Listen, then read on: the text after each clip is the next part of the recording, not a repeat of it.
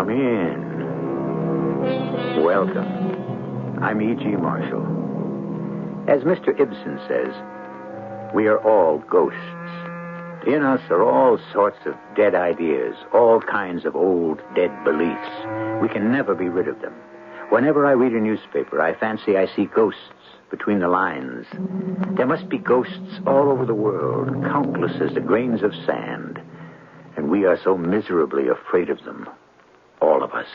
My house is haunted. Haunted, Mrs. Soames? That's impossible. Why is it impossible? Because, Mrs. Soames, this happens to be the enlightened 19th century. Nevertheless, my house is haunted. Mrs. Soames, there is no such thing as a ghost. Indeed, Mr. Smallwood? And what would you call that? A ghost.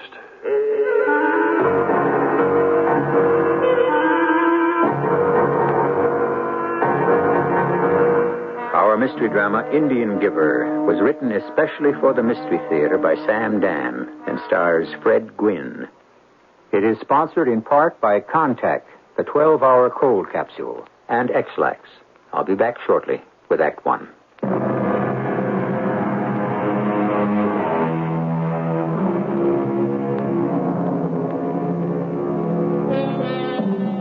Oh, how we long for those supposedly uncomplicated times we call the good old days. But what were the good old days? As Mr. Einstein said, everything is relative.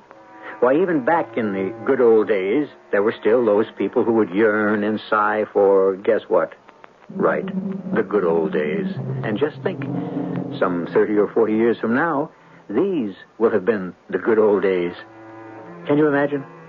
Well, let's go back to what many people are convinced were the good old days, just around the turn of the century. Madam?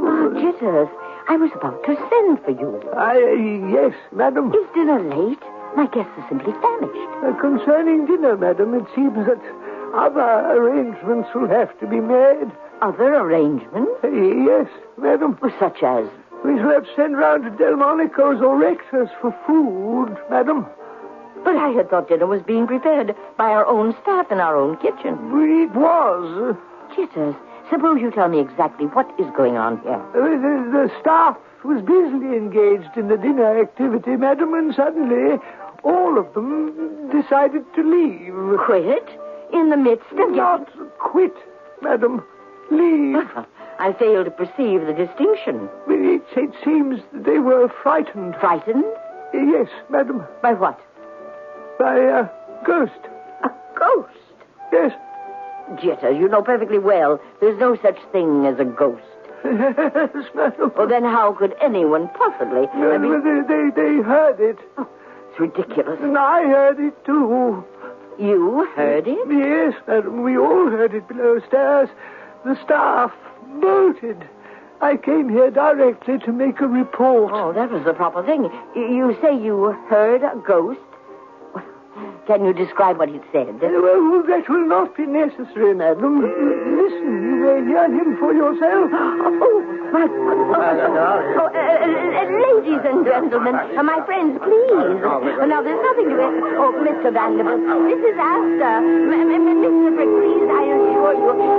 Mr. Carnegie, it is not...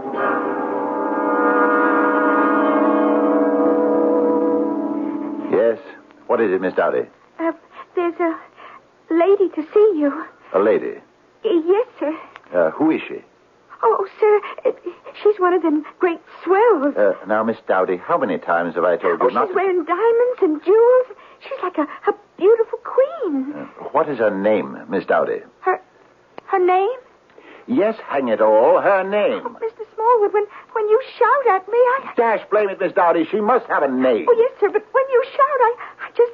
forget everything, my mind. Thunderation, Miss Dowdy. Now, see here, Mr. Smallwood. I won't have you abusing that poor girl. Oh, why, it's... I could hear you in the reception room. It's Mrs. Soames. Mrs. Victoria Soames. You've terrified this poor child. This is indeed an honor, Mrs. Soames. Taking advantage of her naivete and her innocence and the fact that she needs the job. I'm not taking advantage of her. She's taking advantage of me. She happens to be one of the handful of people in this confounded city who knows how to operate that newfangled typewriting machine. Still, Mr. Smallwood, common politeness would require... Common politeness, Mrs. Soames, is not enough. One must have extraordinary politeness to deal with Miss Dowdy. Now, my girl, back to your desk. Oh, yes, sir.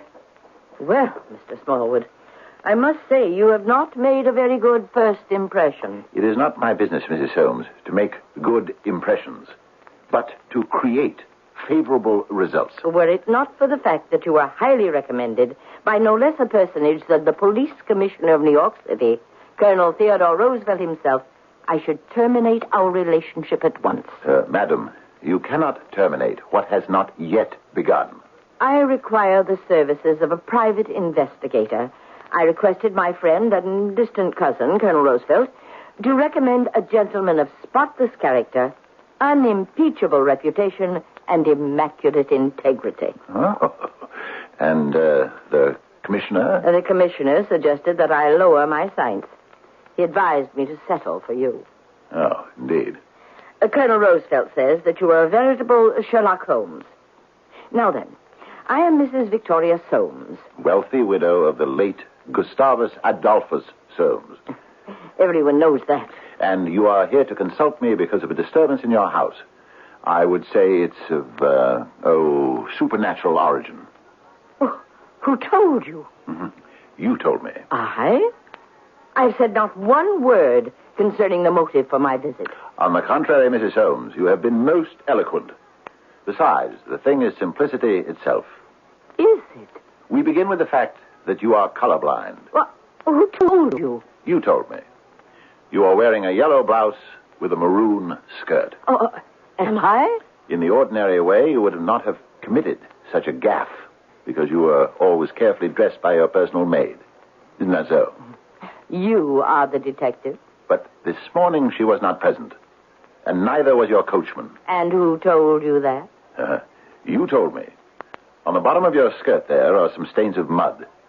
Had your coachman been on duty, he would have brought your carriage around to the entrance of your mansion. But this time you were obliged to walk down the street, which was still wet with last evening's rain, to seek a cab. Your cook has also deserted you. Who told you? You told me. Your jacket. On the right cuff is the tiniest reddish-black stain. It could only be caused by one of those splendid new berries recently created by the celebrated Dr. Boysen. They are served only at sour wines, which is where you had breakfast this morning. Well, I must say Sherlock Holmes could not have done better. Sherlock Holmes could not have done as well. And so, obviously, there is a domestic crisis. Or, more accurately, a crisis among the domestics at the Soames mansion. Isn't that so? Pray continue, Mr. Smallwood.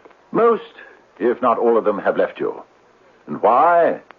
Surely it is not because of wages or working conditions. A position in your household is a prized post. You are known as one of the most generous employers in the city. Therefore, what could cause your servants to leave the house, and all at the same time? The obvious answer, they would not leave. They would have to be driven. But what could drive them away? Why, fear. And what sort of fear? Physical, tangible fear? Unthinkable. Therefore, it must be a fear of the unknown. The unknown, the supernatural. Ghosts. Am I correct? It was scarcely necessary for you to indulge in this parlor trick type of deduction. I see that you're not impressed. Very well, madam. You have a ghost on the premises. That's ridiculous. Why? Because ghosts cannot and do not exist. The sound of a ghost was heard. Heard? By my servants, by myself, and by my guests. Your guests heard the ghost. That's fascinating. Is it? Yes. You see, the word guest and ghost share the same root, as does host. It all originates in the concept of the stranger. Yes, well, what do you intend to do with my ghost? What is there I can do? You have just informed me that ghosts do not exist. Someone or something is creating noise that people assume is being made by a ghost. And you heard this noise? Oh, yes. And what do you think it is? I have no idea. Had this noise ever been heard before? No. I see. Precisely what is it that you see, Mr. Smallwood? The noise is either rational or supernatural in origin. Is that a fact? What rational cause can there be for the noise? Rational? A faulty draft in a fireplace. Loose shingles on the roof. No, the house is kept in perfect repair. Uh-huh. Then someone may have created the noise intentionally. For what purpose? Mrs. Soames, you are the acknowledged leader of society in our city. I'm sure you have rivals. Pretenders would be a more accurate term. There are those who would contest your place. Usurp my place, if you please. Of course. And according to the society pages of the press, one of these is Mrs. Sterling Van Poundsforth. Oh, no one takes her seriously. Not her, perhaps, but her money. Well, she's the very essence of nouveau riche vulgarity. Concerning Mrs. Van Poundsforth. Must we discuss that impossible woman? Haven't I read somewhere her statement to the effect that she intended to become the #1 hostess in the city of New York? The woman has absolutely no breeding. And that is why I will not allow her in my house. Can she be the cause of the disturbance? For what reason? For the obvious reason. To drive people away from your home. But how could she do it? Uh-huh. The how is what we must determine. That is what I shall pay you to do. Of course, the woman may be innocent. Impossible. Bring me the facts and the proof as soon as you can. I shall have to visit the house and hear the alleged ghost for myself. Oh, very well. If you must waste time.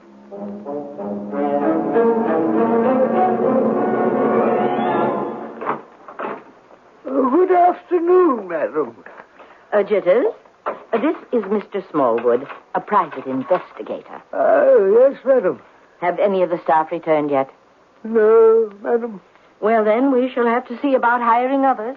Yes, madam. Has the thing, has it been heard again, Jitters?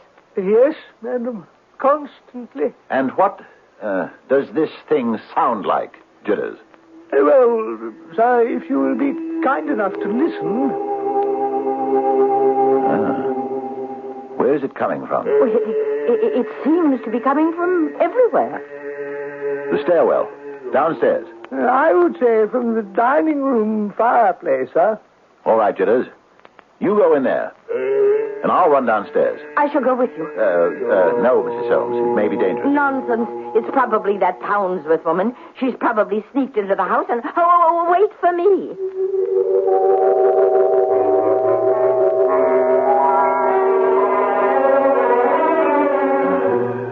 There doesn't seem to be anything or anybody that might be held responsible for the noise. Haven't you encountered any clues, Mr. Smallwood? I'm sorry, Mrs. Soames, but there doesn't seem to be anything of significance in the lower part of the house.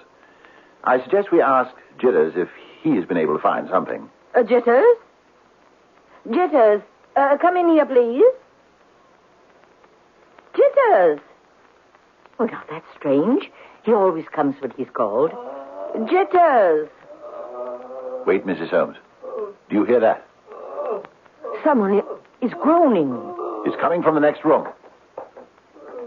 I must advise you to stand back, Mrs. Soames. Oh, nonsense, Mr. Smallwood. Open the door. Why, it's Jitters. He's lying on the floor. Is he...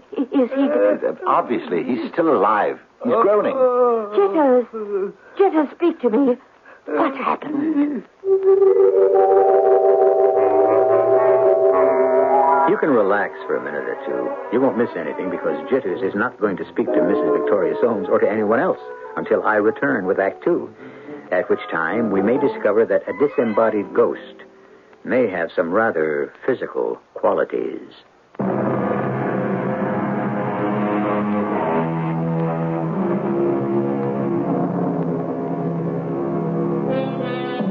We're in the home of Mrs. Victoria Soames, a leader of the social scene in the New York of just before the turn of the century. Mrs. Soames is having a problem with, of all things, a ghost, and it is wreaking havoc with her social life. The ghost hasn't done her butler, Jitters, an awful lot of good either. Jitters. Jitters, speak to me. You'll be all right, Jitters. Jitters? Oh, madam. Oh, that's perfectly all right. Now, you needn't try to sadden. With your permission, madam, sir, would you assist me? No, Jitters. Just lie still. If you would, sir, I'll be all right, I think. That's quite a bump you've got in your head. We'll send you to the doctor. Jitters, what exactly happened? Well, I was standing here by the fireplace, and I heard a noise. Was it the same noise we all heard? Yes, but in addition to that, sir, another noise. Can you describe it? It sounded like footsteps. Footsteps? Yes, madam. And where was that noise coming from? It seemed to be coming from behind me. And what did you do? Well, I turned round. Yes? And at that point, I was aware of a sharp blow on my forehead. Did you see anything? I was vaguely aware of a form. A form? What sort of a form? Well, it was just a kind of a thing, sir. There was this sudden shape, and then I felt a blow. Was the blow administered by the shape? I would assume so, sir. Then the blow had to be administered somehow, with a hand. Well, I couldn't say whether whatever it was had a hand. Was there a blunt instrument of some kind? I couldn't say, sir. Well, very well, Jitters. That will be all. You may go. Thank you, sir. Well, what have you discovered? We may not be dealing with a ghost. I could have told you that. On the other hand, we may. We shall have to follow both lines of investigation. Both lines, Mr. Smallwood? Yes. As I said before, the natural and the supernatural. That dreadful Van Poundsforth woman is behind all this. What are you doing, Mr. Smallwood? Obviously, I'm tapping on the wall. How is Mrs. Van Poundsforth behind all this? Why are you rapping on the wall? To see if there is some secret doorway or passage. I never heard of any such thing. To support the theory of a rational explanation, there must be some secret means of entrance and egress for whoever is making these ghost-like sounds. Don't you agree? Oh, this is your hypothesis, Mr. Smallwood. He could have only gone out the front door. The rear entrance is on the lower level, where we were. We, then, should have met him as we were coming up the stairs. Then he did go out the front door. Did he? Come. Step this way. You see? See what? The front entrance. Jitters opened the door to let us in. Then he locked it again. You can see the chain is set. Now, the intruder had no way of letting himself out and then locking the door from the inside. Oh, well, this is rather like one of those puzzles, isn't it? So, if we do not find a secret passage of some sort inside this room, then... Yes? Then? Then we must reluctantly conclude that the disturbance is of a supernatural origin. Oh, I can't have that. I'm sorry. But no one will ever come here. Hold on. What is it? This panel in the wall. It seems to... It's moving. It's part of a door. Small door. Well, we found it. Let me shine my pocket torch inside. Why, it's a room. A small room. Yes. But it doesn't seem to lead anywhere. Unless there's a secret entrance from here into another passage. Why would anyone just want a small room behind the wall? As a hiding place, perhaps. A hiding place for what? Mrs. Soames, who built this mansion? My late husband's family. Back in colonial times. Please, forgive me for asking, but could they have been engaged in smuggling? Smuggling and worse, I shouldn't be surprised. Then this could be the story of the secret room. Mr. Smallwood, something that should be obvious, even to you. I am the victim of a plot on the part of that notorious Van Poundsforth woman. But how is she doing it? She had hired someone to steal in and out and make that horrendous noise. Ah, but there is no way for that person to get in and out. Are you telling me that we did not hear the voice? No, Mrs. Holmes. Are you telling me that Jitters was not assaulted?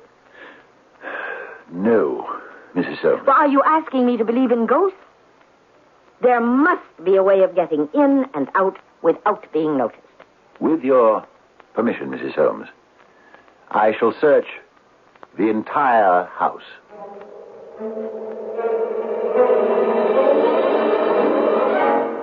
Well, Mr. Smallwood, have you any results for me? Mrs. Holmes, I have not yet crystallized my observations. Which means you have discovered absolutely nothing. I am forming a hypothesis, madam, which requires a bit more time to mature. The culprit can only be Mrs. Van Poundsforth, and the sooner you face her with the proof of it, the better. At this point, I have no absolute proof. Confront her anyhow. I'm sure she has such a guilty conscience she'd break down immediately.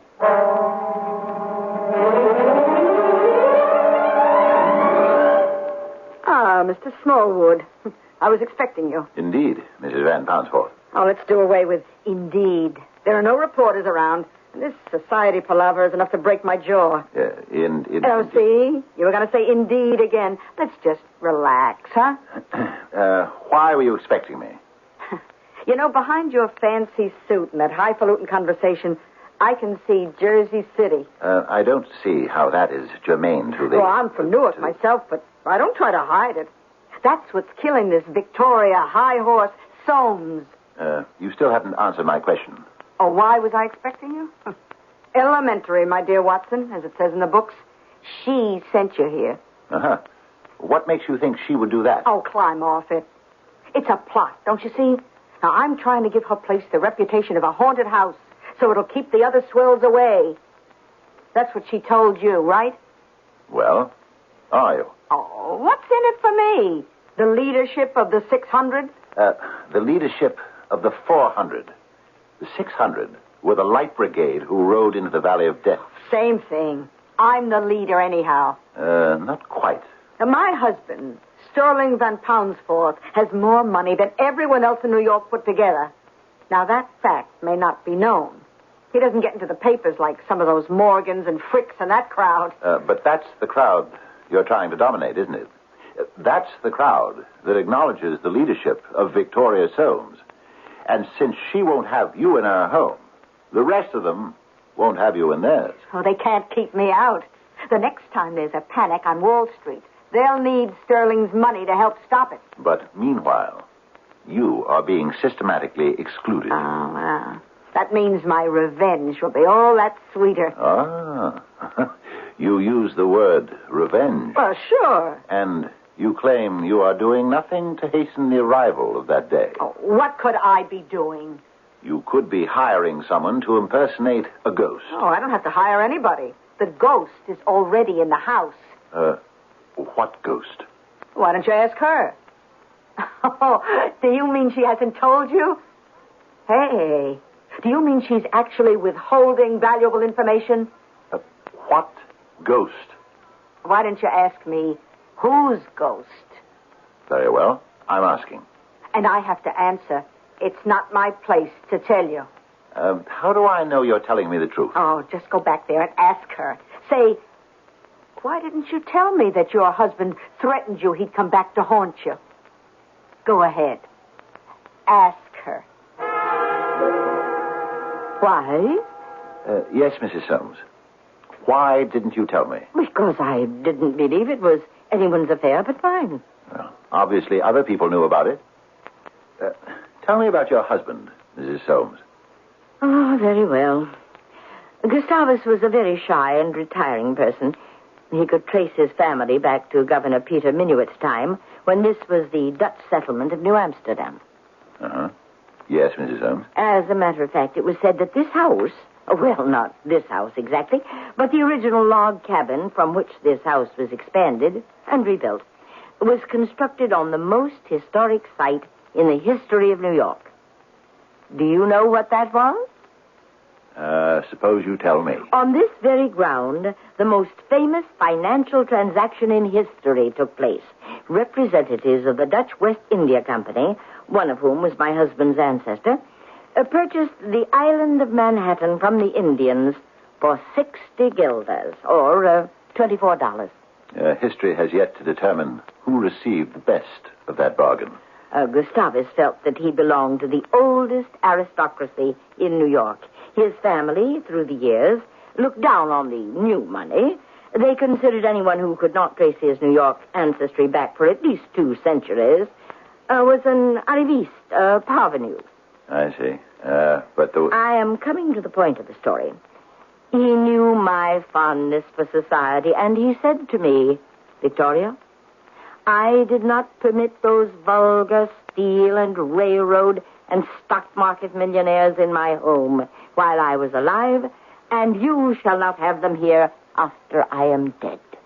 I see. To which he added, if you open the doors to those get-rich-quick parvenus, I shall come back to haunt you. But Mrs. Soames, that explains the ghost. Does it? He threatened to come back to haunt you. And now, evidently, he has. That isn't true. It isn't. If I wanted to believe that, I wouldn't have hired you. But we not only heard the ghost, we even know who he is. A ghost cannot be a he. Very well. It. A ghost cannot be a he or a she or an it.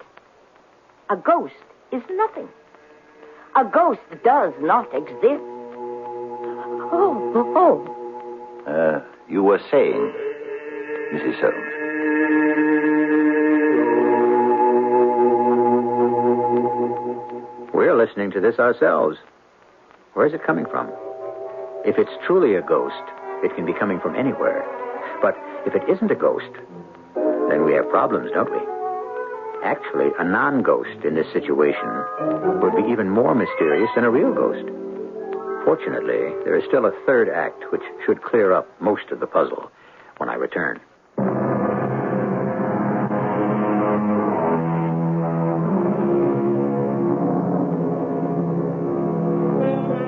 True love is like ghosts, said the poet, which everyone talks about and very few have seen. Well, we have seen some instances of true love, and while we haven't actually seen any ghosts, at least on this show, we have heard some. As a matter of fact, at this very moment, in her mansion in New York City, some 80 years ago, Mrs. Victoria Soames and private investigator Spencer Smallwood are listening to what can only be a ghost. See if you don't agree.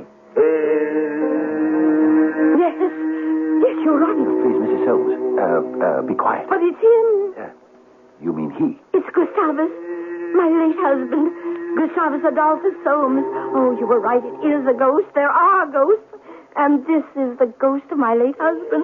Why do you say that? Why? Does it sound like his voice? Well, I think so.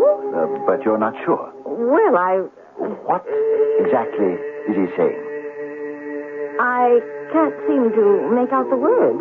But if you listen closely, there's only one word. Well, I can't seem to... Keep listening. Do you hear it? No. Just one word, spoken in a variety of rhythms. It's hey yo, right? Yes. Well, Yes, I think so. well, have you ever heard your husband say it? No. You're sure? Oh, I'm positive. Well, then it can't be your husband. It stopped. Yes. Why do you say it isn't my husband? Jitters, please, come in here for a moment. Yes, sir. You called, sir. Jitters, you heard it. Yes, sir. And, where were you, Jitters? In the pantry, preparing lunch. But, Jitters, didn't you want to investigate... No, the fact- sir, no. If you'll pardon my saying so, I had decided discretion is the better part of valor in this affair. The last time I attempted... Of course, Jitters. And we can still see that ugly bump on your head. Very well, Jitters. That will be all. Oh, thank you, sir. Mr. Smallwood, I am at a loss to understand you. First, you proved to me that there was such a thing as a ghost over my most vehement objections. And second, you insist that the ghost was that of my late husband. And now that I believe you, it seems you've changed your mind. One must be flexible at all times. Well, if it is not the ghost of my late husband, whose ghost is it? As to that, I still have not... I know. You still have not completed your hypothesis. You still have not crystallized your thinking. Admittedly. But I am well on my way. Well, on your way where? My dear Mrs. Soames, who knows where any of us is truly headed?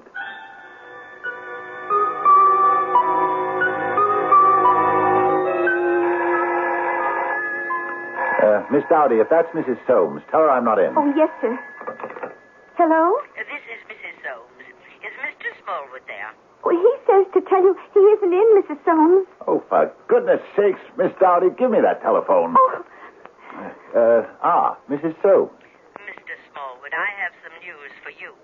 Mrs. Van Poundsfoot, that execrable woman, is boasting that she has already hired most of my servants. Oh? And she quotes them as saying that the atmosphere in the Soames mansion is too terrifying. Can you imagine? Well, Now, Mr. Smallwood, you must do something. Do you realize that no one comes to see me anymore? no, but And even if they did, how could I serve dinner? it's a problem. But I engaged you to solve that problem. And I shall. When? Soon. Soon? I'm working on a lead right now. Tell me about it. I shall, as soon as I crystallize my thinking. Goodbye, Mr. Smallwood. Miss Dowdy. Oh, please, sir, don't lose your temper with me again. I've already lost it. You'd better take the rest of the afternoon off, or I shall not be responsible. Oh, please, sir. I'd rather take tomorrow afternoon off. But, Miss Dowdy, I'm angry with you this afternoon. Oh, it's all right, Mr. Smallwood. You'll be angry with me tomorrow afternoon, too. And I must have tomorrow afternoon off. Must you indeed? Oh, yes, sir. My intended is taking me to see the Wild West show. You have an intended? Oh, yes, sir. You will marry and produce little Dowdies just like yourself? Oh, sir, we did want to see the Wild West show. It's Buffalo Bill's big Very well, Miss Dowdy. You may have tomorrow afternoon off, too. Oh, sir, it's a fantastic show. Please, Miss Dowdy.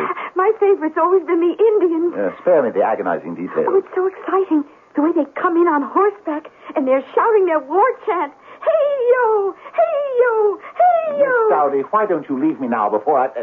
Wait. What did you say? I didn't say anything. That word. Which word? The one that the Indians use. That word. Hey-yo. Oh, they say it all the time. No matter what they're doing, it's hey-yo this and hey-yo that and hey-yo all day long. Are you sure? Oh, please, sir, don't yell at me again. That word. Are you sure? Oh, yes, sir, I'm sure. That is, I think so.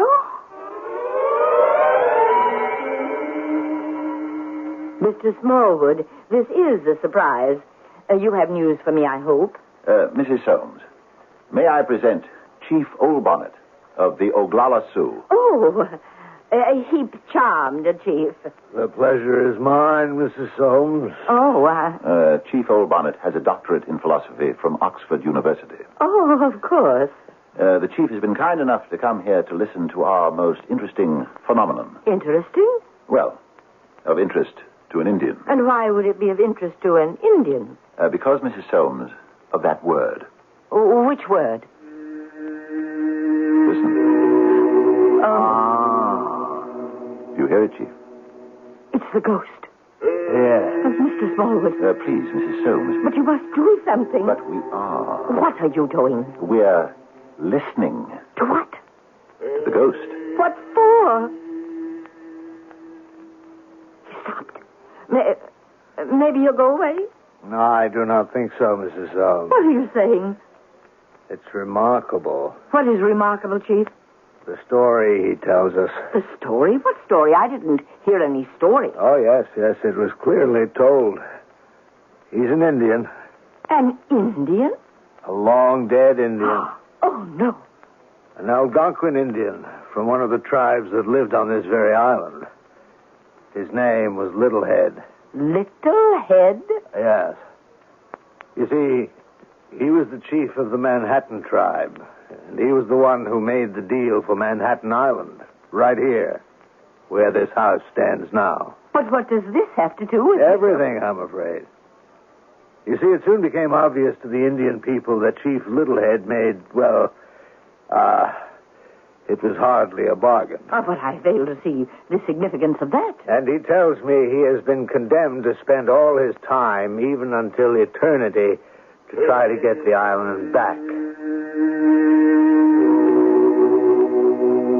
Yes, brother, I comprehend.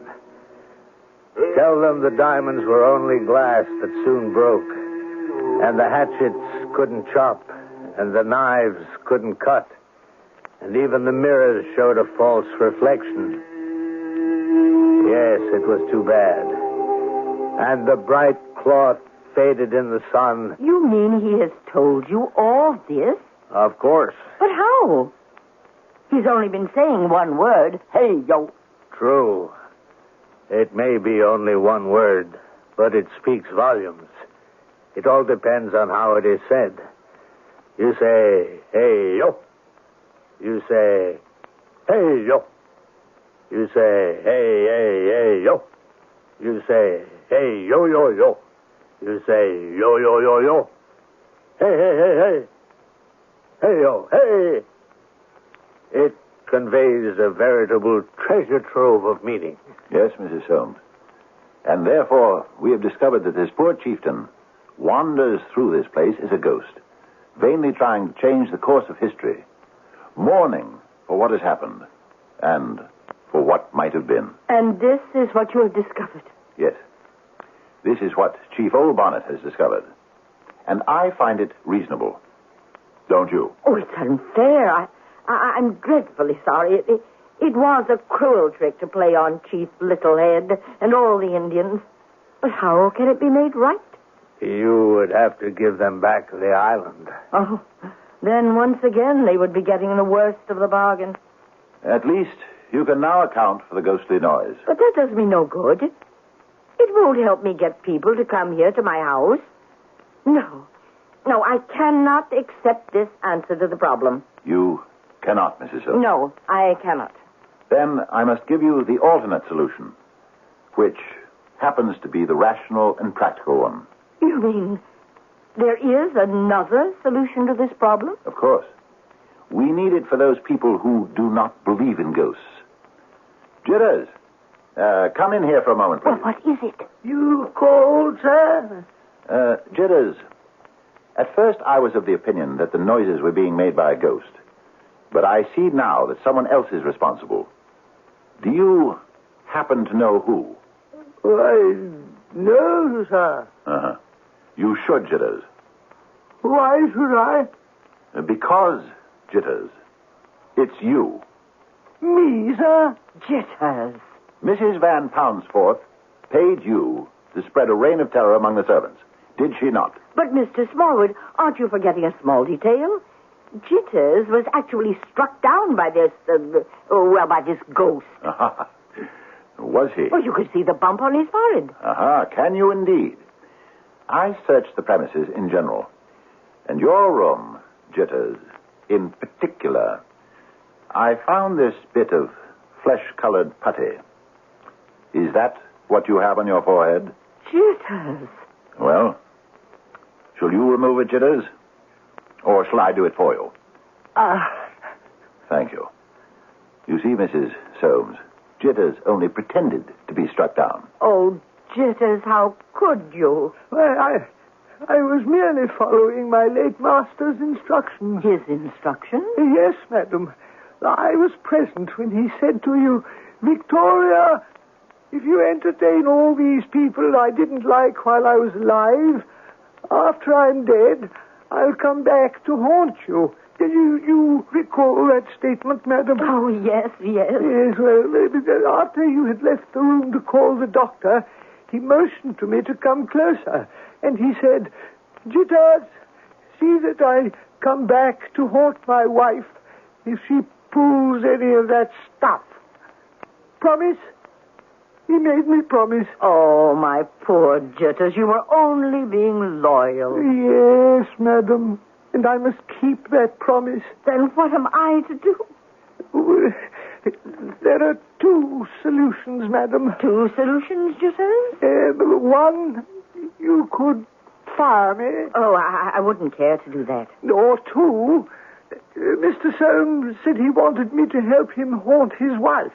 But if you were to marry Mr. Smallwood here, you would no longer be Mr. Soames' wife, and his wishes would no longer be binding. What a smashing idea, Jitters. How could I ever survive without you? Marry Mr. Smallwood. Now, what do you think of that, Mr. Smallwood?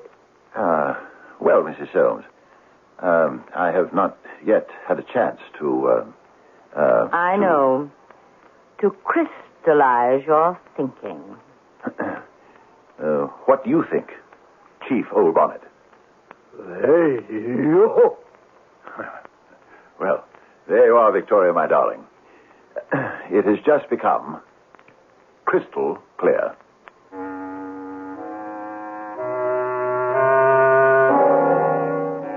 Well, if you've been paying attention to the oldest rule of all in the science of the mystery story, you would have arrived at the ending at the very beginning.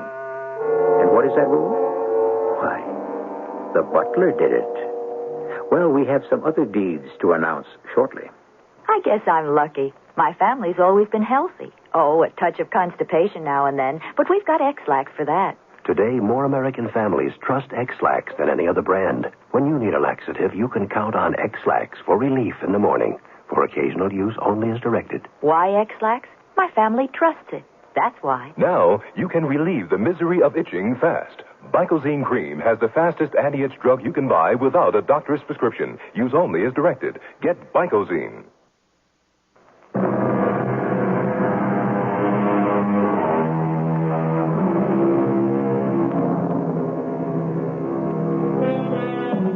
We try to offer something for everyone. If you're practical, it was Jitters the butler. If you're supernaturally oriented, it was the ghost of an Indian chief. Maybe it was both. Or maybe it was the ghost of the late Gustavus Adolphus Soames. Maybe it was all three. After all, this is the place where we deal in endless possibilities 7 times each week. Our cast included Fred Gwynne, Mary Jane Higby, Robert Dryden, and Bryna Rayburn. The entire production was under the direction of Hyman Brown. This is E.G. Marshall inviting you to return to our Mystery Theater for another adventure in the macabre. Until next time, pleasant dreams.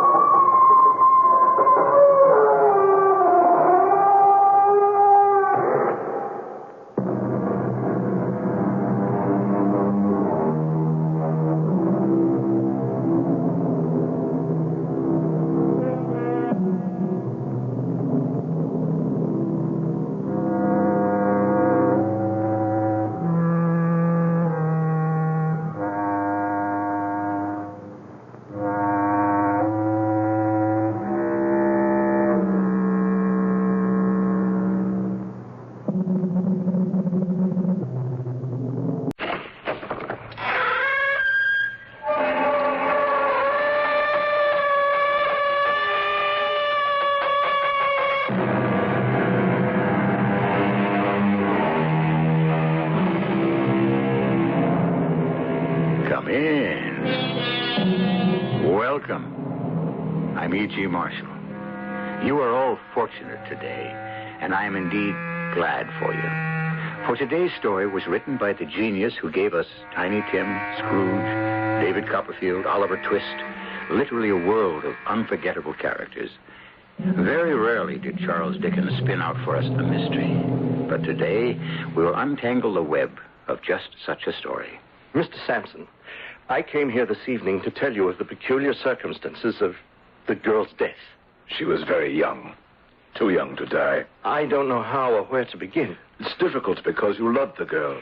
I know. No, you don't know. I loved her as I have never loved anyone. But if the whole truth were known, I led her to her death. I murdered her.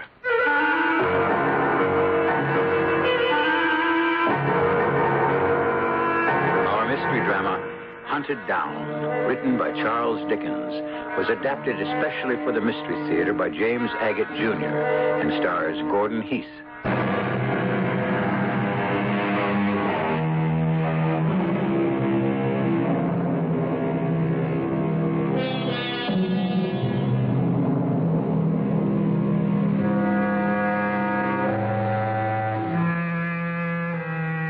Charles Dickens spent quite a bit of time in the United States. He toured the country reading his stories. He even wrote some here. This story, Hunted Down, appeared serially in the New York Ledger in August 1850. But this account of deception and murder could have happened today, over 125 years later. The same idea has been copied by modern authors, but no one has ever told it as vividly as Charles Dickens. This is the way it begins. My name is Edgar Sampson.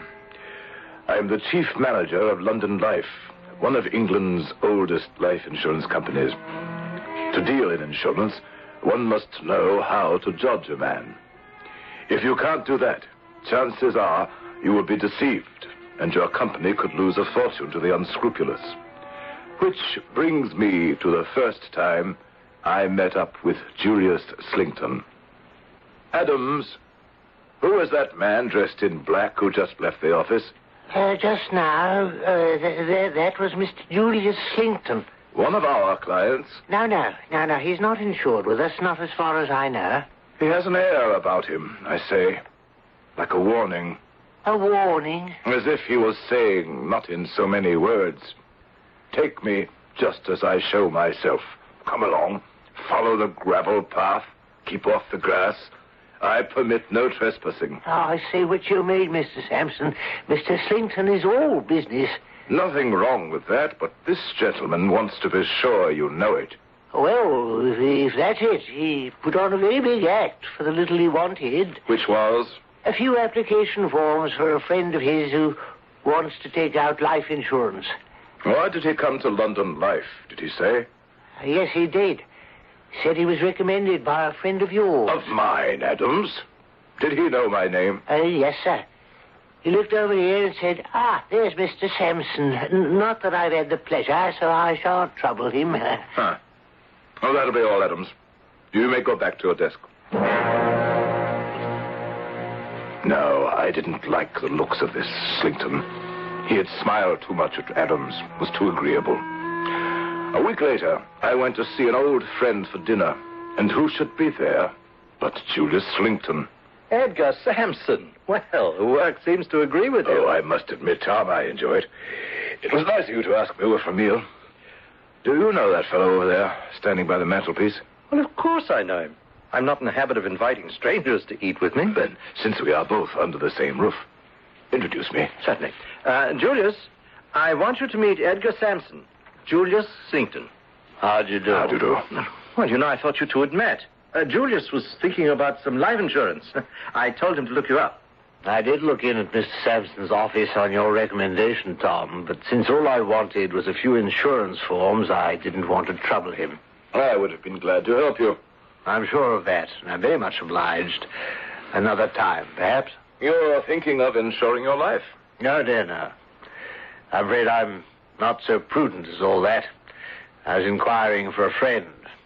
I hear that London Life has recently suffered a great loss. In money? No. In talent and vigor. I was not aware of it. I speak of your Mr. Meltham. Oh, to be sure. He is a great loss. A young man, so energetic. Yes, 'tis a shame. You, knew Meltham? Only by reputation. Very young, wasn't he? About 30. To suddenly become incapable of business at that young age. Any reason for his sudden, what should I call it? Oh, my dear Slington, I see Tom is telling us dinner is served. Oh, will you excuse me? What can I tell you? I simply could not bear the fellow. I thought him prying, insincere. And I'm sure he must have realized I was having second thoughts about him. But my reactions didn't stop Slinkton. He even sat himself next to me, and after dinner, as we were lighting up cigars, there he was again, at my elbow. I didn't want to go into this at the table. But as we were saying before, this young chap, Meltham, who used to work for you, whatever happened, do you suppose that he should suffer Suffer what, Mr. Slinkton? I was going to say a nervous breakdown. Is that what you've heard? In a way. I understand he was actually, how can I put it, broken-hearted. Something about a girl. Although it didn't seem probable to me, Meltham being a young man so distinguished and attractive. Attractions and distinctions are no armor against death. Ah, the lady died. Pardon me, I did not know that. That does make it very sad. Poor Mr. Meltham. She died. Ah, dear me. Lamentable. Lamentable. Do you think this Slinkton is genuine? Neither did I. Why this commiseration for Meltham, whom he couldn't have known very well, if at all? What was Slinkton up to? Mr. Sampson, you're surprised to see me so moved about a man I have never known. But I am not so disinterested as you suppose. I have suffered, and recently, too, from death myself. I have lost one of two charming nieces who were my constant companions. She died, barely 23, and her remaining sister is far from strong. Ah, my dear Mr. Sampson, the world is a grave. Now, if you'll excuse me, I'll have a word with the ambassador. Dear Edgar, you seem to have spent a good part of the evening talking to Slinkton. He's not a bad chap, really. For some reason, Tom, heaven knows why, he's followed me from my first glass of wine to my last cigar. How long have you known him, Tom? Oh, a few months. I met him at Busoni's, the painter. He used Slinkton in Italy, where he'd been on holiday with his two nieces. One of them died. He returned to London. He wasn't annoying you, was he? Not really. There are some people who travel from house to house, visiting acquaintance to acquaintance, and in that way acquire ready-made friends. Oh, come now, Edgar. Julius Slinkton is not that much of an opportunist. My dear Tom, when your very livelihood and the success of your company depends upon knowing whom you are dealing with, You saying, Edgar, that some inner voice in you is warning you all may not be what it seems with dear Julius? Precisely. With regard to that gentleman, I should be extremely surprised if all were what it seems. Good morning, Mr. Sampson. That gentleman is here again. He's been waiting to see you. Slinkton? Yes. Ah, Mr. Sampson, good day to you. It's the matter of the insurance policy. Oh, yes, the forms you brought to your friend. Yes. The fact is, I'm no little taken by surprise by what my friend has done by way of life insurance. Has he filled out the application? He told me so. What is his name, Mr. Slinkton? Beckwith. Adams, if you have a life application there from a Mr. Beckwith, would you bring it in? You see, Beckwith and I live in the same digs in Middle Temple. Top of the same staircase. His door is opposite mine. Here it is, Mr. Sampson. Mr. Alfred Beckwith applies for £2,000 life insurance. Thank you, Adams. Yes, seems to be in order. Ah. He names you as beneficiary, Mr. Slinkton. I never thought he would.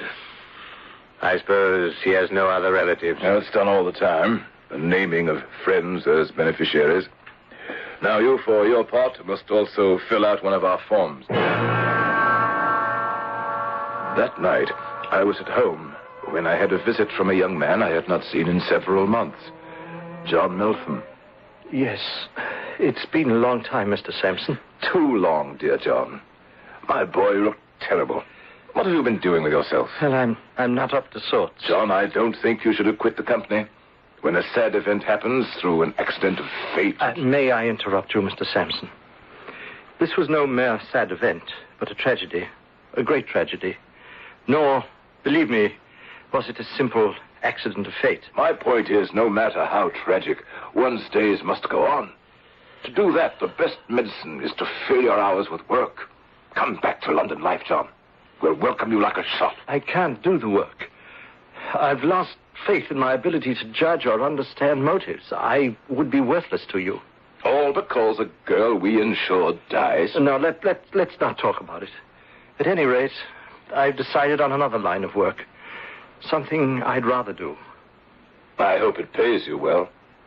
And I hope you are as good at it as you were in insurance. All of us thought you were a marvelous agent. And your commissions proved it, didn't they? Mr. Sampson, all they proved is I put money ahead of humanity. And that's why I can't say it. It's why Marguerite is dead. I'm sorry the pain is still with you. I loved her, Mr. Sampson. Oh, how I loved her. Death is a part of life, you know. Yes, I can accept that. But not the reason for her death. I came this evening to tell you of the peculiar circumstances surrounding her death.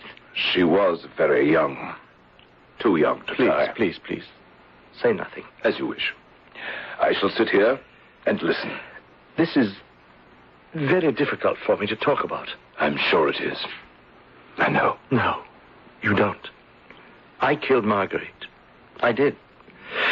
Yet I love that girl as I have never loved anyone before or ever shall again. But if the whole truth were known, I, and I alone, led her to her death. I murdered her.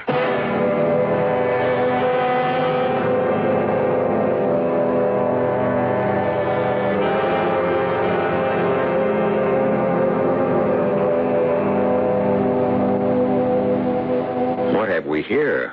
Quite a turn of events, huh? Our man Edgar Sampson, who manages London life, meets, dislikes, and suspects the sincerity of one Julius Slinkton. Then his former employee, John Meltham, confesses to a murder. Is there a link between these three men? If there are answers, let us hope they are forthcoming when I return shortly with Act Two.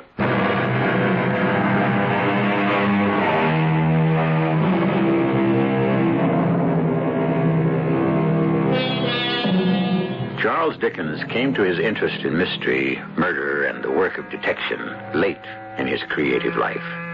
Not that social injustice, which he constantly assailed, was foreign to him, but specific chicanery like that in this story was a new subject for Dickens. Certainly none of his characters before John Meltham had ever confessed to murder. I killed that sweet girl just as certainly as if I had put a bullet through her head. John, I want you to calm down. It's been too much for me to bear alone. Let me, in my own way, tell you how it happened. I was sitting at my desk at London Life. You were away, I believe. Mr. Meltham, there is a young lady come to inquire about insurance. Do you think you can see her? Yes, why, certainly, Adams. What is her name? Oh, I don't need to be announced. I'm not royalty. Marguerite Niner. And you, sir? John Meltham. Pray, sit down. Mr. Meltham, London Life has been recommended to me as trustworthy. I wish to deal with a company that will make good on its promises to pay. I sincerely hope, Miss Niner, that day is in the very distant future. We all hope that, Mr. Meltham. But death does not always consult our wishes. Yes, how old are you? 23. You are smiling, Mr. Meltham. Yes, of course we will insure you.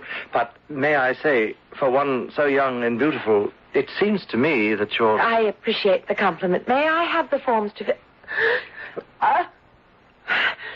Oh, please. May I... Could I have a glass of water?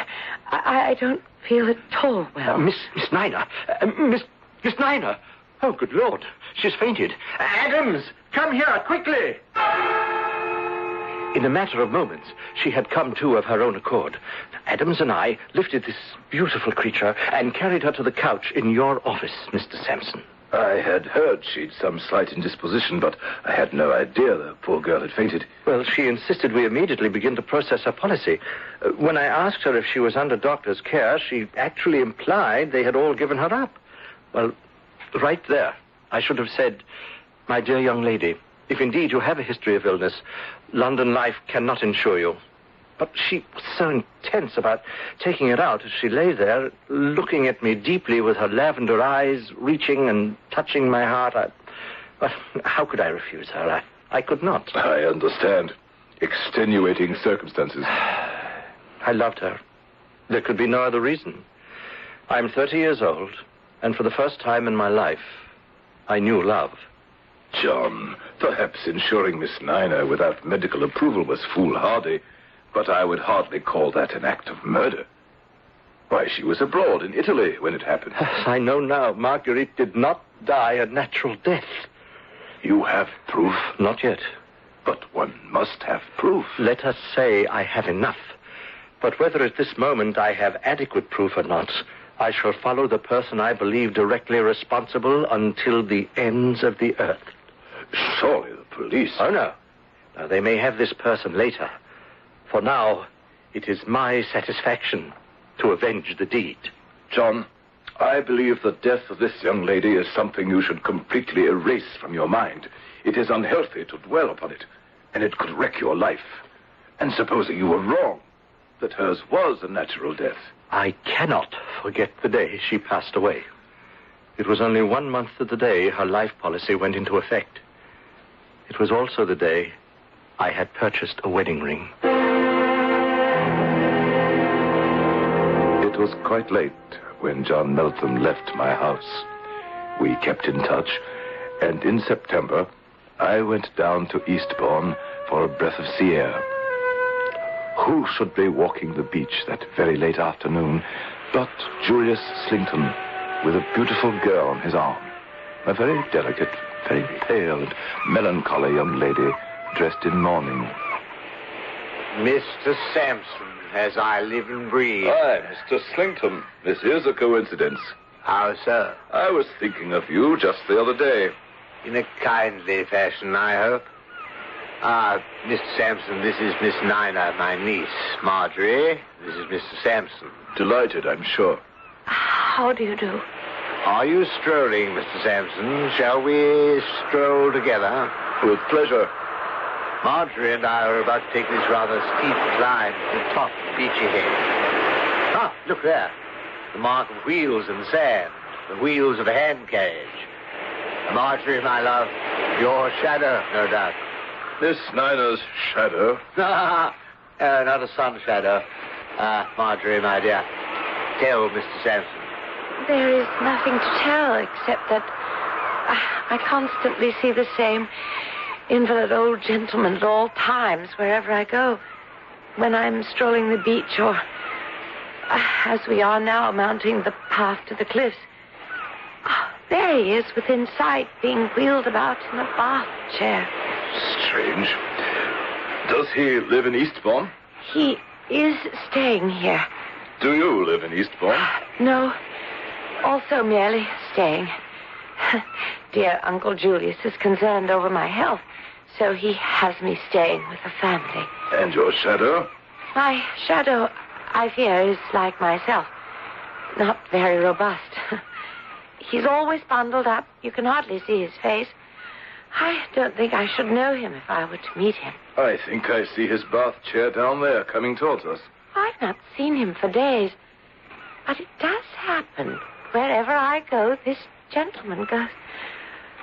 Oh, I'm quite out of breath from the climb. Uncle, can we rest a bit? Certainly, my dear. We're practically at the top. Isn't that your shadow now, at the foot of our path? Yes. There he is. And notice, he's always having his bath chair pushed by the same gray-haired gentleman. Will you both excuse me for a moment? I think I know the gentleman. Good evening, Mr. Sampson. I'm glad you arrived before it got dark. John, I must congratulate you upon your disguise. You make an admirable elderly bundled-up gent. Thank you. Your manservant does well as a porter. I knew he would. I came as soon as I got your message. Sir, Marjorie Niner is in danger of her life. I quite understand. We must get her away from him. I shall do my best. No, not like dear Marguerite, her sister. We must save her. I have every intention. Keep us inside, John, and I shall do my best to effect a rescue. He must not know that we know. Have no fear. Oh, bless you, sir. Good Lord. They're gone. I can't see them up there. I must start back. Hurry, hurry! I ran up the steep path at Beachy Head, filled with frightening thoughts of what the area is known for. As I got to the top, I saw Marjorie Niner at the very edge, struggling with Slington. Stop! Stop! Oh, it's you, Sampson. Oh, thank heaven. I thought we'd lost her. Miss Niner, what is it? I don't know rightly. I was just looking down there at those sharp, jagged rocks, and I must have lost my balance or something. It felt like I was being pushed. Then I heard you cry, stop, and then Uncle Julius reached out, and he caught me. He caught me before I fell. Oh, my dear Marjorie, I think this climb was too much for you. But it was your idea, Uncle. Are you all right, Miss Niner? Thank you. Yes, Mr. Sampson. Well, Mr. Sampson, who was he? I beg your pardon? Marjorie is dying to know who her shadow is. Ah, yes, the old gentleman. He is an intimate friend of our mutual friend, Tom, at whose house we first met. A certain Major Banks, the old East India director. You have heard of him? Banks? Never. Very rich, Miss Niner, but very old and very crippled. He has been much interested in you, even at long range. He was telling me of the affection he observed between you and your uncle. Our affection was always a strong one, for we had but few near ties. There are but two of us. Sampson, would you be a good fellow and sit here with my niece while I run back and fetch her medicine? I shall be glad to. Oh, Uncle, I'm putting you to such trouble. It's hateful tasting stuff. I shall be as quick as I can. Please be careful. It's almost dark now and the path is steep. Don't worry, my dear. Half an hour or so and I shall be back. He is such a good man. Miss Niner, tell me more about your uncle. Oh, you have no idea. The way he cared for my sister. His untiring devotion to her strange illness. Strange? What? She just wasted away. No one could ever explain it satisfactorily. Your sister passed away in Italy? Yes. How did you know? We were taking a journey, mostly for her health, and in this little town high in the Dolomites, where there was no doctor, no help whatsoever, she passed away. We had her buried there. You have no family? No one to wish her remains back in England? Marguerite and I are orphans. We have no money, no one, nothing. Oh, I signed a little insurance over to Uncle Julius, as did Marguerite. Otherwise, we were quite alone in the world until he came into our lives. He made us call him Uncle, but we're not related, really. May I call you Marjorie? Certainly. I ask that because someone very dear to your sister is very dear to me, and he is much concerned over your well-being. He has a right to be so. I have a feeling that my life is drawing to an end, even as did Marguerite's. It must be in our blood. Marjorie, do you have any idea why Mr. Slington brought you to Eastbourne? Yes. For the restorative powers of the sea air. This very place where we now sit, this cliff, is called Beachy Head. Do you know what it is famous for? In all of England, what Beachy Head is known for? No. Suicides. What? You heard me right. Suicides. When I came up the cliff path just now and saw you in your uncle's arms, suicide is what flashed to my mind. If you had dropped over the edge, would it have looked like suicide? But I thought I tripped. And you thought he caught you? Perhaps. What are you saying, Mr. Sampson? And the medicine you find distasteful, does it not make you feel worse rather than better? Uncle Julius said one must expect that. Why must one? Marjorie, time presses. Heed my warning. Collect your strength, your resolve. Had you been alone up here, one misstep, and this moment you would be lying shattered on those rocks below. Believe me, the next time your life will not be spared. I cannot believe you. You must. As your friend, as your sister's friend, I entreat you, Marjorie, without one moment's loss of time, come with me, and I shall bring you to the man you call your shadow. He can tell you better than I of the danger to your life. I had barely the time to run with her to the bath chair where Melton was waiting. As the evening star rose into the heavens over Beachy Head, I saw them disappear, and the tall, familiar form of Julius Slington make his way up the cliff to my side. The tall man with his hair parted in the middle had an air about him that said to Edgar Sampson, "Keep off the grass." Now, as he approaches Sampson, the sign seems to read, "Look out. Danger." We have a devious and cunning man, possibly a murderer, pitted against a clever and just man. What happens will be revealed when I return in a few moments with Act 3.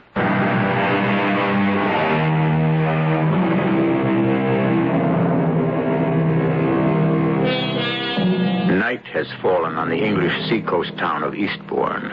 The waves are high and signal an impending storm. But in the air is not only a storm at sea, but a storm of anger, which might break at any moment. The young lady, fortunately, has been spirited away to safety. Edgar Sampson sits on a rock high on the beachhead cliffs and waits. Mr. Sampson, my niece is not here. Miss Niner felt the growing chill and has gone home. Indeed. I persuaded her. She's easily persuaded for her own good. Thank you, Mr. Sampson. She's better within doors. Safer? I thought so, too. I shall have to take her medicine down to her, then. She is very delicate. Very. Since the unfortunate death of her sister, Marjorie has not fared well. But we must hope. Do you stay here in Eastbourne long, Mr. Sampson? I know. I'm going away tonight. Oh, so soon? Has the sea air restored you so quickly? Events, Mr. Slington. Events have quite restored me, thank you. I'm going back. To London? To London. And I'd better start down. That storm is overtaking us. Mr. Sampson, may I ask? Poor Tom Meltham, whom we spoke of. He has been stricken, you were telling me. Indeed, yes. Fatally. Is he dead yet? Not when I last heard of him, but too broken a man to live long, and hopelessly lost to us at London life. Were he even to live, which I doubt, he will never be the man he was. Oh, dear, dear. Sad. The world is a grave.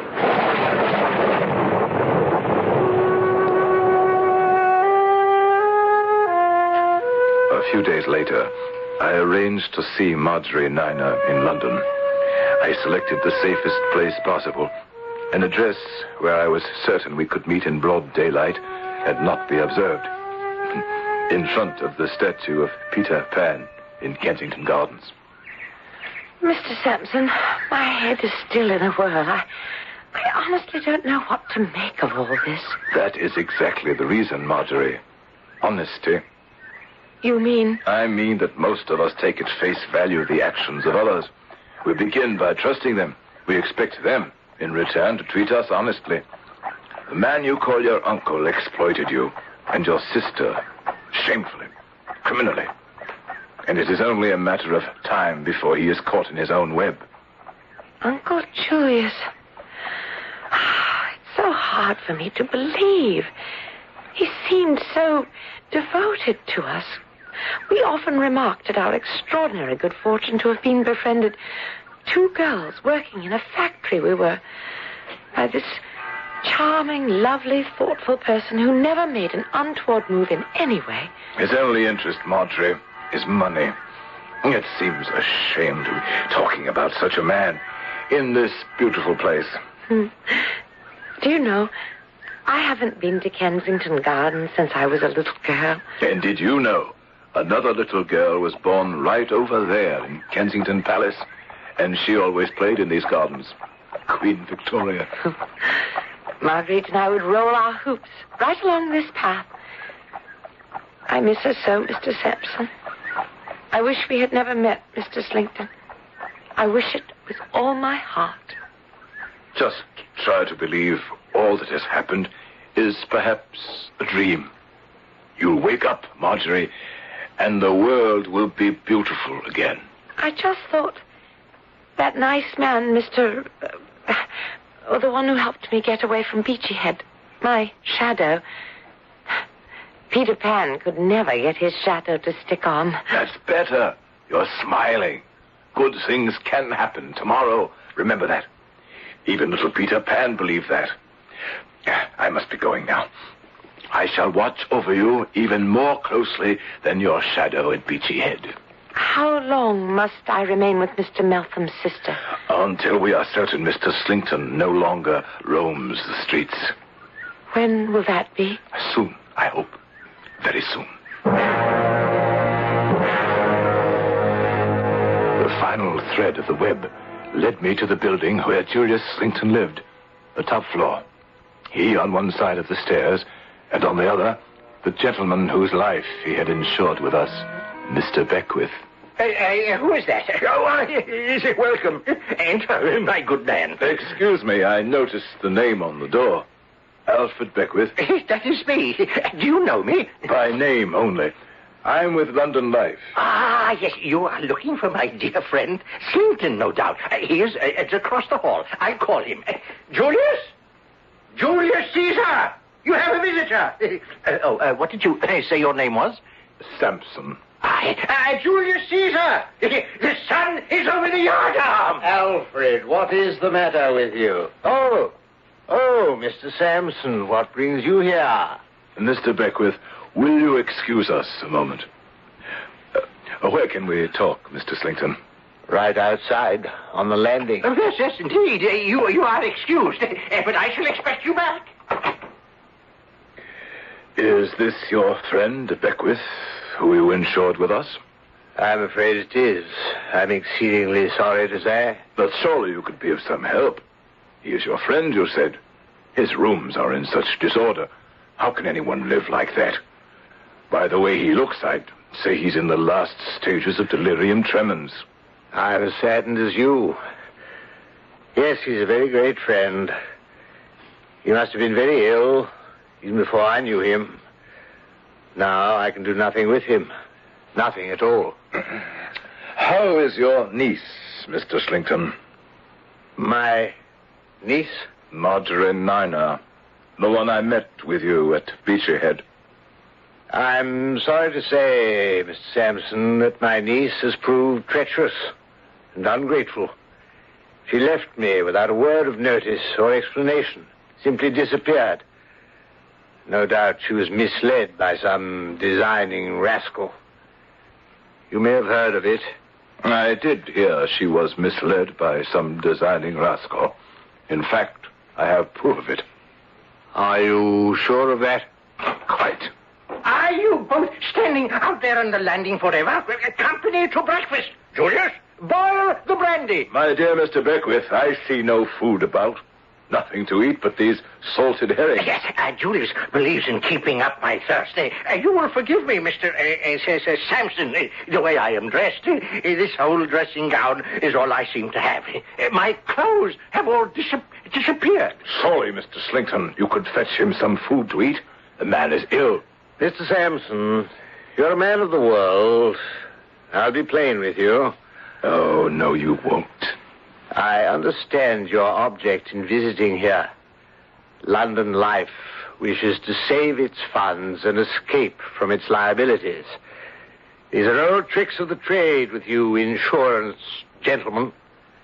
But you will not do it, sir. Julius, I found some brandy. No, you will not be able to evade payment, sir, should anything happen to this dear man. You will not succeed, Mr. Sampson. You have not an easy adversary to play against when you play against me. When the time comes and Mr. Beckwith is no more, we shall have to inquire when and how he fell into his present habits. Julius, gentlemen, I drink to your health. Sir, Mr. Sampson, I put this incoherent, poor creature aside and wish you a good morning. With that, Alfred Beckwith took his entire glass of brandy and threw it right into Slington's face, and then the glass after it. As he mopped the blood and brandy away, Julius Slington saw before him a man no longer reeling and trembling, but a changed, determined, forceful Alfred Beckwith. Slington, look at me, you villain. See me as I really am. I took these rooms to bait a trap for you. You thought me a poor drunkard, an imbecile. You insured my life, did you? I saw Mr. Sampson before you did. Your plot has been known to us all along. Having baited you with a prize of £2,000, you were going to kill me off with brandy. And since the brandy didn't seem to be working quickly enough, you were pouring poison into my glass. Oh, so I was not too far gone not to observe you. The man is mad. Obviously a drunkard and a fool. Murderer. Why do you suppose I was certain you would fall into the trap? Because you were no stranger to me, Julius Slington. I knew you, murderer, who for so much money had poisoned one innocent girl while she trusted you and was on the point of killing another. Are we going to stand here, Mr. Sampson, and listen to the ravings of this lunatic? Perhaps we had better. But while you may be able to deceive your young ladies, this old bird was not fooled. Do you think that I drank all the liquor you plied me with? I poured it away. And then when you were out, I let myself into your apartment, investigated your papers, took samples from your poison bottles, your packets of powder, changed the contents to harmless sugar, lest you be out trying to kill more innocents.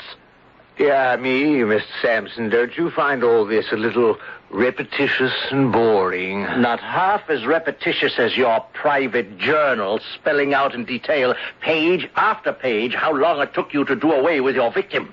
The size of the doses, the signs of gradual decay upon the mind and body, the fancies produced, the pain inflicted.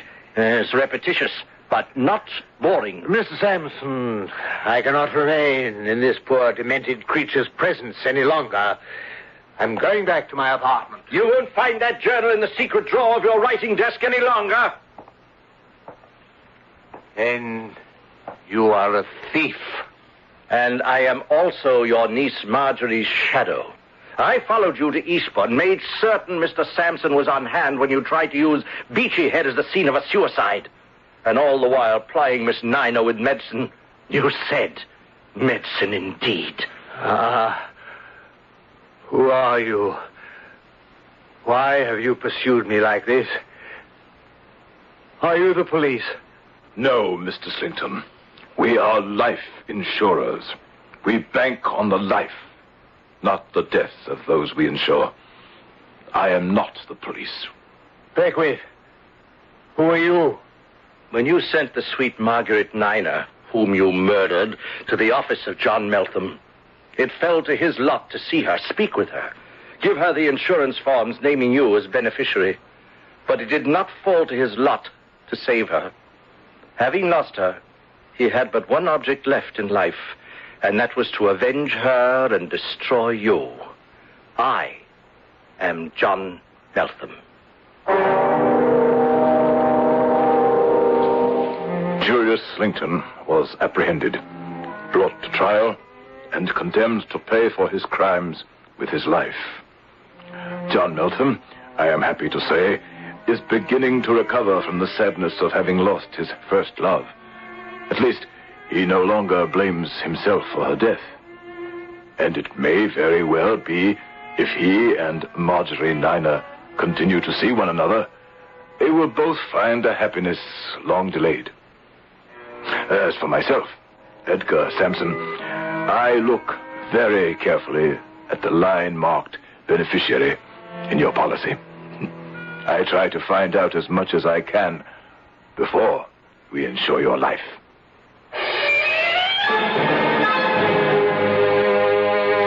Insurance files are filled with stories like the one you just heard. Recently, a man was insured for $50,000. He was thrown into an icy river, left to catch pneumonia, poisoned with alcohol, set afire, run over by a car, and still the man would not die. Others have not fared so well. Is there a precaution, an answer? I'll try to give you one when I return shortly.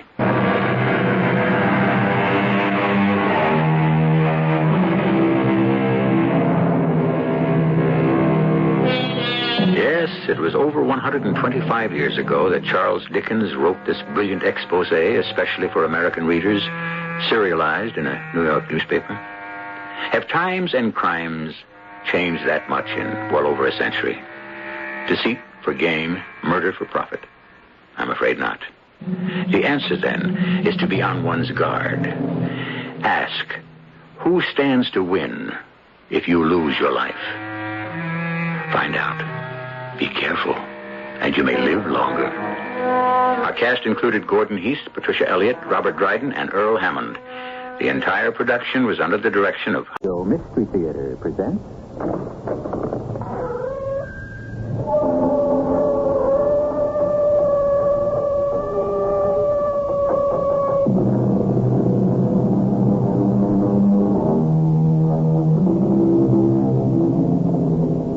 Come in.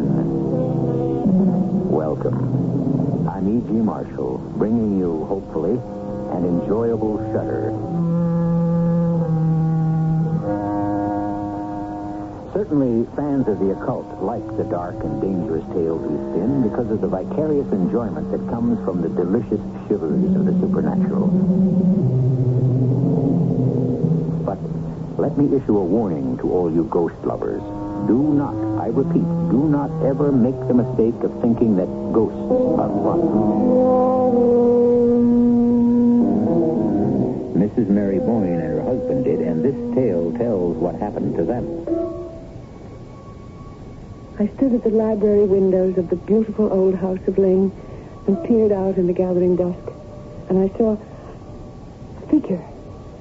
For a moment, a shudder ran through me. I thought I'd spotted the elusive ghost of Ling, and when the figure entered the library, I gasped. What's the trouble, Mary? Would you believe it, Ned? I mistook you for our elusive ghost. Oh, Mary. Mary, we've had a great marriage up till now, and my problems stem from America and not from any crazy old ghost. And if you'll forget the ghost, we'll all be a lot happier.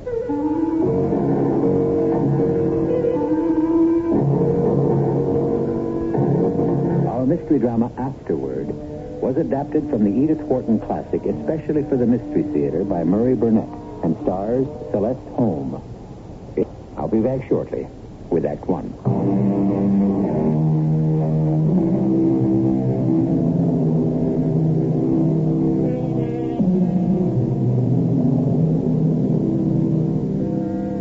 Remember the phrase, Kilroy was here, so popular back in the days of World War II? I feel certain most of you remember, but if we go back a few years farther, how many of you recall the phrase, the little man who wasn't there? What do all these phrases have to do with our tale? Well, stretching a point, we might say that our story concerns the ghost that wasn't there, or at least not when you expected him. If this sounds confusing, let's listen to the lady whose story it is. My name is Mary Boyne. My address is Suite 357 in a Wood, Dorsetshire, England. Of course, I'm American and alone and sane. The reason I mention sanity is because they call this place a rest home, but actually it's a place for people who have money and who are supposed to be not quite right in the head. I told you I'm sane, but I must confess it's difficult to understand how I managed to retain my sanity after what happened. But you be the judge and jury. I'll start at the beginning, back in America, in the little town of Waukesha, and the little house where I lived happily with Ned. Ned! got home early. You bet. I'm not only home early, darling, but I'm home for good. I've sold the Blue Star Mine for $5 million. Oh. Mary, my love, are you all right? Yes, you're fine, darling, but you're joking. Never more serious. We're finished with drudgery, darling. Finished living in this house, in this town, and don't even bother to pack. Let's just make our dream come true today.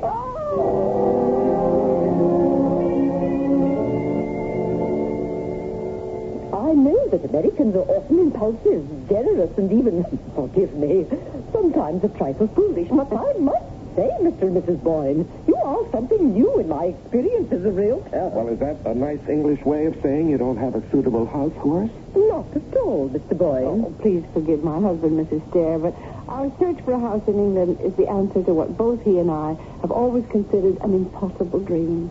You see, I was born in England, and I went to America as a child, and I've always wanted to return, and now we can. Is it so strange that we want a house we ourselves can remodel and modernize? No, that's understandable.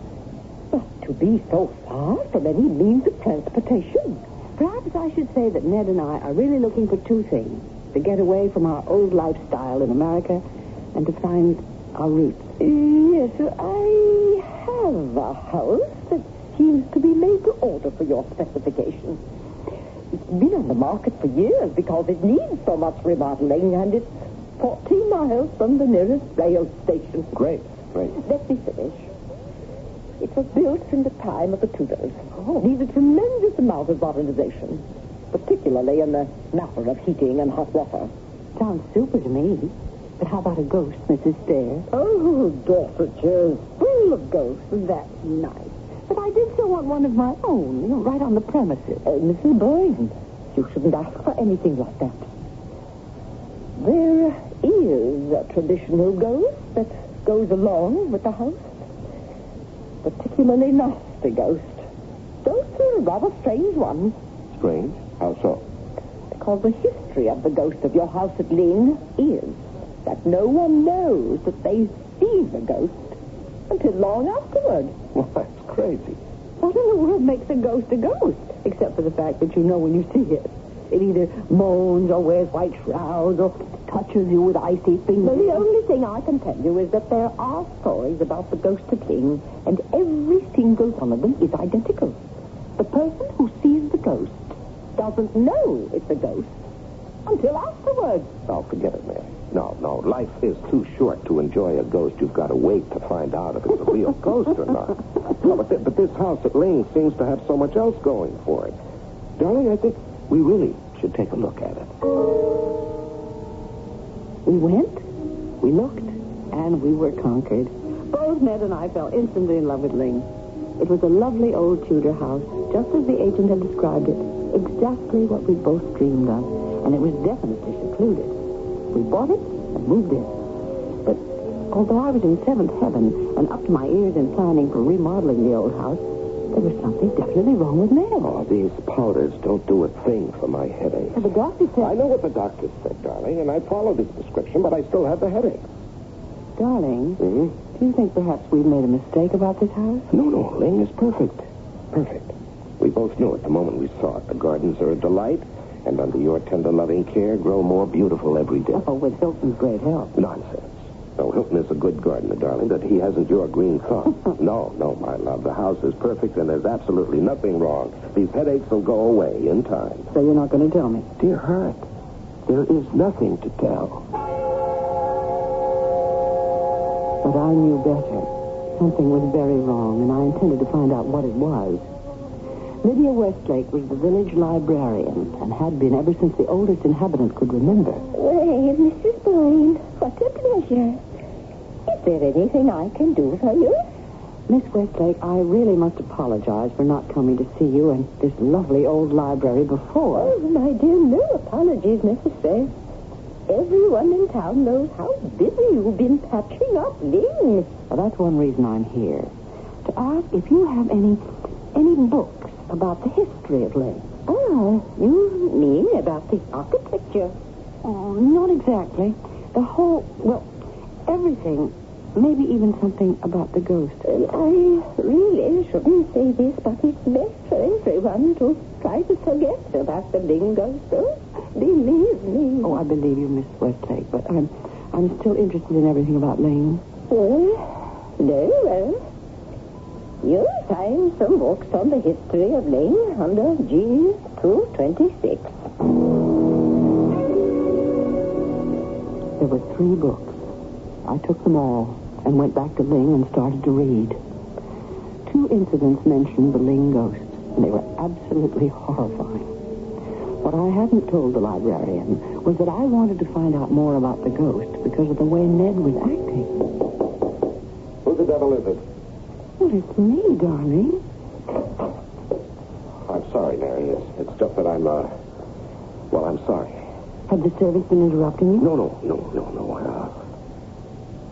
Oh, gosh, we've never kept secrets from each other. It's my consultation work with the Blue Star Mine back in the States. But why in the world should that be so disturbing? Well, there were some problems I hadn't expected. I've never seen you like this. Is there any chance we'll have to go back to America? No. It's nothing like that. It's just that there's a troublemaker who's after me. Darling, tell me how you're coming with the house and your research on the ghost. I don't want to hear anything more about that ghost. Well, why this sudden about face? I just don't, that's all. Let's make a pact. You stop worrying, and I'll stop talking about the ghost. The pact didn't work. Oh, how I wish it had. Perhaps things would not have turned out the way they did. If we had left Ling, and I had listened to my presentiment about the Ling ghost, Ned grew more irritable, and I ever more frightened. What's the matter with those fools back in Waukesha? They can't handle the simplest matters without asking me a million questions. Ned, why don't you give up the consulting job? We don't really need it. I mean, do we? No, not the money, but in a way we do need it. I don't understand. Well, it's a complicated business, Mary, involving lawyers and a lot of legal matters that would only bore you. Bore me? I'd rather be bored or sad or anything. If only I could see you more relaxed. Well, you will, darling. It'll just take a little time. Time for what? Well, I have problems with the Blue Star. So, look, why don't you bring me up to date on your ghost, huh? Oh, Ned, because I'm frightened. I read a story in one of those books I took from the library about the young wife of the son of the man who built Ling. Uh-huh. And what about it? Well, it seems she had fallen madly in love with one of the men here before she met the Ling son. And, oh, Ned, must I? Well, please, darling, it can't be all that shocking now in this day and age. Well, she disposed of an unwanted child and kept it a secret. Oh? Some years later, after she was happily married and had a little girl of her own, she was out strolling through these gardens one day when she met an absolutely enchanting young girl, just about her daughter's age. They all hit it off very well, and soon the 3 became friends. The only thing was that they couldn't ever figure out where this enchanting child lived or who were her parents. And this began to worry the young mistress of Ling, until one day her daughter disappeared and was never found or seen again. Well, I don't understand. Don't you? The mother did. She had seen the ghost of Ling, her daughter's little friend. The ghost was the illegitimate child she'd killed. Only she didn't know till afterward. I'm sorry, Mary, for making you tell me that story. There's more in those old books. There's something about a secret staircase. Oh? I should be able to locate it. You've got a marvelous bird's eye view of the entire country. Well, that sounds like fun. Why don't you help me search for it? Can't. I have to work on my correspondence, but if and when you find it, give me a shout. I'll be in the library. I set off on another exploration of Ling, but this time with a purpose. And finally, just like a heroine in some Gothic novel, I pressed a panel of the old wainscoting in one of the rooms, and it slid back, revealing a vast circular flight of stairs leading up to it. I climbed the tiny corkscrew staircase to the roof of Ling. Oh, the book hadn't exaggerated the beauty of the view. I called excitedly down the stairs, Ned! Ned! I found it, and it's beautiful. Come up here and see. Wow. Oh, darling, this is really something. Why, you can see for miles. How did you find it? Just followed the directions in the book. Went around pressing the paneling, and suddenly there it was. The staircase. Just look. Of course, I know you can see farther than I can. Oh, but darling, your eyes are more beautiful. Well, hello. Who's that? Who? Where? Well, can't you see that man coming towards the house? I've got to go down and see who it is. Ned, wait for me. There you are, darling. I've been looking all over for you. Oh, it's been right here in the library. Oh, you dashed off that roof and went running out the front door. Who was it? Who was what? The man you saw coming toward you in the garden. Oh, that man. Well, you see, dear, I saw the gardener, and I ran after him to tell him about some of the drains which need tending, but, you see, he disappeared before I reached him. Disappeared? Mm-hmm. But he seemed to be walking so slowly and toward the house, not away from it. Well, that's the way it seemed to me, too, but, I guess, we must have been wrong. Unless it could have been, the ghost.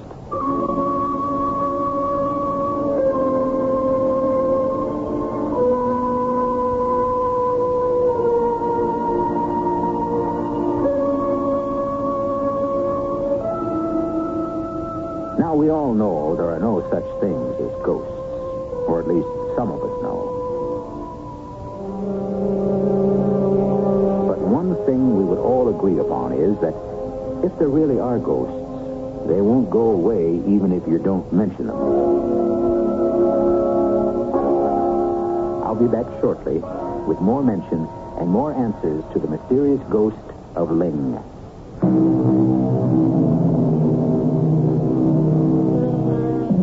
Institutions for the mentally ill have come a long way. They are quite beautiful and often look like an ideal retirement home, even on the inside where everyone wears a smile. It takes an expert to be able to see some of the anguish that lies behind the smile, like the pain that continually racks Mary Boyne. None of the staff nor the guests at Innerwood Rest Home can understand why I hate to hear the sound of the postman's whistle when he comes with the mail. They think it's because I have no one who cares enough to write to me. Well, it's true that I have no one. But the reason I dread the postman's whistle is because if it weren't for the postman and the mail and... There I am, confusing you again. But it all relates to one arrival of the mail at Ling. Oh, this is from old Joe Sitwell asking how we are, and this one's for you. I'm so glad there are no letters to disturb you. What's this? Let me see. It's a newspaper clipping. Front page article from the Waukesha Sentinel. Oh? It says that a man named Elwell has brought a lawsuit against you. That there was something wrong about the Blue Star mine. I haven't read it all, but... Darling, you wouldn't understand more than half of it, even if you finished. Well, maybe not. But now I understand what it is that's been bothering No, you. it's really nothing, darling. Nothing? On the front page of the Sentinel? Ned, what's this all about? Oh, now why don't we have some tea first? This lawsuit isn't new to you. No, of course not. I've known about it for some time. Of course you have, and you've been having sleepless nights and headaches for some time. What does this man accuse you of? Oh, pretty nearly everything he could dream up. Why? Why would a man do that? Oh, because he figures he can make some money. Surely he must have some reason. There must be something he thinks you've done. All right, darling, I'll tell you the whole story. Mary, dear, you must know that whenever a fortune is made overnight, there are always some envious people who believe they deserve a share of the windfall, and that's exactly what Elwell thinks. Who is Elwell? I don't know that name. Well, he's a man I put into the Blue Star. He made some money, and now he wants more. How did you put him into it? Well, he brought me the samples to be assayed, and, well, I told you about it at the time, but I didn't make a big deal out of it in case they proved to be worthless. I think But if everything is the way you say, and you paid him... Well, of course I paid him. Well, then why did he sue you now? Oh, well, probably because some lawyer got hold of him and talked him into it, hoping for a fat fee. Or maybe he thought I'd get scared. You know, Bob Elwell ought to have known me better than that. I certainly agreed with that. Anyone did business with Ned would know he wasn't the sort to be frightened of anything. But there was no question that he was worried. And I was hardly surprised when he turned to me one night and said, Darling, have you any idea how long it's supposed to be before you know whether or not you've seen the Ling ghost? Why, no. None. Have you? No, of course not. It's rather an odd question to ask me, darling, unless you think you have seen the ghost. Well, I really don't know why I asked the question. It just popped into my head, and so I asked it. I know your engineer's mind, Ned. And I know how it worries and worries about a problem until you've solved it. Now, I want you to tell me something on your solemn word of honor. Promise. Okay, my word of honor. That you believe you have seen the Ling ghost, and that you're trying to keep it from me, and that's what's worrying you? Cross my heart, darling. I don't think I've seen the Ling ghost. At least, not to my knowledge, because according to the ancient tradition, one really doesn't know when he's seen the ghost.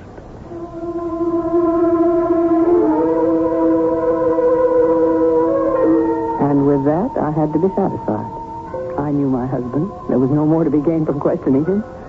But I thought to myself, maybe there was something to be gained from questioning the ghost. That is, if I could manage to locate the elusive spirit.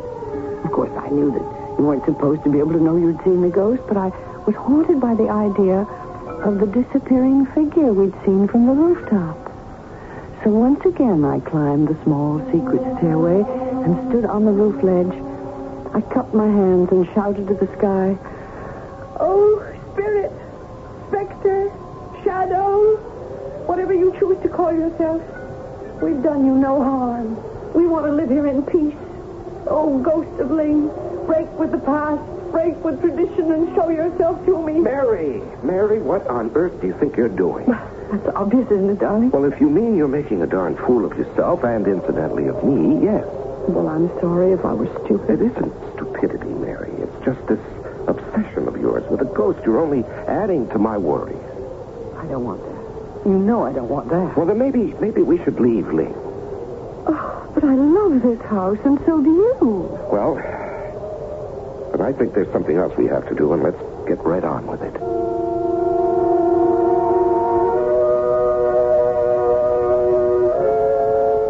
Ned was just trying to help me, like the staff here at Innerwood.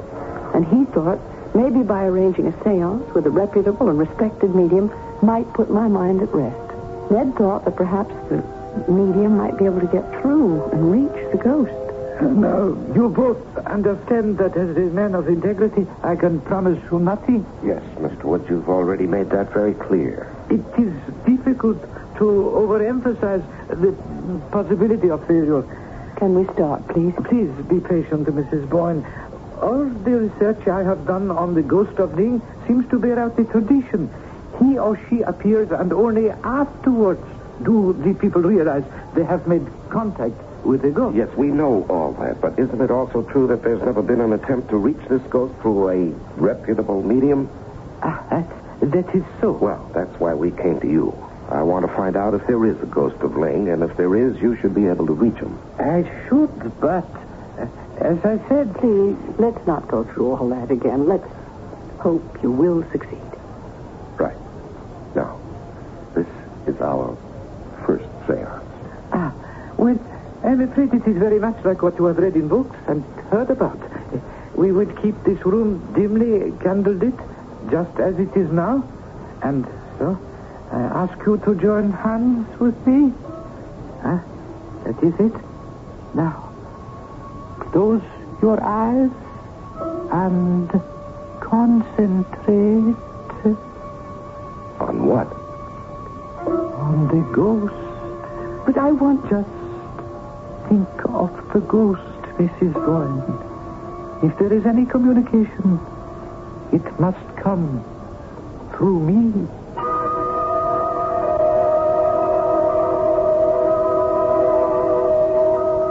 Is that all? Is it over now? It is over, yes. Well, You said you might fail. I did not say it. We didn't see or hear a thing. Did you, Ned? Oh, nothing. I pierced the veil. I reached my control. Well, then what? You said you thought I was an expert. And I believe I convinced you that I am not a fake. Well, okay, but if you reach... Let me assure you that there is no spirit, no ghost, happy or unhappy, inhabiting these premises at Dean.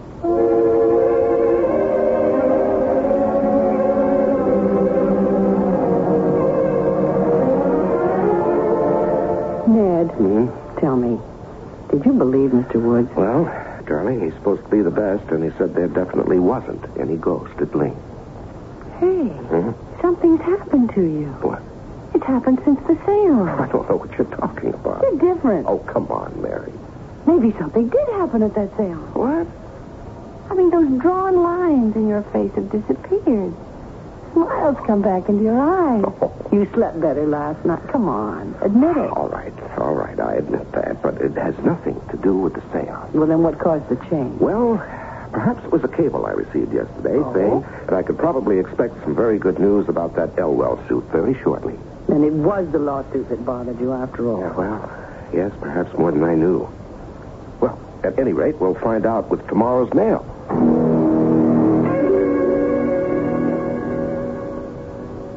Has the mail come yet? No, not yet, darling.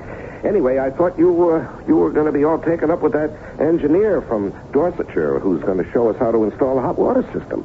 Well, I'm looking forward to his visit, but I remember what you said about the mail. Oh, there's the postman now, dear. Here, let me beat you to it, Mary. We'll go together. All right. Ah, here we are. Oh, airmail special from Waukesha. What does it say? Open it. All right. Ah, good news, darling. You mean you've won? You've won the lawsuit? Oh, the suit's been withdrawn, so there's nothing to worry about. Then everything's all right. Oh, couldn't be righter. Now, how about giving me a kiss, and you go wait for that engineer.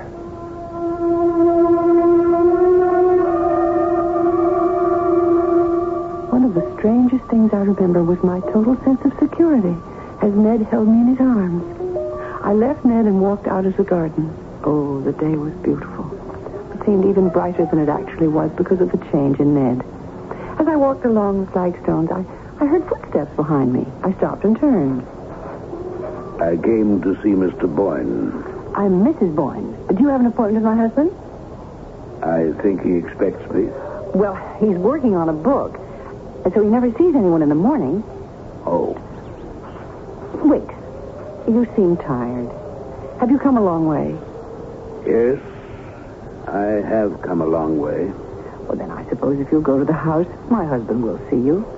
You'll find him in the library. It's that way.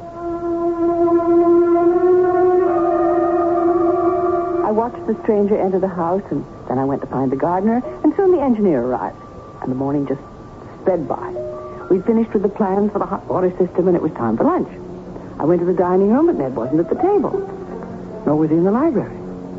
I remember calling, and then asking the servants whether they'd seen him. But Ned was nowhere to be found. Not at the luncheon, not in the garden, not in the house. He didn't come back that afternoon, nor was he there for dinner. By that time, I was frantic and called the police. The local police shook their heads and called in Scotland Yard. Now, Mrs. Bourne, I can only try to reassure you by telling you that we haven't found your husband's body. Well, that's very reassuring, Inspector. You're telling me my husband has just disappeared into thin air, vanished without a trace? Oh, no, Mom. What I'm trying to say is that if there was any foul play, and in these cases sometimes there is, we usually find the body of the dead man within 48 hours. So perhaps I was clumsy, but I was trying to tell you that there is hope that Mr. Boyne is alive. Well, then where is he? Oh, of course, I can't answer that question for you at this time. But I promise you, Mrs. Boyne, all the resources of Scotland Yard will be employed to find him for you.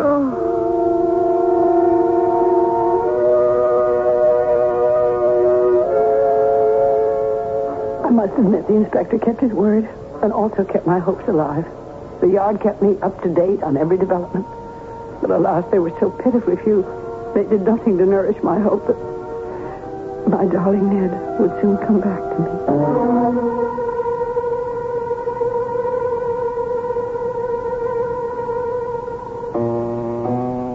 All the resources of Scotland Yard, will they prove to be as ineffective as all the king's men and all the king's horses in putting Humpty Dumpty together again?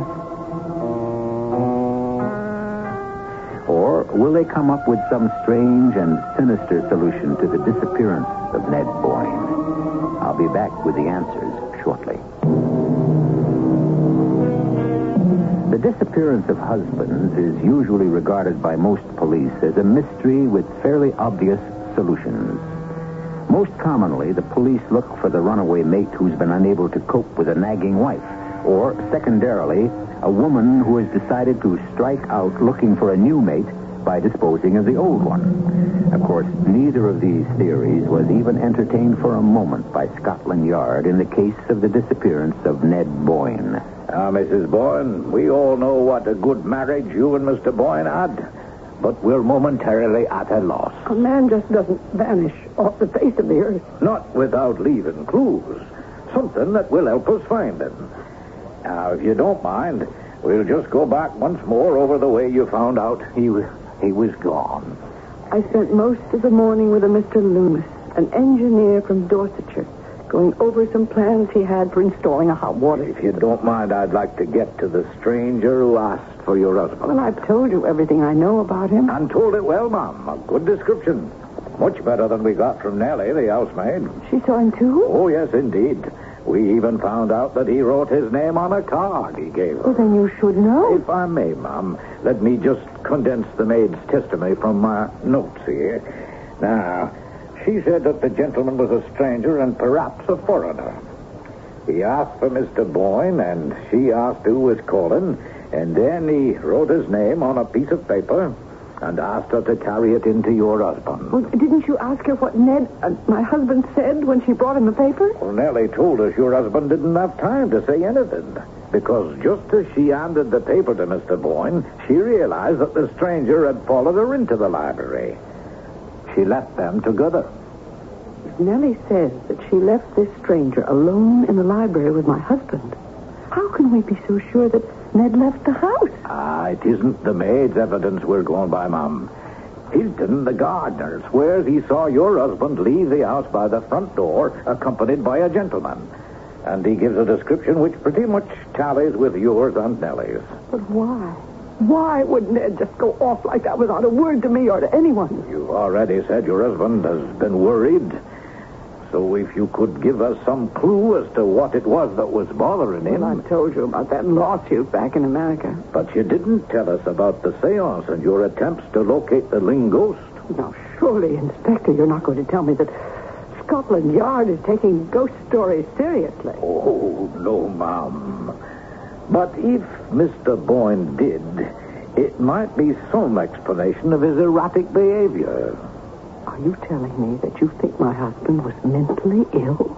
Well, now, Ma'am, we need something to explain a happily married, wealthy man walking off in the middle of the morning, accompanied by a stranger, and so far leaving no trace.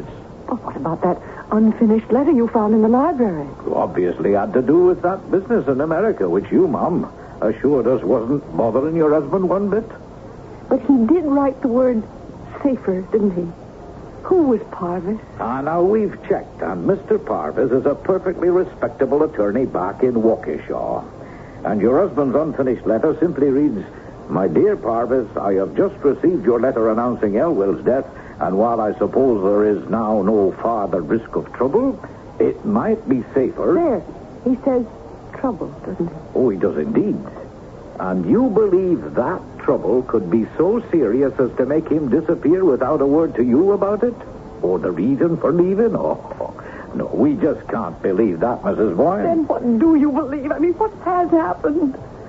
Mrs. Boyne, has your husband ever suffered from amnesia? Never. Does he have any medical history you could tell us about? Ned was always healthy. Well, England is a hard place to get lost in, Mom. It's almost impossible for two men to slip unnoticed through or out of the country. How about just walking? Mrs. Boyne, we have every official means of investigation working. and we've found nothing. And so things remained at a stalemate for the next fortnight, despite the fact that my husband's name was headlined in every newspaper and his likeness looked down into my anguished eyes from the walls of every town and village. There was still not one single word of him, and no trace of his movements. And then one morning, Nellie brought a card to me in the library with the name Edward Parvis on it, and a new hope flooded my heart. Mrs. Boyne? Mr. Parvis, from Waukesha. You're the attorney my husband wrote to. Yes, I found myself here in England, and I thought I should visit you. Oh, I'm so glad you did. You heard, of course, of my husband's disappearance, and I'm hoping that you've come to shed some light on it. Well, I'm afraid you're in for a disappointment. My errand is of quite a different nature. But his last unfinished letter was to you. I mean, surely... Mrs. Boyne, is it possible you're unaware of what went on back at Waukesha? Oh, my husband and I were very close. We had no secrets from each other. Well, I'm wondering what you mean to do about Bob Elwell's family. Bob Elwell's family? I'm completely confused. I don't know them. Mr. Parvis, you must bear with me. I do need your help. And I'm almost beginning to believe you. What? First of all, Bob Elwell is dead. His wife's a proud woman, and she fought on as long as she could. It's come out now how badly off the family is, and we're taking up a fund for her. Elwell? Wait. That was the man Ned told me had helped him with the Blue Star. That's what he told you, is it? Well, it's true, isn't it? Well, it's true, and yet well, all I can say is that it was business. I don't understand at all. Bob Elwell just wasn't smart enough, let's put it that way. It's the kind of thing that happens every day in business. Mr. Parvis, I think you're trying to tell me nicely that my husband did something dishonorable. I don't want you getting the wrong idea about Ned. He committed no crime. What exactly did he do? He went into business with Bob Elwell, and Bob should have been more careful about what he signed. Why don't you come right out and say that Bob Elwell should never have trusted Ned? Well, it was Elwell's claim that he came to Ned with the first samples from the Blue Star. You see, the Blue Star had been started and then abandoned. And Elwell believed there was a chance the previous owners had quit too soon. But he came to my husband with this sample. That's right. And your husband assayed. They both wanted to keep the whole thing quiet, because if there was any chance the Blue Star was still worth something, well, I don't have to tell you what that would have meant. And Ned decided that the Blue Star was still a gold mine. Right. Your husband and Elwell had to buy the Blue Star. They bought it together? They did. Elwell borrowed most of the money he put up to purchase the mine. Well, so far that all seems pretty straightforward. Uh-huh. Ned had the papers drawn up, and Elwell, well, he should have read them more carefully. Why? What did the papers say? That after Elwell had been paid back for the money he'd invested and received a profit of 5%, the entire ownership of the Blue Star reverted to Ned. Oh, no. Well, it was business, Mrs. Boyne. Elwell didn't have to sign it.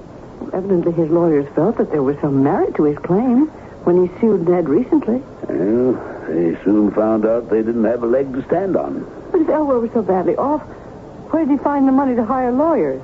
A lot of people thought Elwell had been treated badly, and his lawyer was one of them. You mean they took the case for nothing?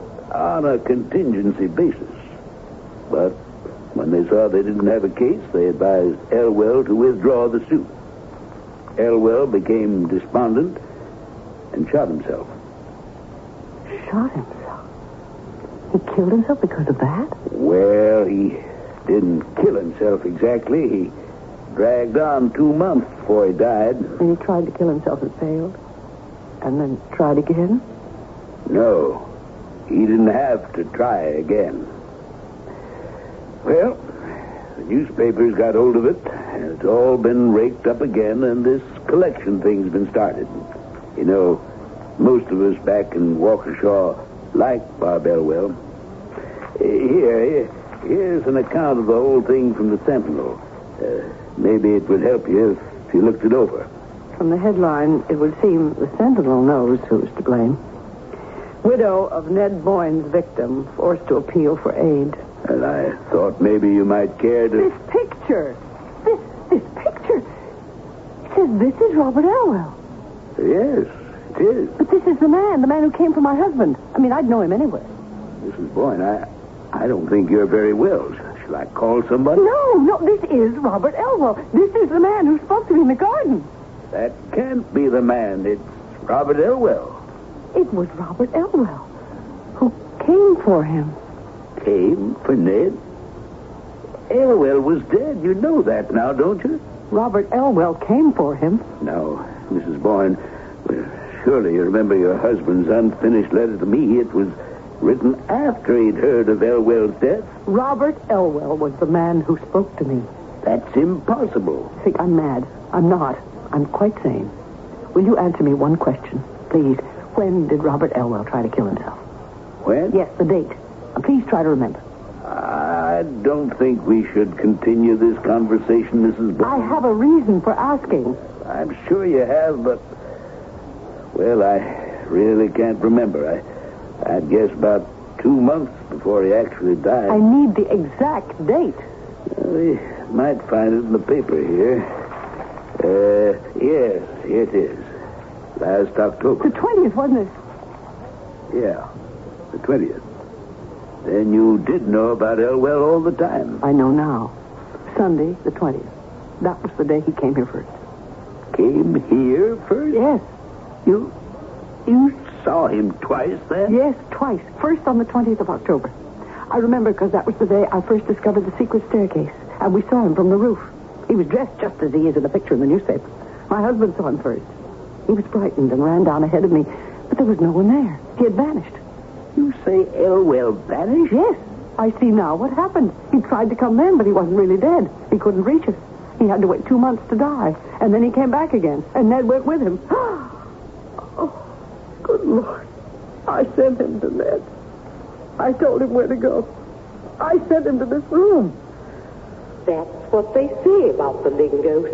One never really knows that he's seen the ghost till afterward. Long afterward.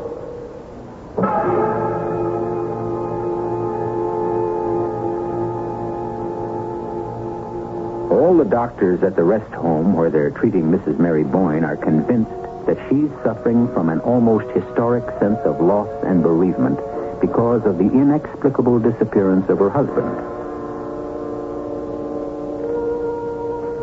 They're also all convinced that if only they could furnish her with a satisfactory explanation of that disappearance, she would be cured. But of course, we know better.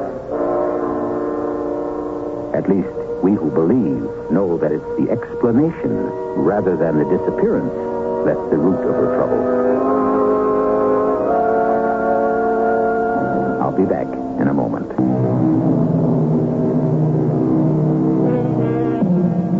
And now, the shortest ghost story in the world. The long, dark, memory-filled corridors of one of the great art museums of the world just before closing time. A man hastens to the exit. He's joined by another art lover. The first man says, "Hey, it's pretty spooky around here at this hour." "Yes," says the second man. "Do you believe in ghosts?" "No," says the first man. "Do you?" "Yes," replies the second, and vanishes. Our cast included Celeste Holm, Larry Haynes, Joan Shea, Guy Sorrell, and Ian Martin. The entire production was under the direction of Hyman Brown. This is E.G. Marshall inviting you to return to our Mystery Theater for another adventure in the macabre. Until next time, pleasant dreams.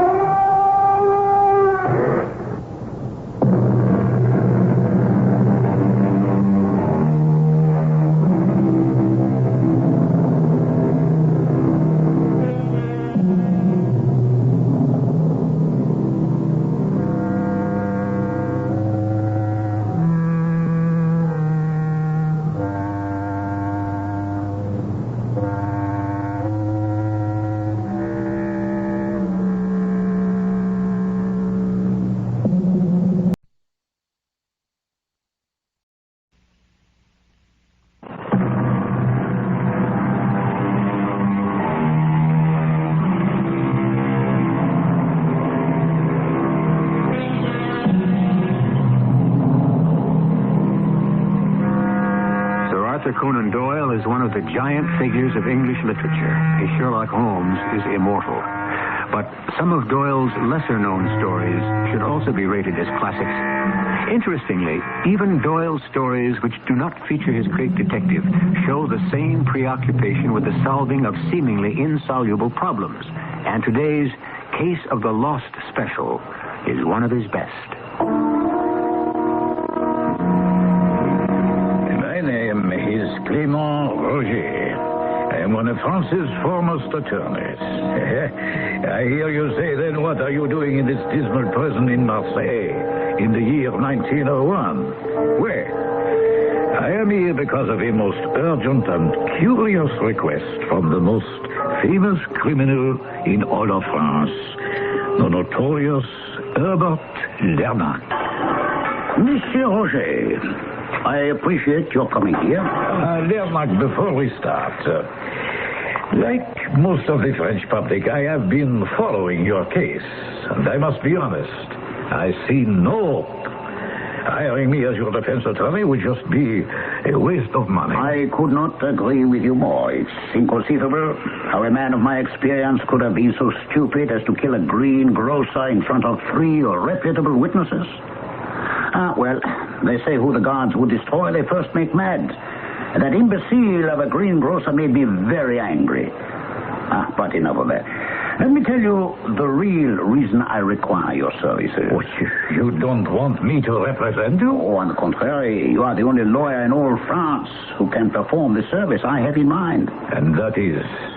I have a message which I want you to take to 3 most important men in the French government.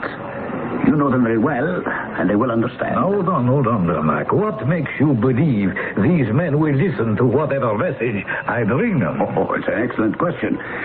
Tell me, Monsieur Roger, what would you label the greatest unsolved mystery of the last decade? I would need some time to think. It may save time if I suggest the disappearance of the Rochdale Special. Yes, but of course. But what has the Rochdale disappearance to do with your case?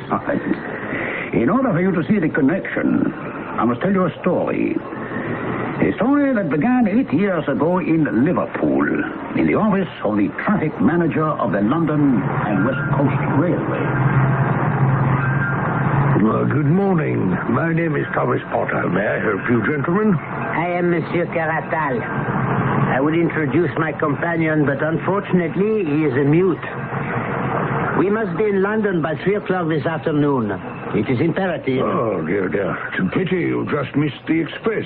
It left less than half an hour ago, and the next train isn't scheduled until 1 p.m. We were booked on the express, but that devilish storm off the coast delayed us. I have come all the way from Central America, and my business in London brooks no delay. I was given to understand you were the gentleman to see about furnishing us with a special train. Is that correct? Yes, that's right. But we require a payment in cash immediately of £150. That presents no problem at all. Here is the cash. Yes. If you can assure me that the special will get us to London before 3. Monsieur Caratal, you will arrive in London well before 3 p.m. Excellent. When can we board? Almost immediately. But your train won't leave for 3/4 of an hour, since we'll require that time to telegraph down the line to clear the tracks. We'll board as soon as we can. I prefer to wait in our carriage. And so, Monsieur Roger, although I was not personally present at that meeting, as my story unfolds, you will come to understand that that is substantially the way it must have gone. And now we come to what was considered by Traffic Superintendent the good Mr. Potter an amazing coincidence. An amazing coincidence, Major Moore. A most amazing coincidence. Oh, how so? This is the first time in my 20 years' experience that we've had 2 requests on the same day for special trains to London. Does that mean I shall not get my special and my poor wife will have to go to the hospital without me by her side? Oh, no. Not at all, Major. Quite the contrary. We have have a gentleman from Central America who's already ordered a special, which should be made up by now. I see no reason why he shouldn't be willing to share his accommodations with a military man like yourself. After all, there's plenty of space. I shall go and ask him now. Absolutely not. I have hired this special train, Monsieur Potter, and I intend to share it with no one. No one. It's your train, sir, yes, but I thought inasmuch as Major Moore will share the cost. Monsieur Potter, I am a man who likes my privacy. This is my train, mine alone, and I do not care to discuss this any further. Bear with me, Monsieur Roger. For your information, Major Moore was none other than myself. And therefore, I was able to ascertain that the special departed on time with the track clear. Here now, Hoskins. Here's something strange.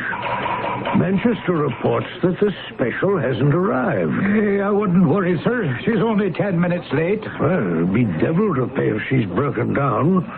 Send off messages to the stations down the line asking if they know anything. Well, Kenyon Junction has already reported she passed there on time. There's only one station between Kenyon Junction and Manchester. That's Barton's Moss. I'm calling them now to ask what they know. What about the local from Kenyon Junction? If there's trouble on the line, she should be reporting in. That'd be Barton Moss now, sir. They report no sign of the special. Order up an engine, 2 cars, and a work crew. Have them stand by, just in case we have a wreck on our hands. Excuse me, sir. Yes, Hoskins. What is it now? Manchester reports that the local from Kenyon Junction just arrived, and there was no sign of the special. Well, it must have gone through. Yes, sir. An engine, a tender, 2 railway cars, and 5 human beings cannot have vanished into thin air on a straight stretch of track. No, sir. Maybe that's our answer. What are they sending? Hey, bad news, I'm afraid, sir. I'll have it all in a minute. They want you about 1.5 miles out of Kenyon Junction. You're to meet with an Inspector Collins of Scotland Yard.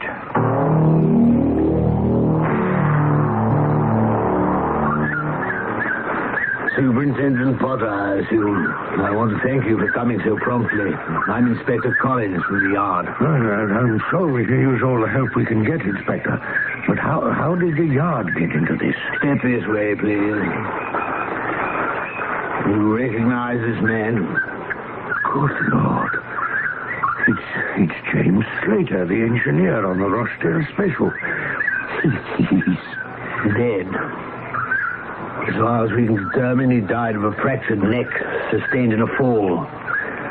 I ask you, Superintendent, is it possible for an engineer to fall out of his cab?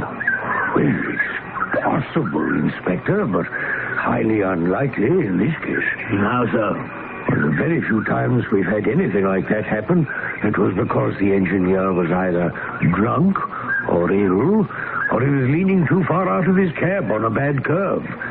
But Slater was a sober, hard-working, experienced engineer.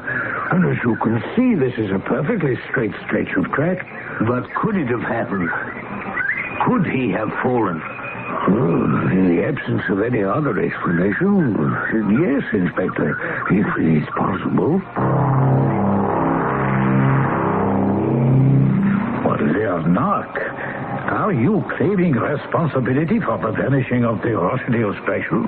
I would rather say, Monsieur Roger, I am taking credit for a masterpiece. I must convince you that it was I indeed who carried that disappearance through. Because you, in turn, must convince the people you talk with that I am truly the man. And that they stand in grave danger of exposure if they do not come to my assistance in the present matter. But to continue. Scotland Yard is now involved, and the worthy Inspector Collins returned to the office of the Superintendent Potter in Liverpool. Superintendent Potter, let's marshal the facts and see what we have. 1, we have a special train en route to London. Last reported as passing through Kenyon Junction on time, and then disappearing somewhere between Kenyon Junction and Barton's Moss. Correct? It would seem to be. In all the history of railroading, no man has ever lost a train. Yes, I appreciate your feelings. Fact number 2. The body of John Slater, the engineer of said train, was found lying alongside the tracks about 1.5 miles from Kenyon Junction, but there was no sign of the train or any twisting of the rails that would indicate an accident. Correct? Yes. I now take it as fact that the train vanished somewhere between Kenyon Junction and Barton's Moss, along with the people in it. Which brings us to the people. First, the guard. How long had he been employed by London and West Coast? James McPherson? He joined us more than 12 years ago. He has a spotless record. And the stoker? William Smith. He just hired 3 weeks ago, but he seemed to be an experienced, willing worker. Which leaves the passengers. What can you tell me about the gentleman, Monsieur Caratal, who hired the special? Well, maybe it's hindsight, but I've been thinking about those two, and they were a strange couple. Caratal was so small and fragile-looking, he was almost a dwarf. And this mute giant he had with him seemed like a bodyguard. And wait, one other thing comes to mind. Yes? The bodyguard was carrying a leather dispatch case, but it was chained to his wrist, which seemed most unusual. There are too many unusual aspects of this whole case to suit me. For instance, this Major Moore you told me about. The man who wanted to share the special with this Caratal. Well, nothing unusual about that. It was just a coincidence. The Major was a fine man, every inch a soldier. He had a sick wife in London, and he was naturally anxious to... Would you think it unusual if I tell you that there is no record of any Major Moore in all the military? Nor any record of a Mrs. Moore in a London hospital at that time. Like your train, Major Moore seems to have vanished. It's beyond me. What's to be done? Tedious detective work, Superintendent. I want an engine, and I want your company when we ride over every inch of track where the special was lost. We'd be better off in a handcar. I'll get a crew.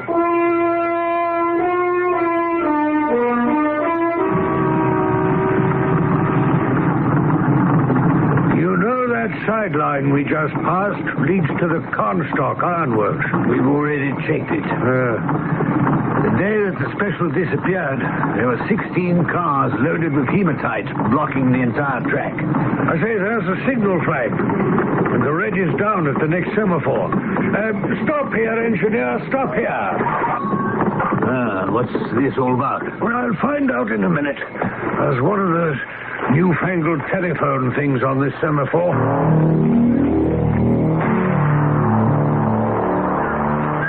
I've a good mind to send in my resignation. Well, what is it?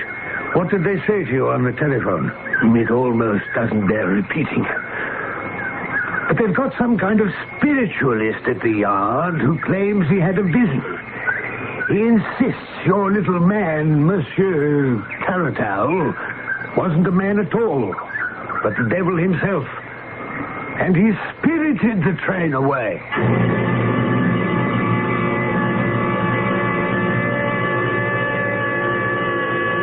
A preposterous notion, the idea about the devil, and yet it showed the desperation that reigned in Scotland Yard and how hard put they were to explain this incredible disappearance of an entire train. We'll be back shortly with the explanation, which is so ingeniously simple that it baffled the police for more than 8 years.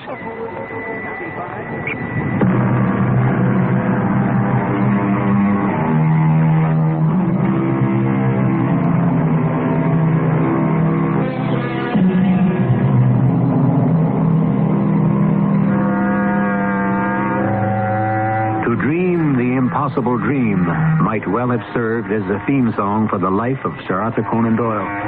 Ultimately, it led him into the spirit world in an impossible quest for answers to the riddle of life after death. We can be grateful for his absorption with this theme because he left us a treasure trove of mysteries. One of his lesser-known gems is The Lost Special, to which we now return as the arch-criminal Herbert Lernack continues spinning his incredible tale. Monsieur Roger, as France's greatest criminal lawyer, it must seem almost ridiculous to sit in the prison cell of a man indicted for a stupid, clumsy murder of a greengrocer and listen to him claim to have been the mastermind of one of the great crimes of the century. Oh, don't concern yourself with my feelings. Ah, but your feelings are crucial, monsieur. The gentleman to whom you carry my message must know that they are hearing the truth. I believe you, Lernack. And I confess I am curious. Go ahead. Very well. Let us go back then. As you recall, all England was in an uproar. Inspector Collins was besieged on all sides by criticisms and suggestions. Inspector Collins, your visit is a great surprise. Last I heard, you'd handed in your resignation. Yes, I did. It wasn't accepted. I finally got something solid. What you know about the guard in the van? I have his name down as James McPherson. McPherson? Well, he's been with us for 12 years. Record clean as a whistle. Surely you don't suspect. We'll talk about suspicions after you give me all the information you have on him. Certainly, Inspector. Let me see. Ah, yes, here we are. He moved here from Scotland with his folks, got a job in a colliery, and then came to us as a switchman. Yeah, that's how he started. Worked his way up. Never late, rarely ill, married, and has one daughter. That information checks with this letter. But do you have anything on his friends or associates? Oh, that wouldn't be in the file, unless there was some particular reason, and in this case there obviously isn't. What about this letter? Do you know his handwriting? I have samples on applications and other things, but... Should I have a look? Yes, of course. Here you are. You mean you actually have a letter from McPherson? It looks like it. Yes, it's his handwriting. He wrote you? What's he say? It's a letter to his wife, and it reads, I've been thinking a great deal, and I find it very hard to live without you. The same goes for Bert, our darling daughter. How is she? And you? I long so much to see you, but things are very difficult with me here. Here? Well, where is he? America. Oh. Let me finish. I'm enclosing some money, which should come when you change it to about £50. This should be enough to get you both over here. I suggest you try the Hamburg boats, which stop at Southampton. They're very good ships and cheaper than Liverpool. So please come and stop at the Woods Hotel. I will get you there. Your ever-loving husband, James McPherson. I'd be blessed. What a strange letter.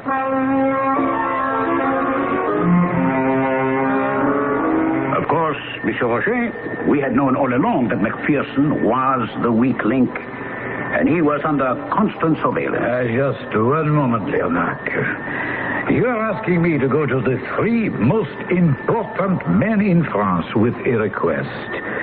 They are not fools, neither am I. There was no way you could have known what was in that letter. Of course not.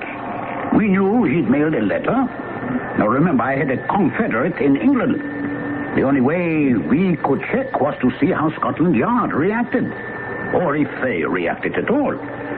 Naturally, his wife was watched, and when she went to the yard and Collins returned to Liverpool, we knew. And so, we acted. I had to go to America. McPherson was my responsibility since I had recruited him. Then he knew what had happened to the train. Oh, but of course. Well, what happened to McPherson? What happened to the train? No one knows. Exactly. But you should have an inkling. I have revealed everything. No, not quite everything. Let me continue and take you back to England and the hard-working Inspector Collins and Superintendent Potter.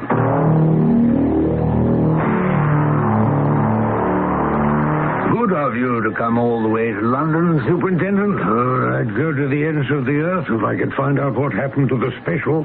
You have some news? Just that. News.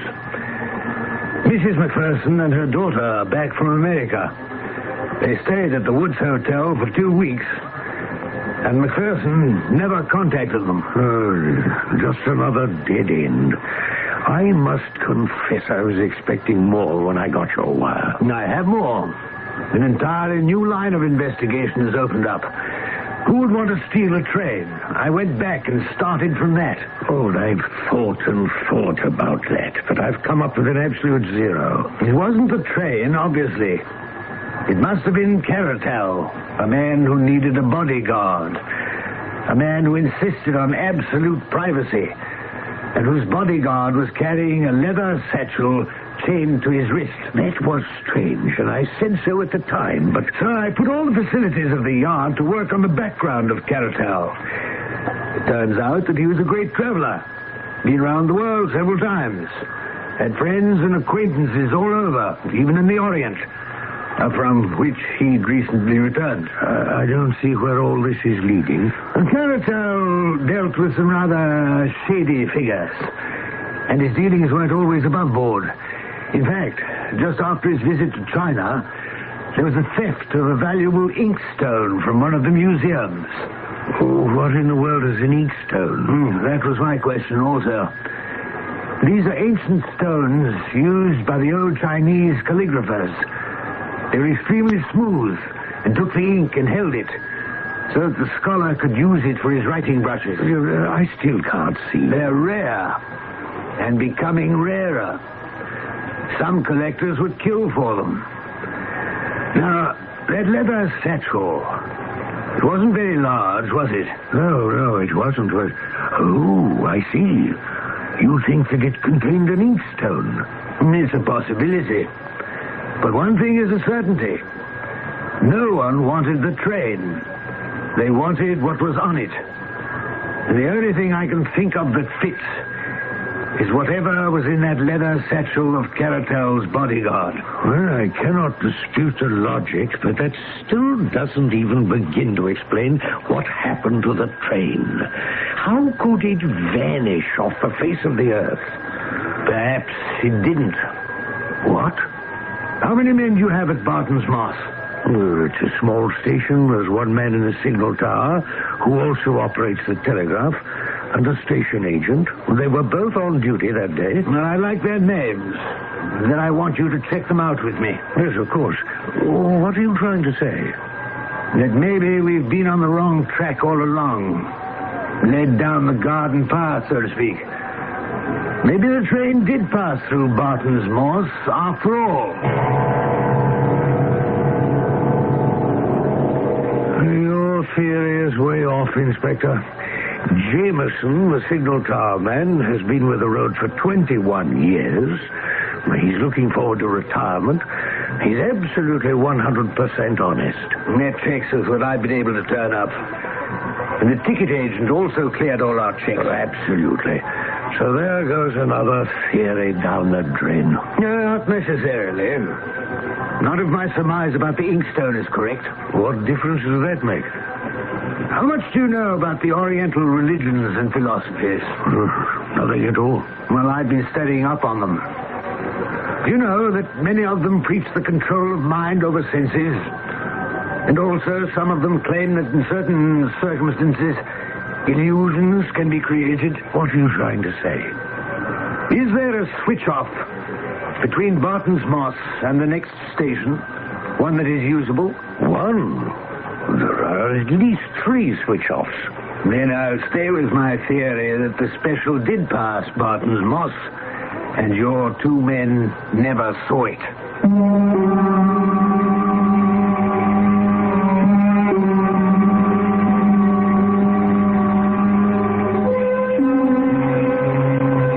Mass hypnosis? We've recently heard and seen some incredible things that people will do under hypnosis.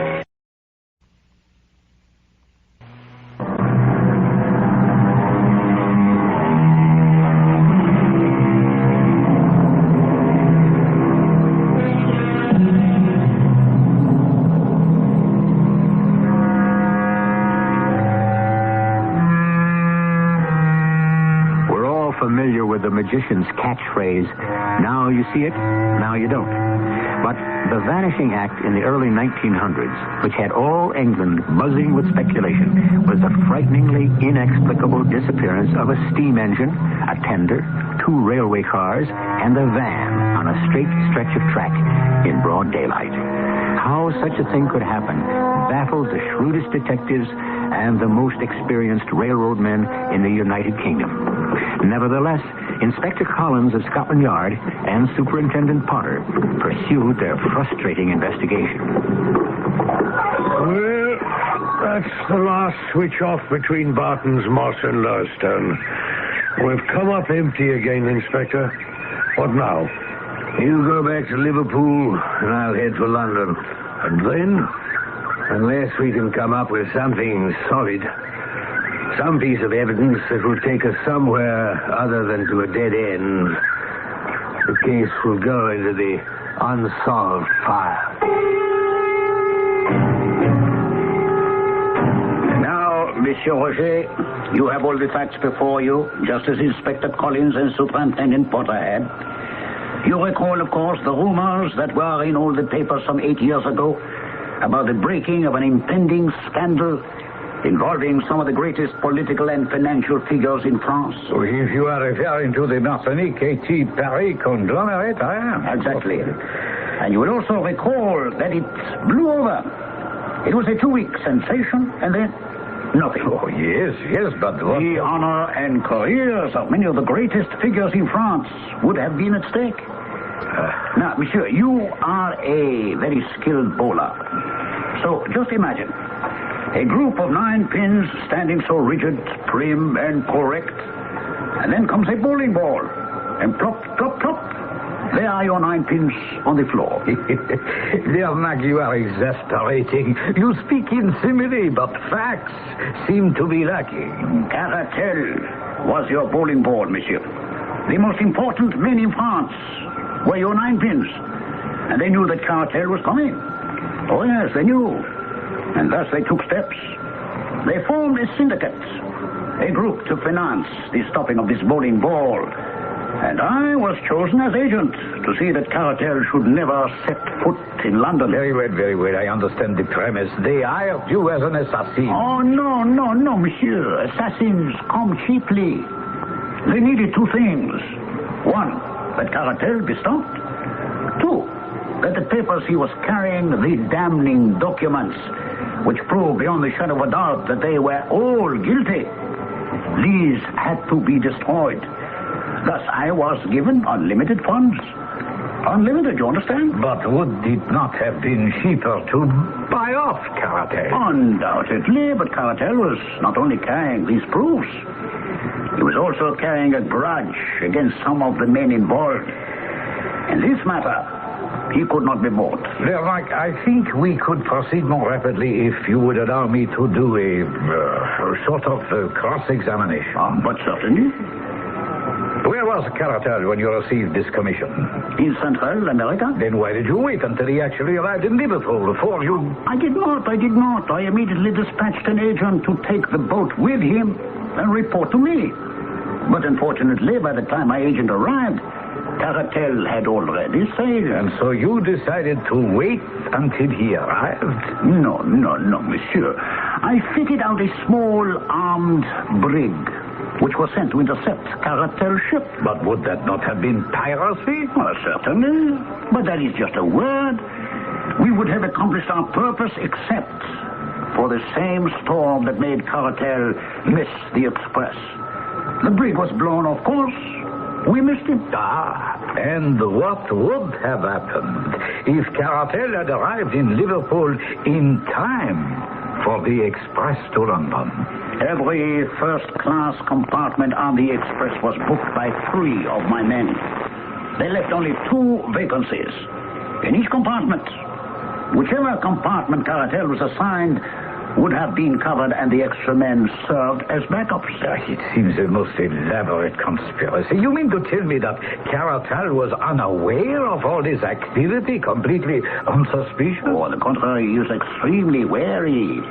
One of the reasons why I felt the matter had to be disposed of before he reached London was because we knew that he had arranged for a substantial amount of protection in that city. But why would he wait until London? It's not easy to obtain absolutely trustworthy bodyguards in Central America.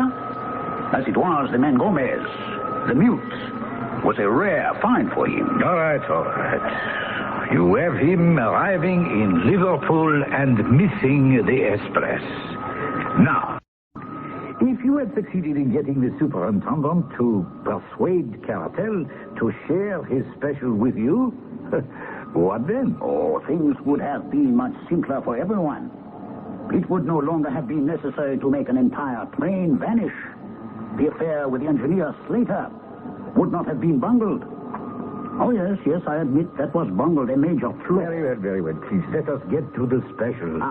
You know by now that I am not a particularly modest man, but I must give credit to my English ally, one of the acutest brains in England. It was he who arranged that 2 of the 3 employees of the railroad on the special were our men, at a price that would make them independent for life. I won't go so far as to say that the English are more honest than any other nation, but I have found them more expensive to buy. Well, Mike, I could do with less of your philosophy. Very well. Picture, if you will, that day on which Cartel hired the special. As soon as I knew I couldn't get aboard as Major Moore, my English confederates picked me up in his horse and carriage. Our bird was too cagey to let anyone aboard his special, eh? He has his storm signal set, that is for sure.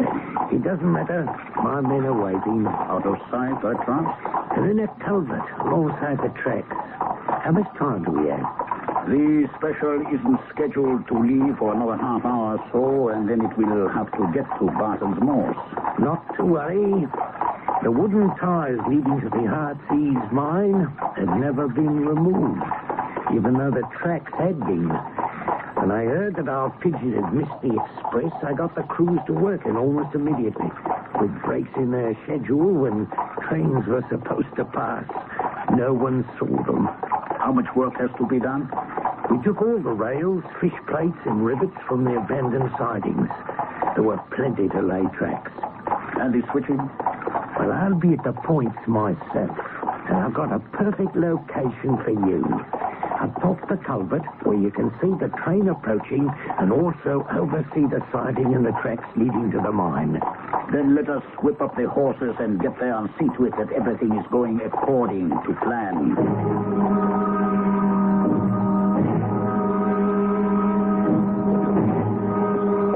You men, step lively now. When is the next train scheduled through here? Nothing except the special. How far into the mine do you want those tracks laid? All the way to the mouth of the pit. How fast has she got to go? What were your instructions to the stoker? Well, after he's crawled it home, the engineer, is to slow the train to give him and McPherson time to jump off. And just before he jumps, he's going to give it full speed throttle. Very good. If she's going too fast, she may jump the gap and finish up on the other side. I do not think that is likely. Let's hope not, because that'd leave us with quite a mess. And so, with half an hour to spare, our preparations were completed. The track lay to the mouth of the mine pit, but I still had to plan for other eventualities. Just a moment. I don't quite understand about the mess you spoke of. If the train, or part of it, were to jump the pit. I was hired to dispose of Cartel and his documents. If there was to be any shadow of doubt about his death or the papers, then I would not have done my job. Well, very well, but... And a steam engine lying wrecked can be dangerous. There's always a chance of explosion. But there was still another factor to be considered. And so picture, if you will, a lovely day in the English countryside. My English ally and myself standing beside some miles of straight, shining track, with him at the switch which would send the special off to the siding. As you can see, Lermac, The switch has been well lubricated, should work perfectly. And you better get up on top of the culvert now. She's due along here very shortly. If the stoker's at the throttle and everything's under control, he'll signal us as he approaches the switch with 3 blasts on the whistle.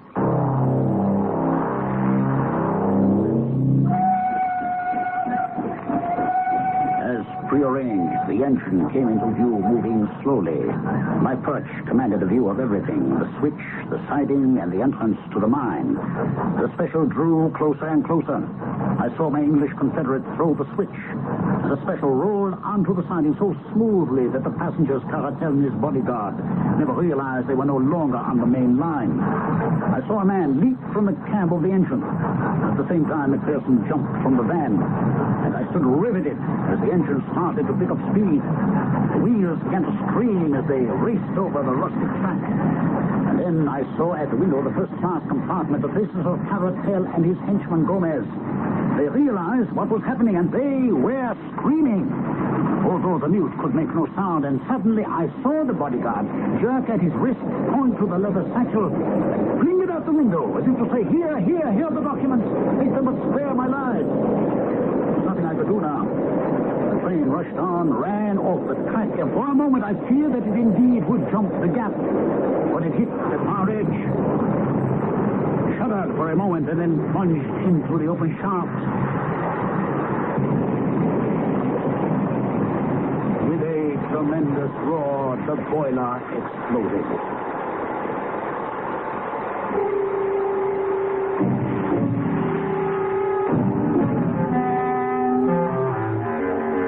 And that, Monsieur Roger, was the final resting place of the Rochdale Special. Monsieur Lernac, your account was most impressive and highly dramatic. But I do not see how it would change the opinion of the gentleman in question.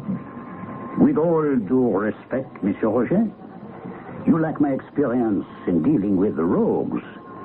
You remember that I said the leather satchel was thrown out the window of the train before it went into the shaft? Yes. Knowing the people with whom I was dealing, I took the precaution to extract very few pertinent pages, and kept them. And as an honorable man, I have never used them. But tell those rogues that I have them, and I will use them mercilessly if they leave me here to face trial. That is the story told me by Herbert Lernac. I never saw the documents. He would trust them with no one. Enfin, I have no way of judging the truth of his fantastic tale, but I did deliver his message, and somehow a mistrial was declared and Lernac went free. Oh, I leave you to draw your own conclusion, as I have mine.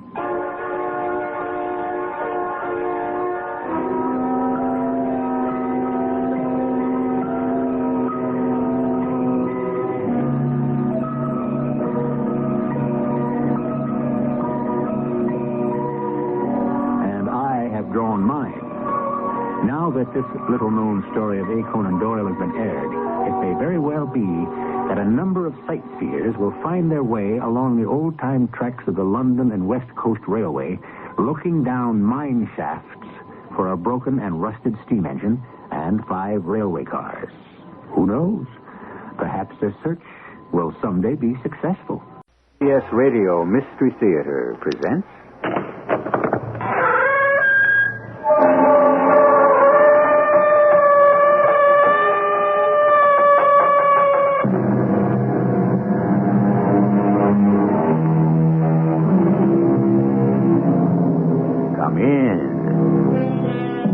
Welcome. I'm E.G. Marshall. We are all doomed, said one philosopher. It is inevitable. It is fate. It is destiny. Our lives hang on a slender thread from one day to another. We place our daily existence in the hands of total strangers and pray for the luck of the draw. We do it when we drive down the highway, when we fly in an airplane. We do it when we elect a president. It is not death we fear, but the inevitability of it. The destiny of one, the destiny of millions, can rest in the hand of a single person. That's right. Ignore the truth. Go make your report. Tell them a lie. Dr. Baylor, it's all in your mind. You can't allow this project to continue. It's flawed. It's dangerous. There is only death. You alone have the power to stop it. You're talking insanely. You fool. Are you also blind? We will be destroyed, and you are the only one with the power to save us.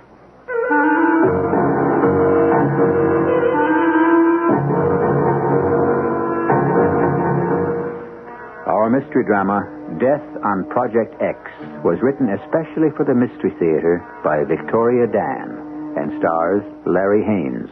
It is sponsored in part by X-Lax and True Value Hardware Stores. I'll be back shortly with Act One.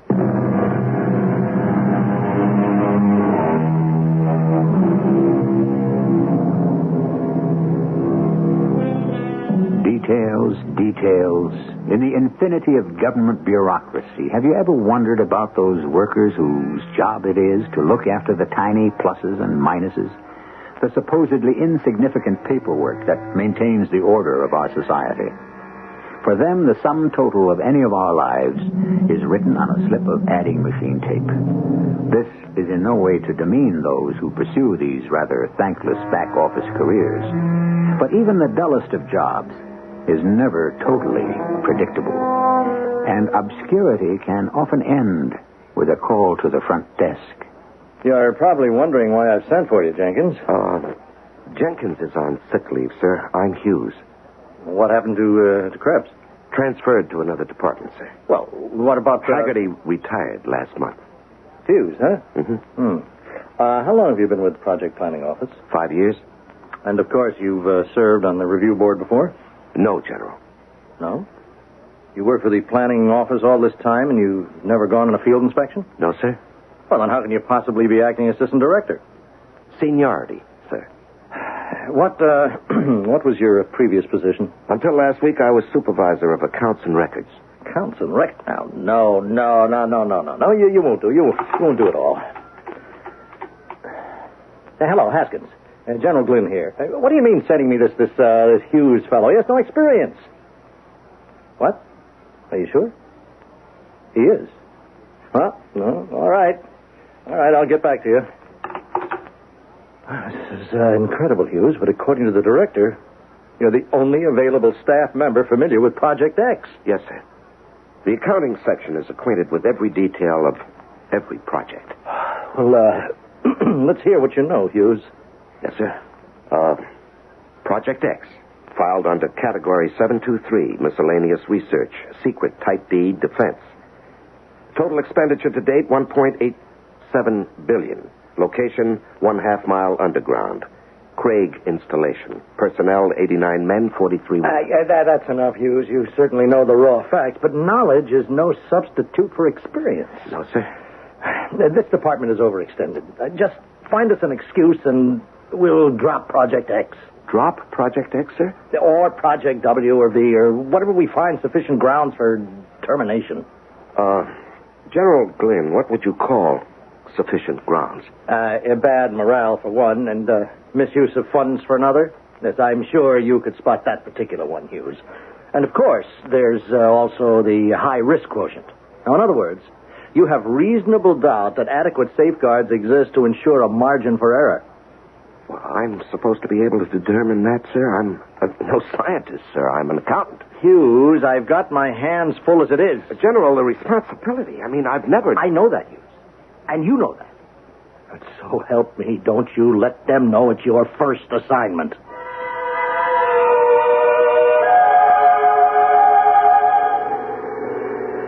I did want you to have a look at the main generating plant, Mr. Hughes. Oh, it's very impressive, Colonel. Not to mention efficiency. As the project's chief power source, it can't be beaten for maximum utilization of fuel anywhere. Yes, I've seen the figures. Mr. Hughes, I just want you to know that the Project X staff is completely at your disposal. I appreciate your cooperation. Yes, that's it, cooperation. The research we're doing here at X, it's at least important enough for a little common courtesy. I'm sure you've run into some real belligerent types on other inspections, haven't you? Yes, I have, certainly. If we're finished here, I'd like to take you on to the primary testing facility. This, of course, is the main lab. You won't find another as well equipped in the entire country. At a cost of nearly $67.2 million, I should think not. You certainly know your figures. Well, details have always intrigued me, Colonel. Facts, figures, these things are the black and white. They are the ultimate indicator of success or failure. You sound just like an accountant. Well, you might say I'm interested in seeing the financial outlay for this project is justified by its progress, Colonel.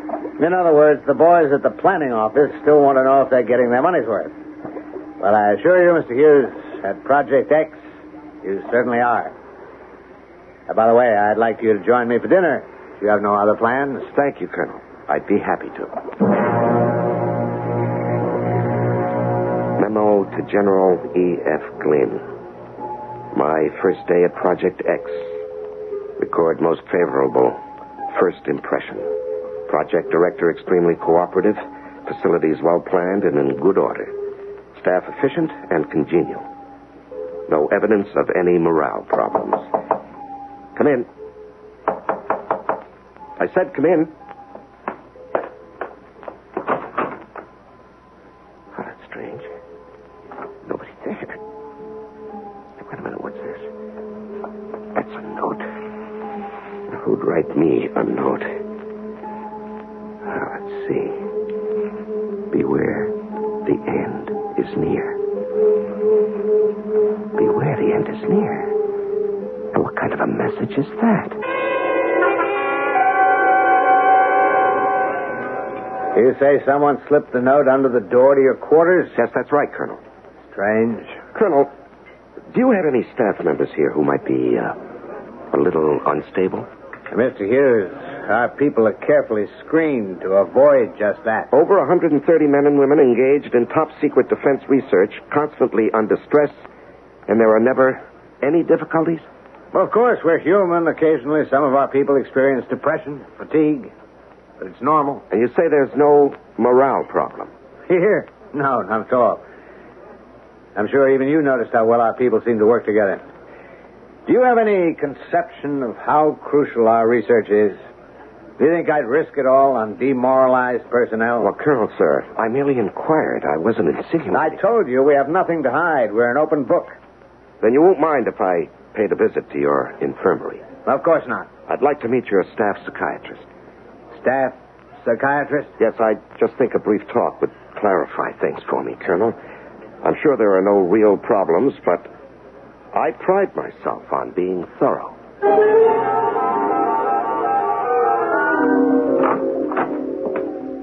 Can I help you? Well, I'm looking for Dr. Baylor. My name is Eli Hughes. I'm from the Project Review Board. Oh. You must be Dr. Hillary, the project medical director? Yeah, that's correct. You have an unusually high efficiency rating, Doctor. Yes, I do what I can. Well, I wanted to speak with Dr. Baylor concerning cases of fatigue. Fatigue? Well, according to the colonel, the only personnel problems here stem from sheer physical exhaustion. Well, I'm sorry, Mr. Hughes. You'll have to come back when Dr. Baylor's available. Well, maybe you could tell me, Dr. Hillary. Well, I'm afraid not. I am rather pressed for time. In other words, you don't wish to cooperate with an official government inspector. Mr. Hughes, don't try to pull rank on me. This is your first time out. That's not true, Doctor. It is written all over you. You don't even understand what we're all about here, now do you? Well, I most certainly do. You don't know anything. Adrian. Hello, Dr. Hillary. Who is the man? Adrian, I'd like you to meet Mr. Hughes. Hello. Can you swim? I beg your pardon? Swim. Can you swim in the water? In fact, I don't. But you must. We're going to be with the fishes, so we must know how. Isn't that so, Dr. Hillary? Yes, Adrian, that's true. Doctor, what is she talking about? I didn't mention the seahorses. We're going to be with the seahorses, too. The seahorses? Yes. We'll all be together. The fishes, the seahorses, and the people. That's a fact. Doctor, have you been practicing your underwater breathing like I told you to? Yes, I certainly have. That's good. That's very good. Doctor, could we step outside for a moment, please? Adrian, we have to go away now, but we'll be right back. Okay. Okay. Would you, explain to me what that was all about? You mean Adrian? Well, that girl talks like an idiot. An idiot? Well, let me tell you something, Mr. Hughes. That girl happens to be Dr. Adrian Orman, the chemist. That girl? Yes, assistant to Professor Shoup, the man behind the X Factor. I don't understand. What happened?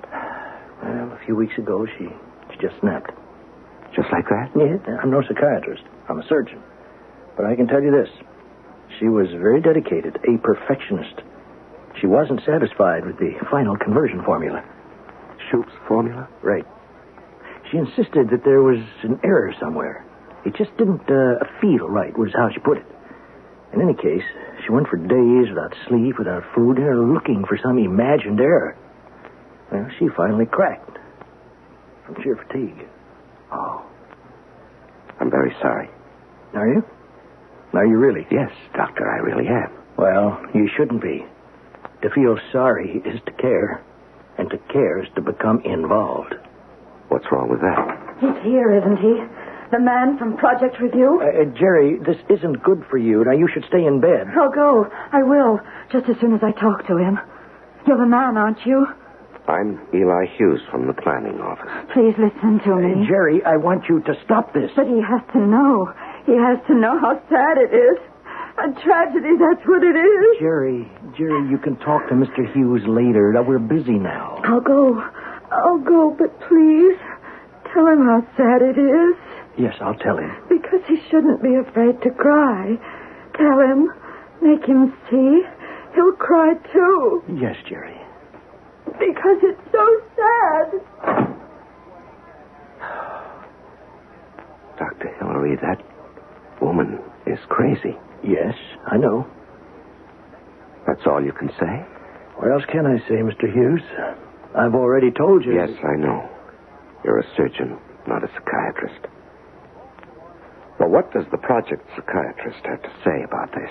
Mr. Hughes, Dr. Jerry Baylor is the project psychiatrist. The Bible says, "Physician, heal thyself." Obviously, we have just met the perfect example in Dr. Baylor. If this woman is the resident psychiatrist, what can we expect from her patients? Are the lunatics indeed running the asylum? That is, if Dr. Baylor really is a lunatic. After all, who are we to say? We don't make hasty judgments here. We examine all issues carefully. We'll be back in a moment with Act Two.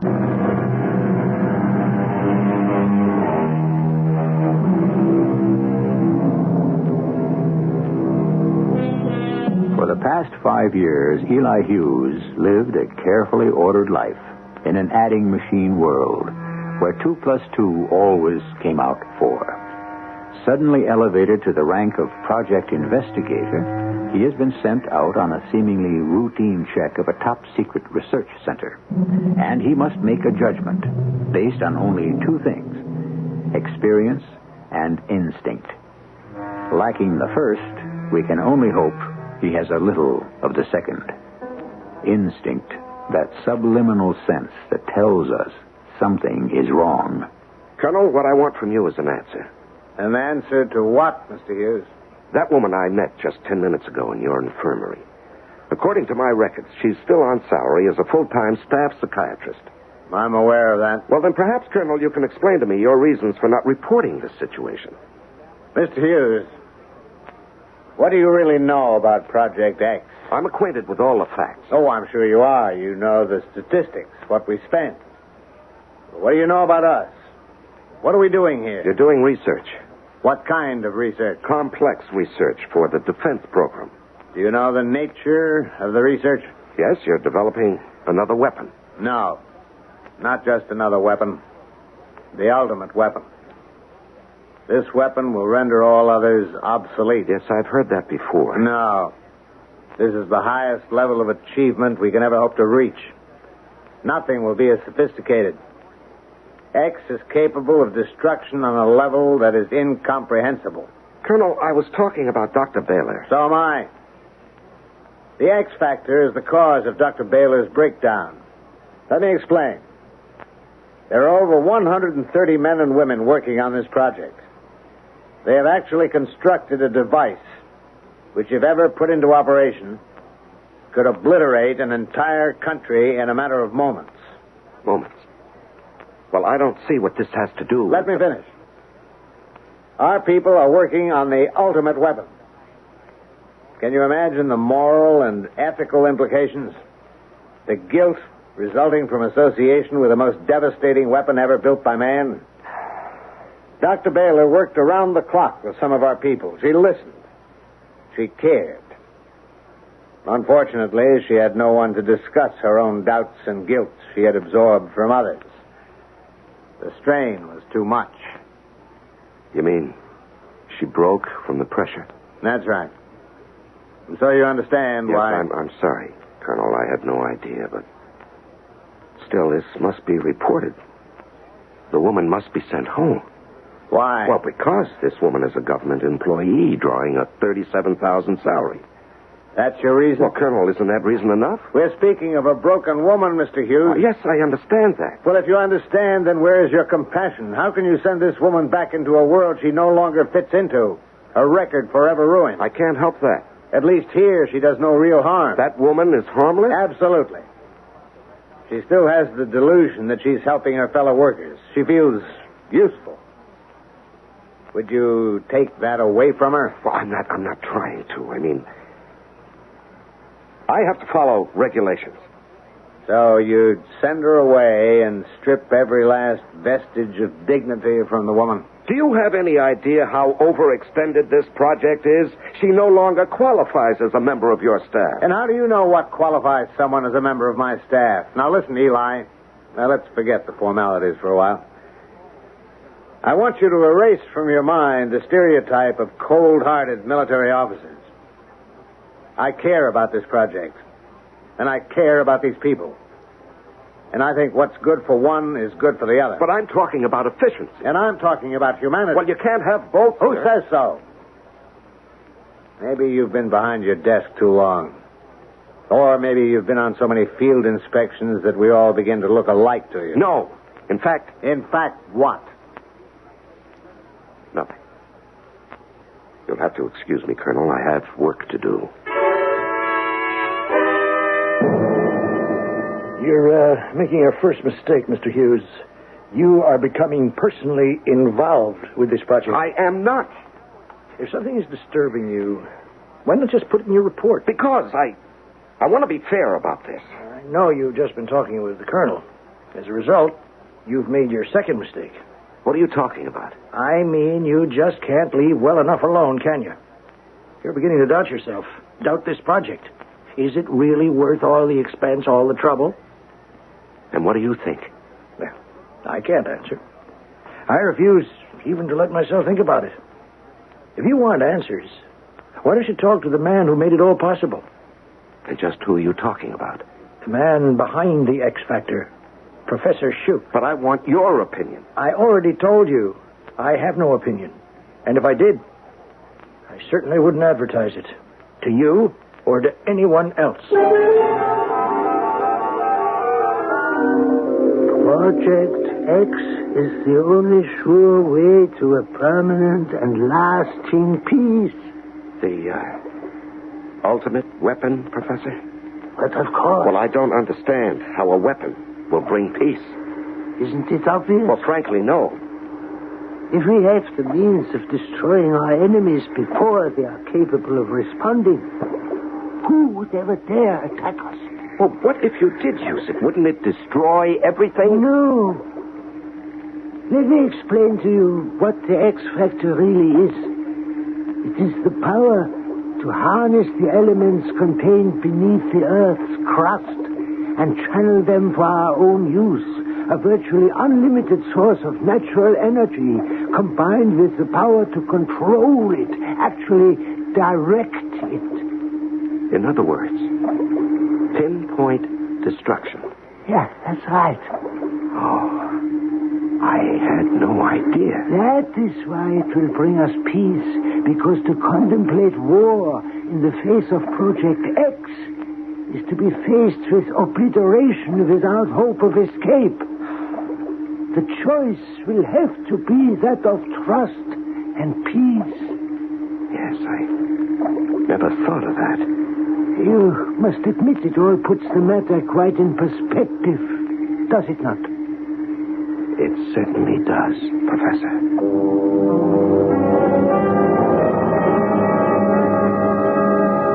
So you'll be leaving us tomorrow, Eli? Yes, Colonel. I thought about what you said about Dr. Jerry Baylor. I'm not going to make any mention of it in my report. It's not necessary to the case. Thank you. As far as I'm concerned, if you consider Dr. Baylor to be a member of the Project X staff, I won't dispute it. What brought about this sudden change of heart? Colonel, I am not a man affected by sentimentality. Oh? My primary interest is saving the government unnecessary expense. As a full-time staff member, Dr. Baylor receives a yearly salary of $37,500.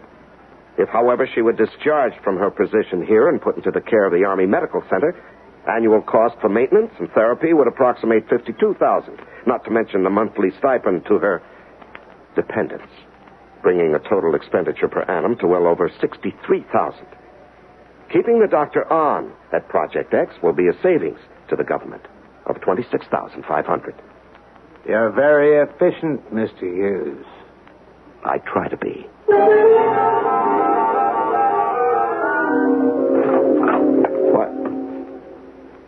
What are you doing in my room? They said you were leaving.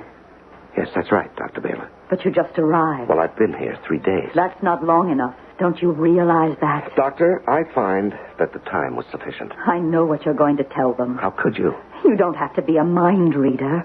Everything's fine here. That's what you'll tell them. Everything's ship-shape and okay, but you're wrong. Dr. Baylor. Jerry, I really have to be packing. That's right. Avoid me. No, I'm not trying to I avoid. understand. I know the kind of person you are. You've taken orders all your life, and now you're afraid to make trouble. No, that's not true. It's true, and you know it. But I upset everything. I'm the broken cog in the wheel. Well, just you listen to me, because I'm a psychiatrist. I know what I'm talking about. Yes, of course you do. Don't patronize me. Jerry, I understand your situation. Really, I do. In fact, I think you're quite a remarkable woman to have endured what you have, but I have already filed a primary report, and it's time for me to leave. But you can't go. Not until you see the reality. The reality of Project X. You can't permit it to continue. I had doubts about the usefulness of this research myself, but then Dr. Shoup explained it to me, and it does make sense. Shoup is out of his mind. He is out to destroy us all. How can you say that? He's a believer in peace. You're wrong. He wants to destroy us, and he will, unless you stop him. Jerry, believe me, what you're going through now is due to fatigue. You've been stretched to the limits of exhaustion. You fool. Are you blind? Destruction is near. Why won't you believe me? Jerry, don't you see? It all has to do with the fact that you absorb other people's guilt, the ethical and moral. No. I have beheld the future and have paid the price. The horror was too great for anyone to remain sane. But you, Eli, you can save us. But you won't. No, you're right. You're right, Eli. Don't permit yourself to care. Leave now before you begin to doubt. Don't let yourself care, or you'll be destroyed. Leave now, this minute, before it starts to eat away inside you. Jerry, what is it? Before it's too late. Before the caring destroys you. Jerry, what's wrong? I see under the facade. You are sensitive. Like the others. You are vulnerable. Jerry, what's the matter? Before it kills you. Jerry. Answer me. Jerry. Well, Hughes. What happened, Doctor? Why did she faint? She didn't faint. She's dead. Dead? That's impossible. She's dead, Mr. Hughes. No, I don't believe that. Why, only a few minutes ago, she was standing right here talking to me. I know. Well, how could she die just like that? The truth, Mr. Hughes, is that Jerry Baylor is dead because she had no desire to go on living. That's a reason? It has to be. Because other than that, there is no reason under the sun why this woman should be dead.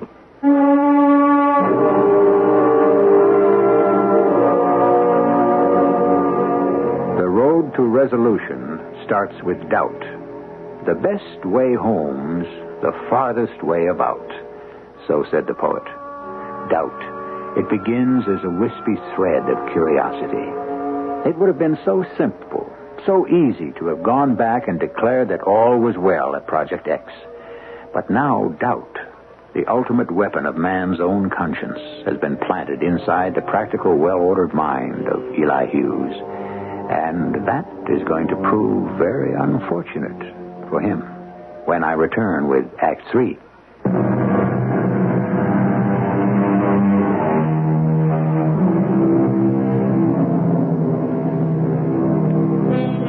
The will to live. There is no power on earth quite like it.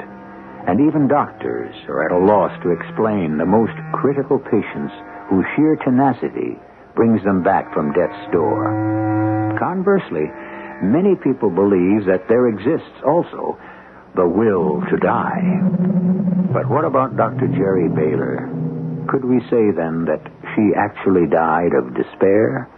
Of some terrifying vision? This woman should not be dead. The fact still remains, Doctor, that she is. Now, there has to be some sound medical explanation. There always is. All right. Her heart stopped beating, so she died. In fact, though, she wanted to die, so her heart simply stopped beating. Now, do you understand the difference? No. Life was an utter torment for Jerry. Each day became more and more difficult to face. Visions of total annihilation. She was firmly convinced that it was actually going to happen. The thought was unbearable. How are you going to list her death? Natural causes? What else can I say? That's how I recorded the other two. Other two? What other two? Yes. This is the third death we've had here in the past 6 months. Well, I wasn't informed of any deaths. Yeah, that's correct. Now that you bring it up, they occurred away from the installation on 2 staff members who had recently resigned from the project. Officially, they were no longer connected with Project X, although I consider the deaths to be work-related. How did they die? One in an accident, the other cardiac arrest. Both had previously been under the care of Dr. Baylor. I see. Doctor, would it be possible for me to look through Jerry Baylor's office?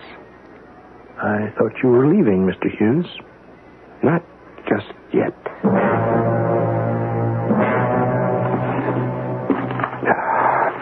Nothing so far, nothing. Now, she had to keep some kind of records, I'm sure of it. But where... Wait a minute. One of these. Tapes. Maybe it's on tape.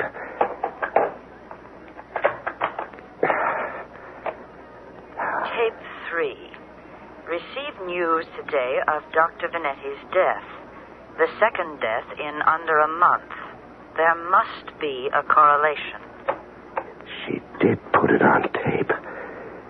Well, maybe now I can get some answers.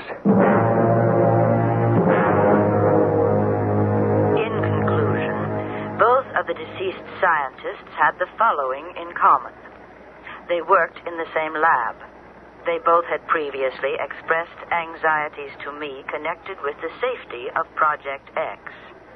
Both admitted to an overwhelming sense of doom. Both had unusually high sensitivity ratings. Sensitivity ratings? Now, what can she mean by that? It's sort of an unofficial scientific term, Mr. Hughes. A sensitivity rating is a scale that Dr. Baylor used to classify the intuitive nature of her patients. Now, she believed that some people have a greater sensitivity to stimuli than others. Now, she was almost afraid to use the words extrasensory perception, but she believed that some people have a kind of antennae that enables them to detect danger present in any everyday situation. A kind of sixth sense, Doctor? If you go along with her theory, I guess you could call it that. Well, that would explain what happened to those two scientists, and even Dr. Baylor. Well, you can believe that. I don't. I just think that what happened to the three of them, like what's happening to Adrian inside that room there. Some people can't cope with stress. It's as simple as that. I don't know, Doctor. What about this girl, Adrian? You met her.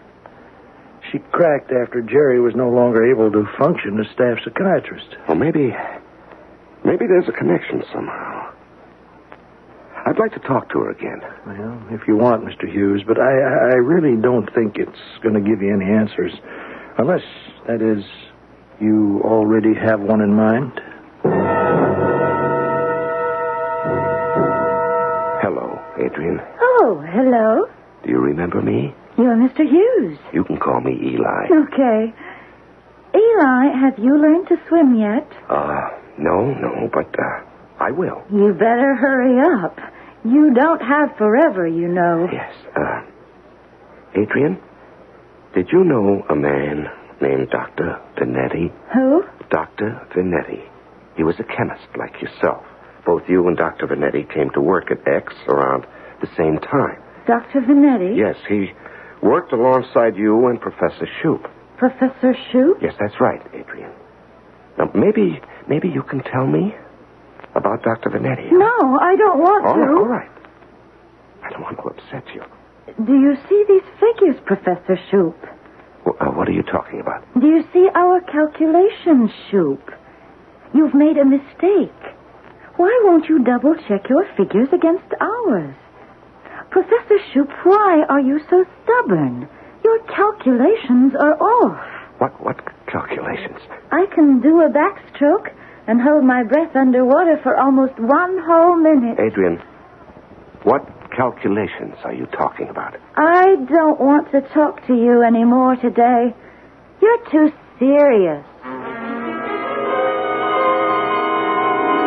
I hope you don't mind me disturbing you, Professor Shoup. Oh, of course not, my boy. Now, you were asking me about Dr. Venetti and poor Adrian. Yes. Did you all, how do I put it tactfully? Did you all get along well? Very tactful, my boy, but unnecessary. In fact, the three of us got along famously. Just famously we did. Well, the reason I'm asking you is because Adrian mentioned something to me about some calculations being off. Oh, poor Adrian. She was so very distressed about Dr. Venetti. They were very close, I understand. In other words, there are no calculations. Well, certainly there are. The calculations on my conversion formula. We start testing next week, and I'm very excited, and so is the Colonel. I take it that Dr. Venetti disagreed with you on some of your figures. He certainly did. But I set him straight quickly. Yes. Professor, who double-checks you? Everything is double-checked by the most qualified member of this staff. Me. You're joking, aren't you? Mr. Hughes, I double-check myself. Now, on along. I have got work to do.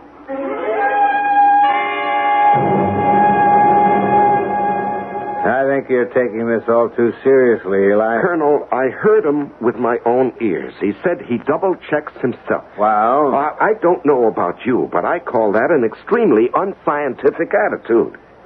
Now, I certainly intend to mention it in my report. I'm beginning to have my doubts about Professor Shoup. Oh, now, look, you have to understand, the professor is a genius, an absolute genius. Colonel, I find your attitude very unprofessional. I'm raising serious doubts to you about the emotional stability of your chief scientist. Now, how can you just dismiss it with a shrug of your shoulder? Because... Well, it's this way, Eli. We're testing X on a very small scale next week. And as a favor to me, I'm asking you to let this all ride until after the test takes place. Now, you're not serious. Now, what if Dr. Raymond Vanetti and Dr. Adrian Oramad were right and the professor was wrong? That, Eli, is extremely unlikely. Well, I'll go along with that, Colonel. The question is, can you afford to take that chance? So you're going away? Adrian, I wanted to thank you. Thank me? Yes, you helped me make a very important decision. I'm going to make my report today. Terminating Project X. Terminate? It means that Professor Shoup won't be able to carry out the testing next week. I thought it would make you happy to hear that. Eli, you can't stop it. It's too late. No, it isn't. You can see it, can't you, Eli? You're one of us. I can see that. One of us? You have it. The sensitivity. You know what's going to happen. The miscalculation in the conversion formula will set off a disastrous chain reaction. Adrian, I already told you I'm going to stop the test. No, they'll stop you. They won't let you. Goodbye, Colonel. I'm glad there are no hard feelings. Not really, Eli. We do have a full week before the test. Something might always come up. The last word does belong to the General. Well, I'm sure the General will support my findings. Perhaps, Eli. But when he hears the results of our testing, I don't believe he will. Well, you'll be shut down long before the testing, Colonel. Eli, we can't be closed until you make your report. In case you forgot, Colonel, I'm leaving today. Not really. What are you talking about? You're a civilian. This is a classified operation. We have to debrief you, and that's going to take time. Well, I've got a level 3 security clearance. I'm just being technical, Eli. I have the option to detain any non-military personnel for a routine security check. How long will this check take? Exactly 1 week. 1 week? Well, that'll give the professor time to begin his tests. It will? Colonel, this is deliberate. It is. But you can't. I mean, you can't carry on those tests. If the calculations are even slightly off, there'll be a terrifying chain reaction. You're dealing with the forces of nature. We're talking about cataclysm. Unleashing the violence from beneath the Earth's crust, the elements raging uncontrollably. Eli, I think you've been taking this all a bit too seriously. You think I'm crazy, do you? Maybe I am. Maybe man wasn't meant to foresee his own destruction. But it will happen, Colonel, unless I stop it. Only I have the power to stop it, and I must, or else we perish. Civilization will perish. And I must go at once and make my report. Eli, you're not going anywhere. Not for a long, long time.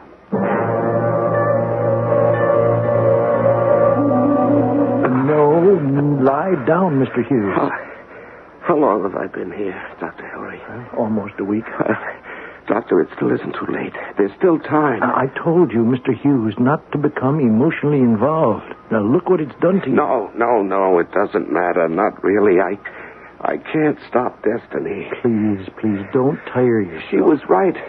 Jerry was right. It's a mistake to care. It'll destroy you if you care. Please, Mr. Hughes. Eli. It won't be long now, Doctor. We'll all fall in. Down to the bottom of the ocean. Back to the fishes. Well, rest now. The fishes and the seahorses. General Glynn? Yes, come in, Corporal.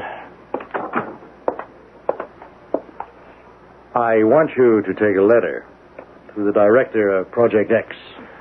Ready, sir. To the attention of Colonel Lilly, Project Director.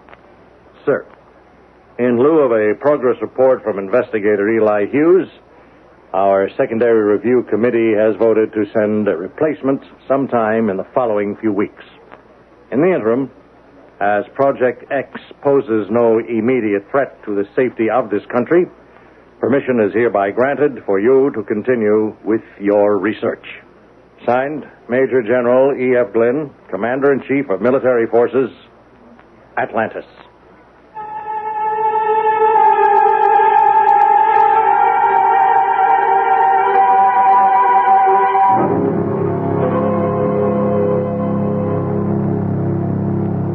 Atlantis? You mean we didn't tell you that this story was about Atlantis? Well, after all, we never exactly told you it wasn't. One thing is for sure, though. We don't have to tell you how this story ends. Undoubtedly, you have already heard the ending. Atlantis was destroyed. I'll be back in a moment.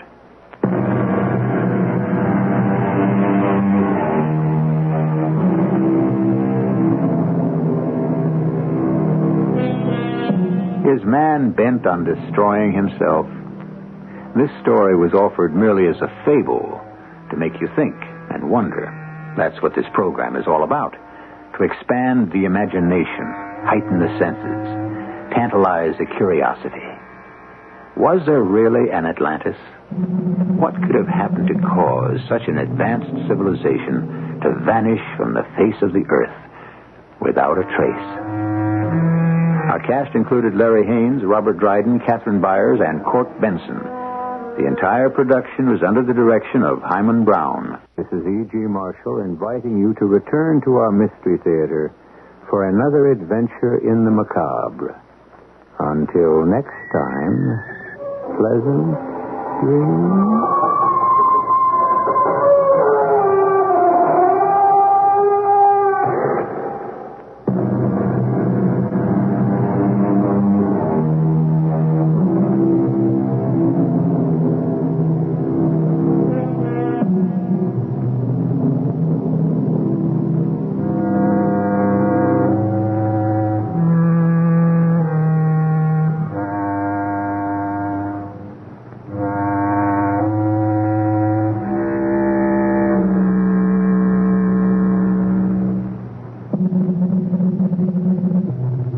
I'm E.G. Marshall.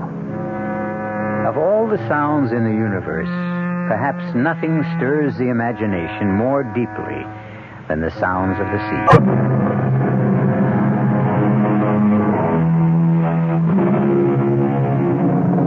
Come in. Welcome. I'm E.G. Marshall. Of all the sounds in the universe, perhaps nothing stirs the imagination more deeply than the sounds of the sea. People who have never crossed an ocean can still be transported in a walk along the beach, skirting the lapping tides, or standing high on the rocks with the waves crashing below. There's an eerie quality about the sea, and it conjures strange visions in any mind that is ready to receive them. Our story concerns the spell cast by the sea.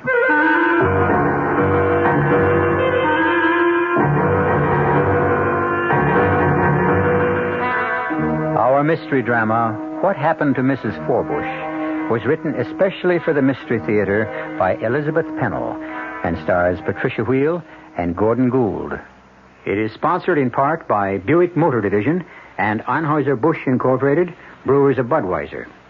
I'll be back shortly with Act One. Excuse me, madam. Oh, I'm in an awful hurry. I just wonder if you could answer a simple question for me. So do I. The question is this. What happens this time of year? Oh, that's easy. The kids get home from camp. Goodbye. Nope. What do you mean, nope? Nope. I mean, I should know when my kids get home from camp. Well, the answer I had in mind was a tad more general in scope. Well, I gave my answer. Let's hear yours. You know, I'm glad you asked. Are you? You see, what happens this time of year is that Buick dealers are giving particularly great deals on all their 74 Buicks. For a family woman such as yourself, I think a neat little Apollo would be just the ticket. It's small, economical, but surprisingly roomy. And it's a Buick, so it's really quite elegant. You don't say. Now, isn't that good news? Yes. I mean, that you can get such a nifty deal on such a nifty small car. To be sure it is, yes. To be sure. By the way, where do your kids go to camp? Guam. It's a small island in the South Pacific. Guam.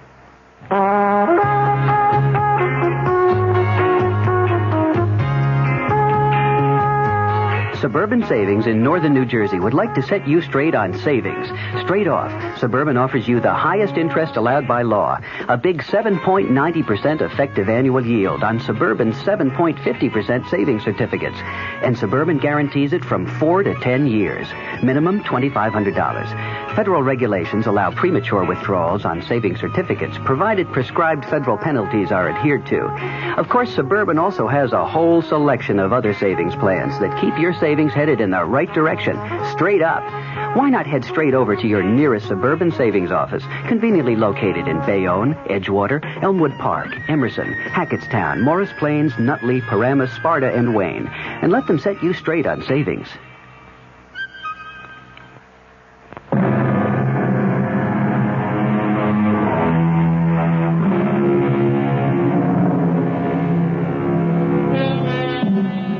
This story takes place at Captain's Cove on the shores of New England.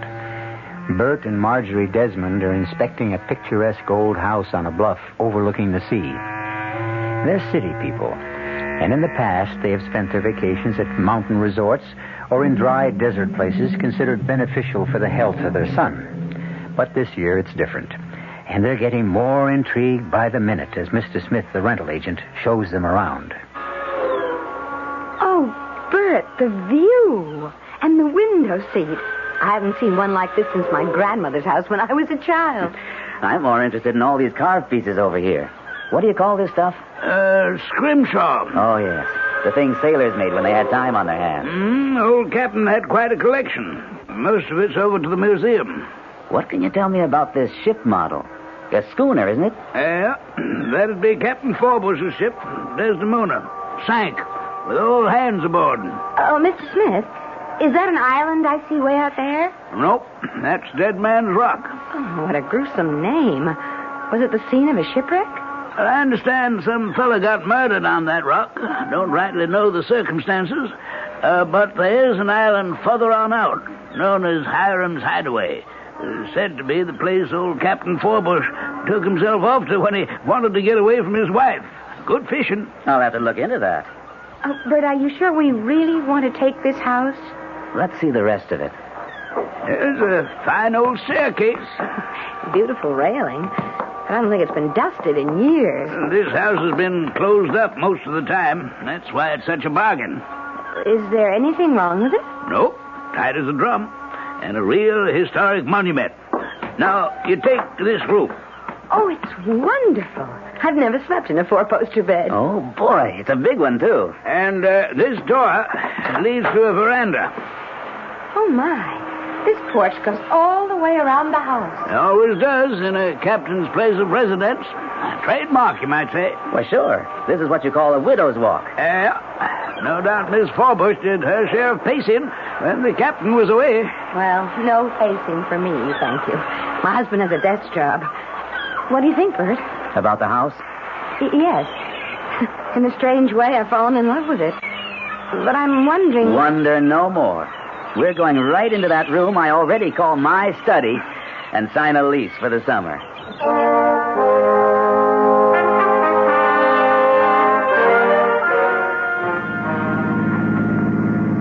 Bert. Glad you've come to life. You haven't said a word since we left the cove. I thought you were asleep. No. I've been thinking. And worrying. Worrying? About Robbie. Robbie? I can hardly wait to get his reaction when he sees where he's going to spend the summer. Bert, maybe we've made a mistake. Oh, you're kidding. No. That long, deserted beach and those rocks, it's a dangerous place for a boy. You'll have a ball.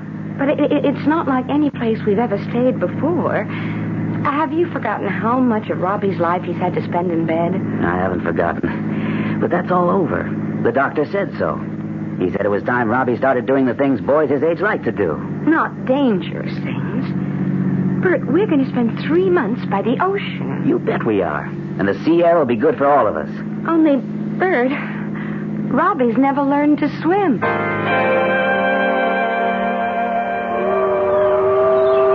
Well, Robbie, what do you think of it? Oh, man. This house is twice as good as you thought it was. I didn't remember it was so musty.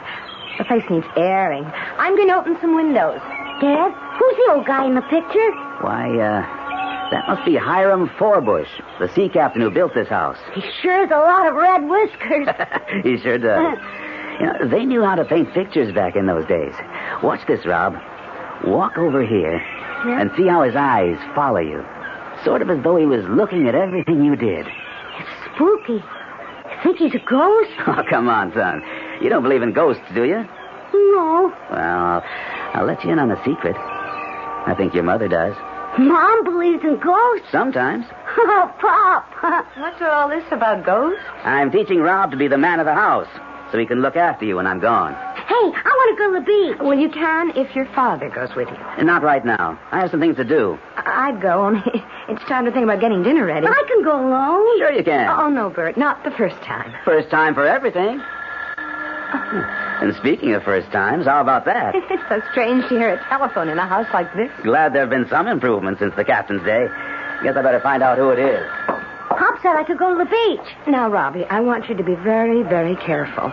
Follow that little path and watch your step climbing down the bluff. Mom, I'm not a baby. And don't stay away too long. Do you have your jacket? Oh, Mom. I'll be watching you from this window. Damn. Why, what's the matter? That phone call from the office. Wouldn't you know they're having a crisis and they want me back? Oh, no, Bert, we just got here. You're on your vacation. Won't be gone long. Just for the day to help get things straightened out. But it's a 4-hour trip. I know. I'll have to start very early tomorrow morning.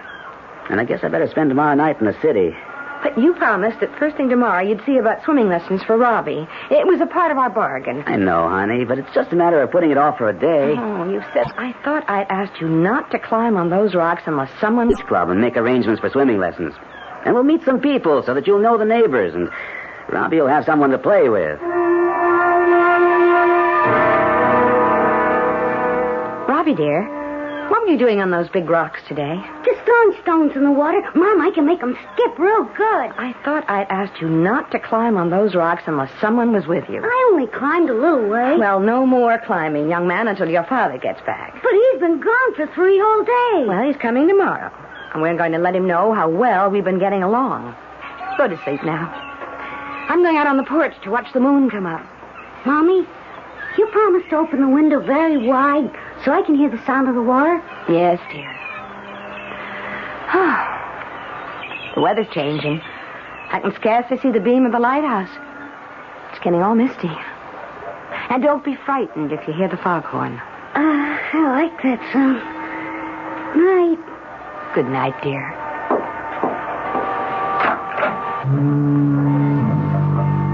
Good evening. Is someone there? I always stroll the veranda on a foggy evening. Well, there is someone.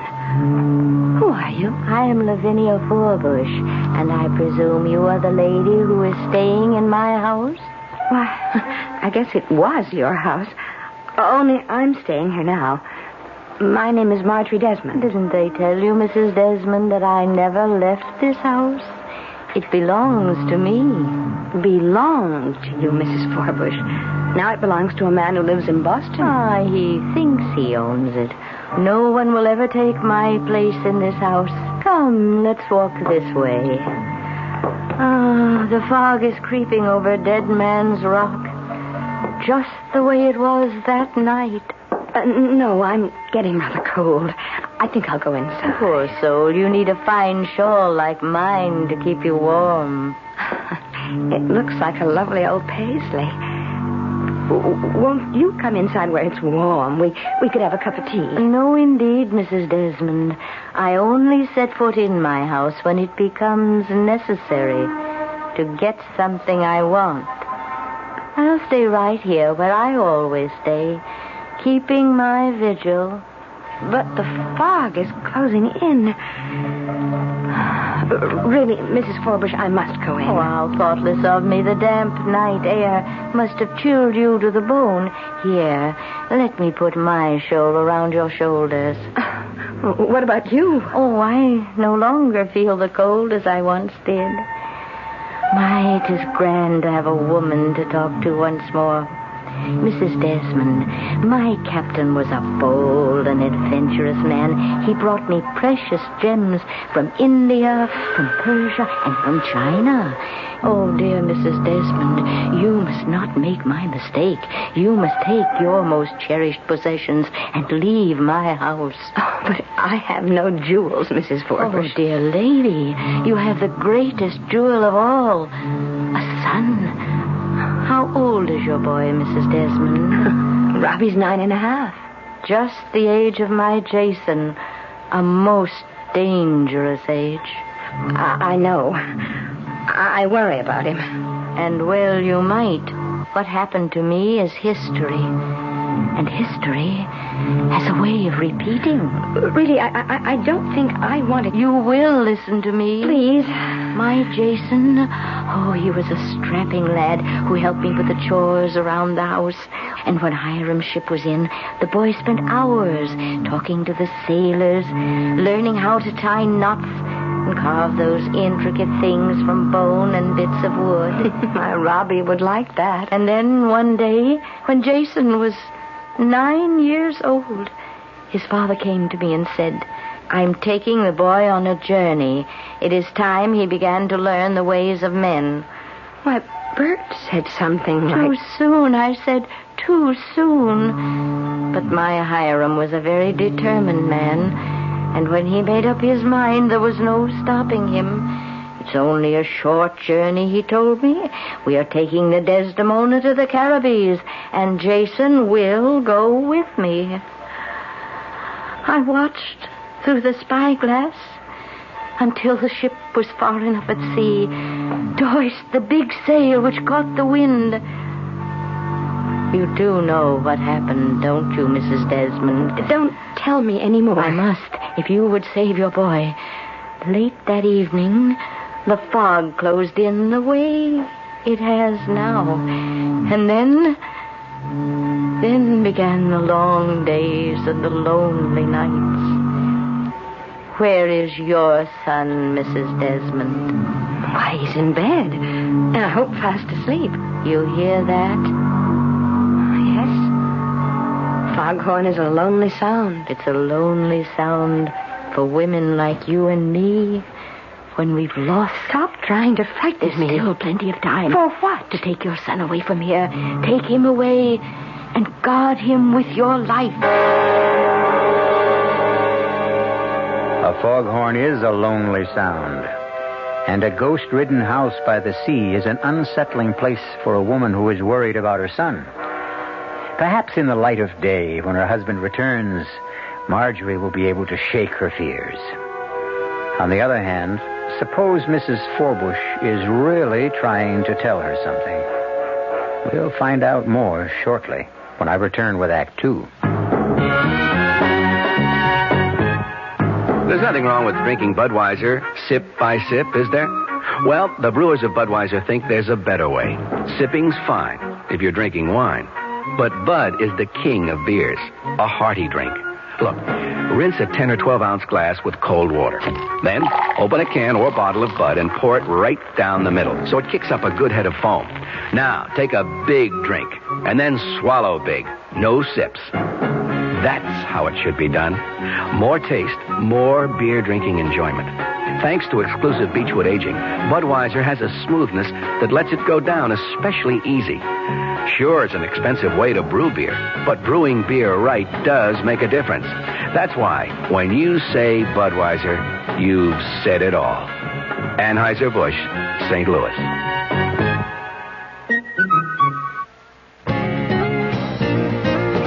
Hey, Mom, what's for dinner? Hey, Mom, what you got? What's for dinner? Your ShopRite supermarket suggests choice beef first cut chuck steaks just 59 cents a pound this week.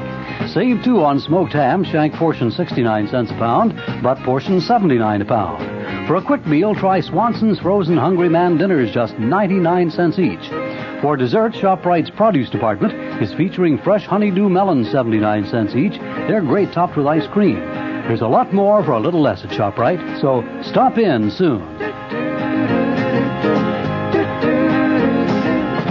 She loves the family. She wants the best. She does all that she can do. She lets ShopRite do the rest. Hey, Ma, what's for dinner? ShopRite has the answer. This is WOR New York, your Mystery Theater station.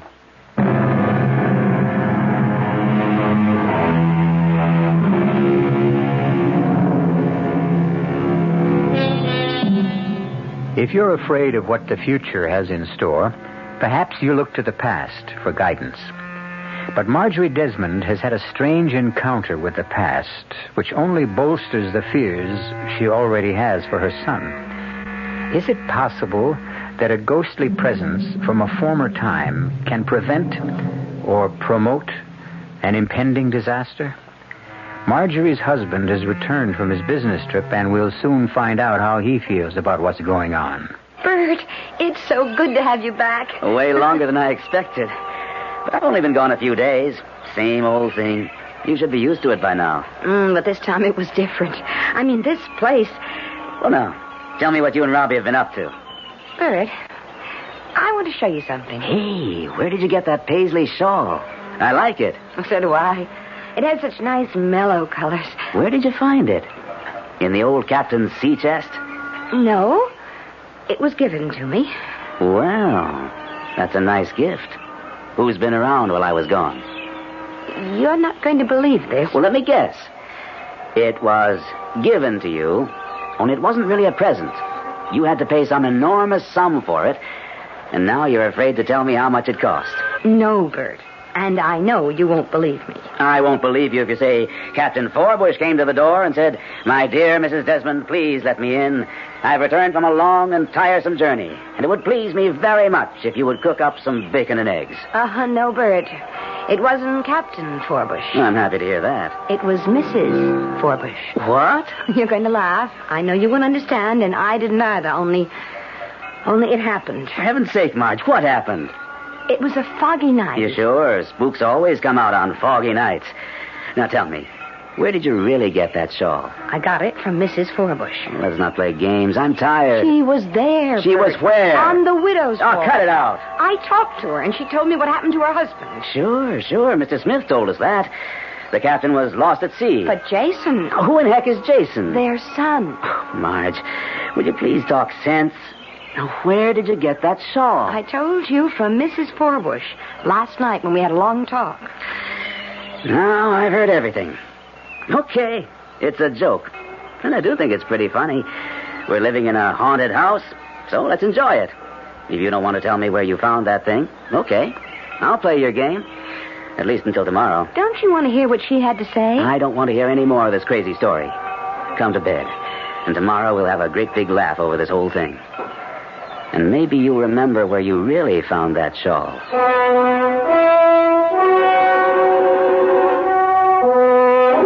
That was the best picnic we ever had. Can we do it again tomorrow? Well, not every day, Rob. Maybe tomorrow we'll go to the beach club. I thought I might do some fishing. Dad, can I go fishing with you? Maybe we'll all go.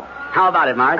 Count me out. You know how I feel. I know. You like to eat the poor little critters, but it's cruel to catch them on those nasty hooks. Well, it is. Robbie and I may just go off and forget to come home. Take your son away from here.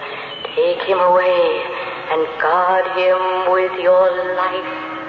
Well, honey, what's the matter?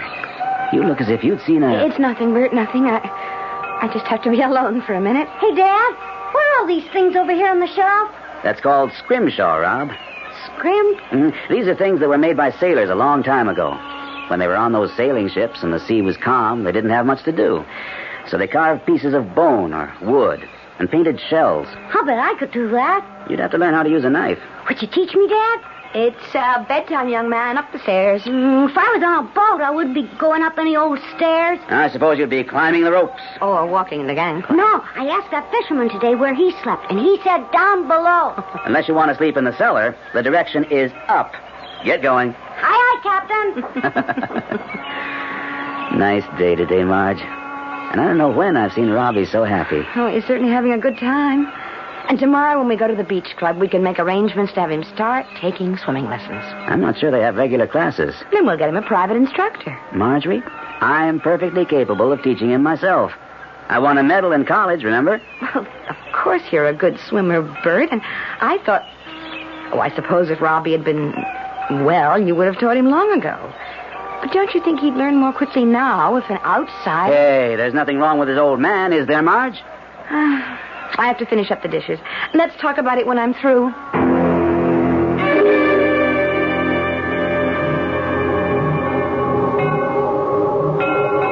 Robbie? Don't be frightened. I want to talk to you. No, I'm the lady who lives here.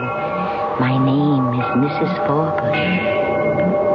Say, do you know the man with the red whiskers? He is my husband. Maybe you could tell me about that boat on the shelf downstairs and all those other things. That ship was one of the proudest vessels to sail the seven seas, and Captain Forbush himself made that model. Do you think it would sink if I tried to sail it? Oh, you must never, never try. Oh, my dad won't let me even touch that boat with the sails. But I can play with the other things. You know, the bones and the shells. I know. And I brought you one that was a favorite of my son. He was just about your age. Now, do you have a candle I can light? There is one over there in the bureau, but I could just turn on this light. No need to waste electricity. I never had it in this house. That doesn't look like a match to me. A tinderbox. Best thing in the world for striking a light. There. Now, Robbie, what do you think of this? Wow. What a big shell. This is for you, Robbie. To keep for Jason while he is away. Where's he gone? I'm hoping you will help me find him. Oh, I'll be glad to help you. Because if he was here, we could climb the rocks together and explore that pirate's cave. We'll look for him, Robbie. We'll look for him together. So now, if you will come with me... I couldn't go anywhere without asking permission. But this is my house, and I am giving you permission. But I still couldn't go without asking. Quickly, boy. Come on. Put on your clothes. Mom! Dad! Oh, what is it, Rob? Why, Robbie, what are you doing with a candle burning? You know how dangerous... I didn't light it, Mom. You tell them, Mrs. Where is she? Where's who? That lady, Mrs. Forbush. She was standing right there. Oh, good Lord, not in here. Rob, there's no one else in this room. You've been having a dream. No, Dad. Honest, she was here. Look what she gave me. Not you, too. Say, that's a very interesting shell. So where did you find it? Dad, I didn't find it. Mrs. Forbush said it belonged to her son, and I could borrow it until he comes back. That's a likely story. You can make up a better one than that. But that's exactly what she said. I'm going to help her find him. And when he's here, we can play together down on the beach. No, Robbie, dear, that's not possible. You're both being impossible. But the trouble is, we have to find Jason. Oh, stop it, Robbie. I won't hear any more about this Jason. Rob, you've had a dream. It seems very real. But now it's over. And tomorrow you'll have forgotten all about it. But, Bert, what about the candle and the shell? Well, there must be some reasonable explanation. But let's not think about it now. I'm blowing the candle out, and Robbie's going to sleep. Good night, son.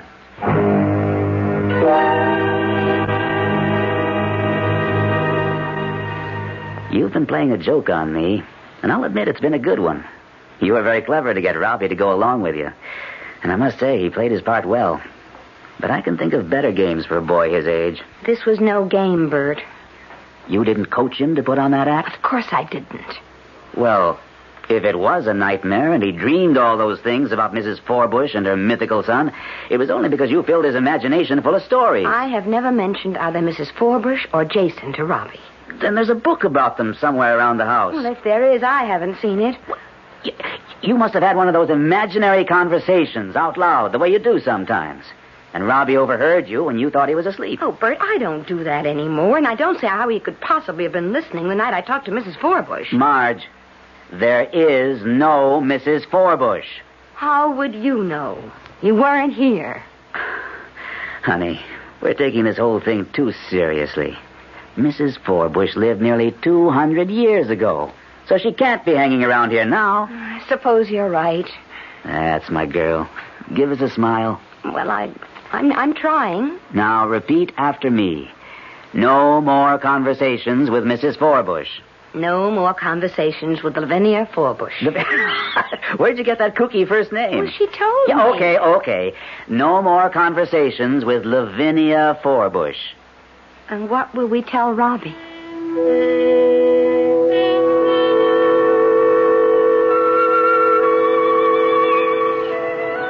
Hey, Mom, look what Dad bought me. He's teaching me how to catch fish. Oh, well, it looks as though you bought out the store. But did you get my groceries? Yep, groceries are all right here. But hold off on the steak. We just may come back with something very special for the frying pan. Look, Mom, my very own rod. Did you ever see one of these? This is a reel. Yes, dear. It looks like a very nice reel. Where will you use it? Down at the wharf? Nope. We're going to get Rob off to a really good start. I've rented a boat. What kind of boat? Oh, just a putt-putt. You know, one of those flat-bottom jobs with an outboard motor. But you aren't going out to sea. Sure. Well, look at it, Marge. Smooth as glass. What do you know about the tides and the currents? Marge, we aren't planning a trip to China. Where are you going? To that island. It's so clear today, you can see it from here. Don't you worry about a thing. See? I bought him a life jacket, and he's going to wear it every minute of the time. We promise, don't we, Rob? Sure, Pop. Promise me you won't go far? I told you, we're only going out to that island. Well, Mr. Smith said the fishing is good. What did he say the island's called? Hiram's Hideaway. Oh, yeah. Sorry I asked. Have a good time. If you stand on the porch with the binoculars, you can watch us most of the way.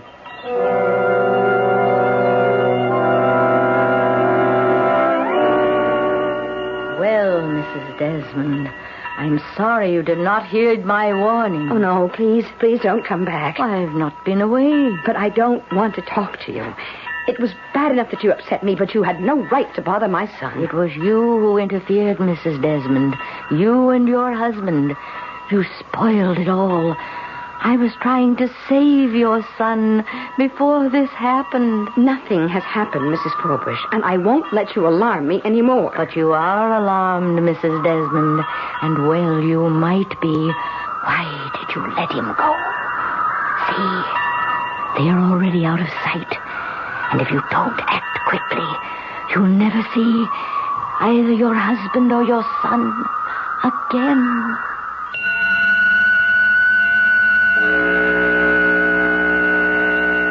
This time it seems more likely that the predictions of the ghostly Mrs. Forbush may come true. Marjorie is a worrier, but after all, Bert is not a seasoned sailor, and Robbie can't swim. No, they're not setting off for China, but they are tempting fate. And it's too late to turn back now.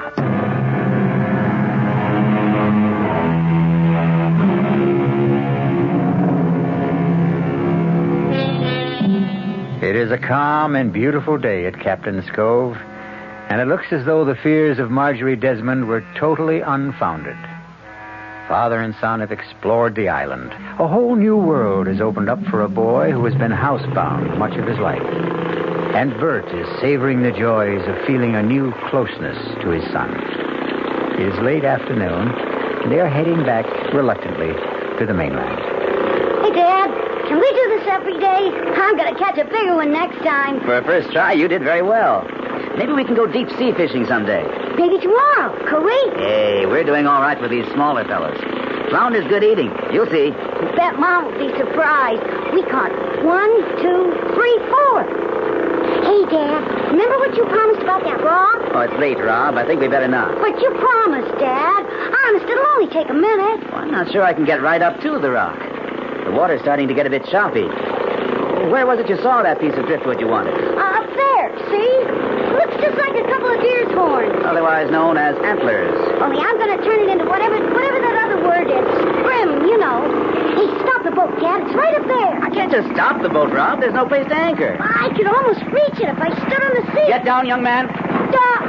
Now, what did I tell you? There's a tricky tide around here. You'll come back some other time. Oh, but Dad, that piece of wood will be gone. Sometimes the waves go all over those rocks. I'll never find a piece like that one. Oh. I'll try again. It's calmer over on this side. Slow down some more, Dad. But there's no way to come in. Like that flat place on the rock. You slow way down, and then I'll jump off and get it. Is your life jacket on tight? Sure, Dad. Okay, then. Be very, very careful. I'll idle the motor while you jump off. Grab your piece of driftwood and jump right back. Here I go.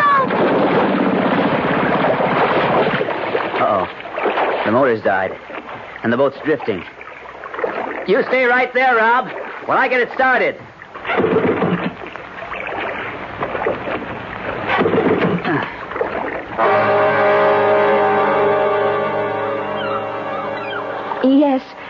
Yes. I want to speak to someone at the boathouse down by the pier. The place where you rent boats to go fishing. Hello?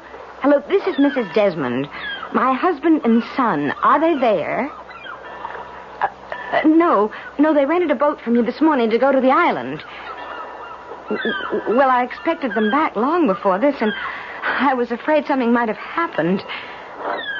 Well, I know it isn't late, but it is beginning to look stormy, and I can't see the island anymore. Could you send someone out to look for them?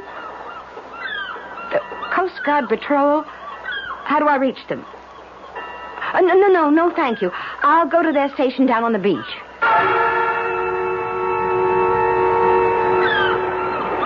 No use going to the Coast Guard station, Mrs. Desmond. They've taken the cutter and gone in the other direction. But Bert and Rob, I'm afraid they're in trouble. They are in trouble, Mrs. Desmond. Out by Dead Man's Rock. Then we must send someone after them. No one to send, unless we do it ourselves. How can we? I've done it before, and if the two of us pull together... What are you talking about? The rowboat over there. Can you handle an oar? Well, once I knew how to row, I'm not sure that I... Hurry, Mrs. Desmond. Before the storm sets in, climb aboard. Well, an old boatway. It's half full of water. No time to be choosy. You fit this oar in the lock while I shove off with the other one. There's a hole in the bottom of this boat, Mrs. Forbush. This is madness. We'll never make it. Pull, Mrs. Desmond. Pull. The sea is getting rough. Aye. A storm is brewing. We must turn back. Too late, Mrs. Desmond. Too late. We must fulfill our mission. That rock seems further and further away. Oh, Mrs. Desmond. Oh, your oar.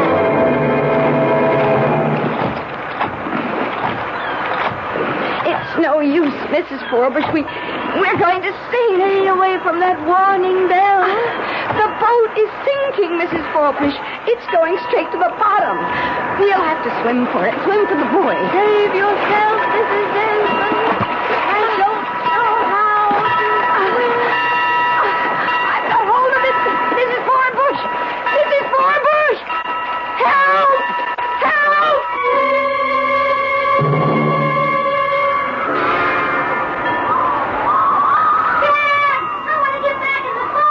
Stay right there, Rob, until I can get closer. I can't seem to get this darn motor started. Hello? Who are you?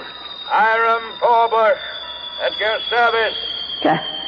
Captain Forbush? Yeah. Are you in difficulty?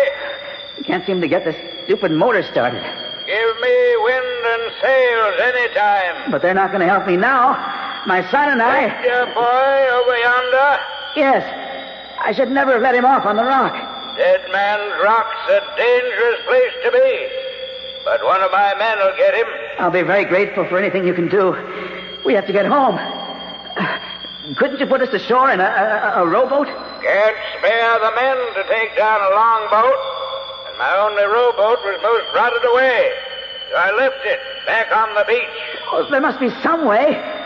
I'll pay you very well. All the money I want is out where we're going.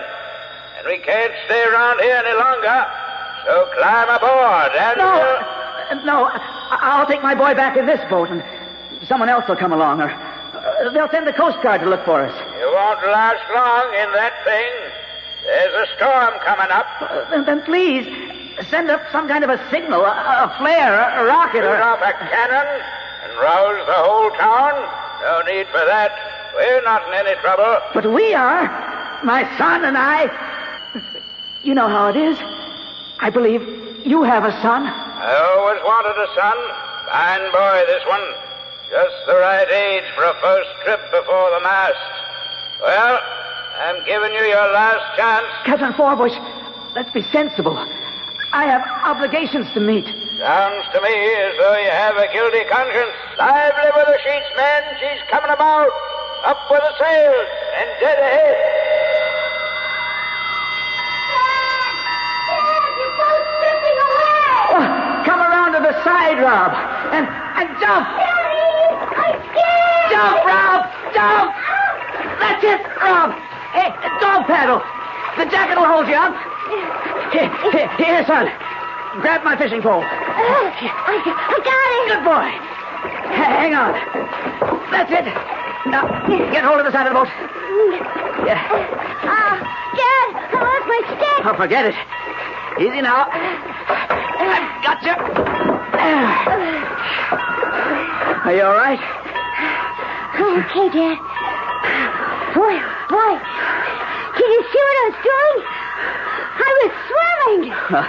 Not quite. Here, Rob. Here's some of these rags to dry off. I'm going to try this motor one more time. Wow, you made it.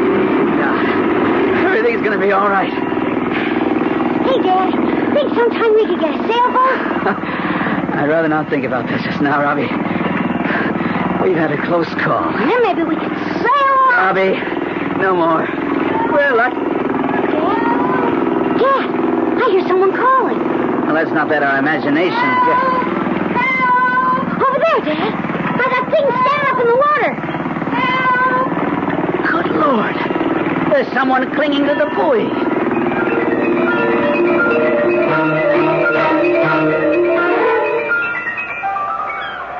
Marge, are you warm enough? Never felt better. And now, Marge, if you feel up to it, will you please tell us what in the name of heaven you were trying to do? I started out in a rowboat. That rickety old rowboat that was down on the beach? Oh, yes. Did you know it was there? I hadn't seen it before. That boat must have been 100 years old. Why did you... I can't explain what was going on in my mind. Or at least you wouldn't understand. You see, I had this awful premonition that something terrible was going to happen to both of you and that I must row out as far as that rock to save you. Well, the boat sank and mercifully there was that buoy and then you came along. Please don't ask me any more questions because now that you're both safe, all those crazy notions I had are gone forever.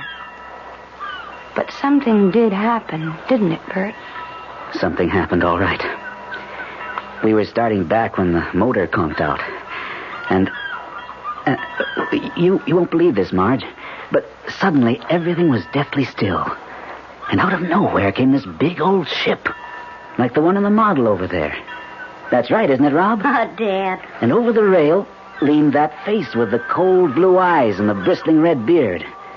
None other than Captain Hiram Forbush. Oh, you're being mean, Bert, but I guess I deserve this. Go on. You don't believe me, do you, Marge? But I tell you, there he was, big as life. I begged him to take us back to shore, but he said he was heading for the Caribbees. He had Robbie up on the deck while I was trying to start the motor. And then that sailing ship started to take off. And I looked up, and that's when I yelled to Robbie to jump. Hey, Dad, that's the best story I ever heard. Now can I tell Mom what really happened? What really happened? You see, Mom, it was like this. I saw this piece of wood like antlers on that big rock. And I wanted to make something out of it. You know, some of that scrim stuff. And I begged Dad to let me get it. So he slowed down the boat, and I jumped off. Oh, that was dangerous, Rob. Well, it would have been all right, except the motor conked out and the boat was drifting away. So I had to jump in the water, or I'd still be on that rock. And, oh, Mom, I was scared. But I almost swam. A swimming lesson for you tomorrow, Robbie. I promise. Mom, you tell me something, please? Yes, dear. What happened to Mrs. Forbush? Why, Robbie, why do you ask a question like that? I've been worried about her. She drowned, didn't she? Yes, Robbie. She drowned. But that was a long, long time ago.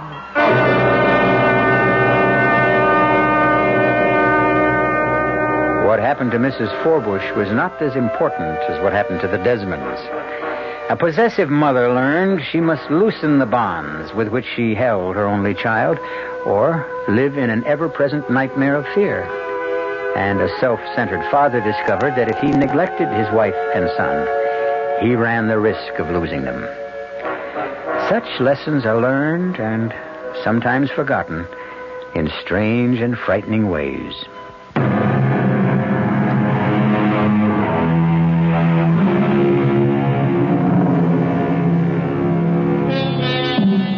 The ghost of Mrs. Forbush has been laid to rest.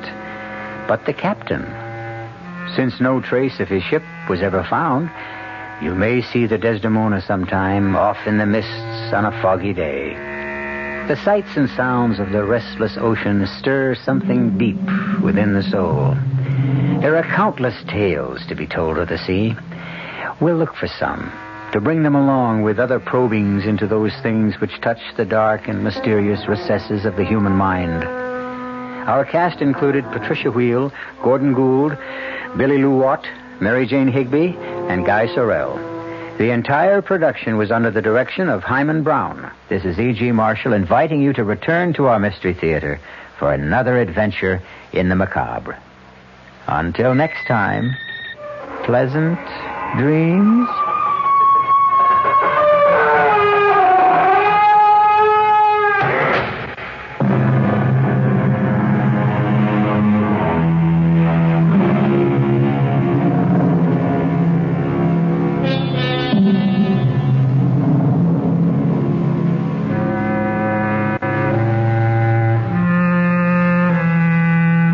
WR Mystery Theater has been brought to you by ShopRite Supermarkets, where you get a lot more for a little less, and by Suburban Savings, with offices throughout North Jersey. The preceding Mystery Theater program is furnished by the CBS Radio Network.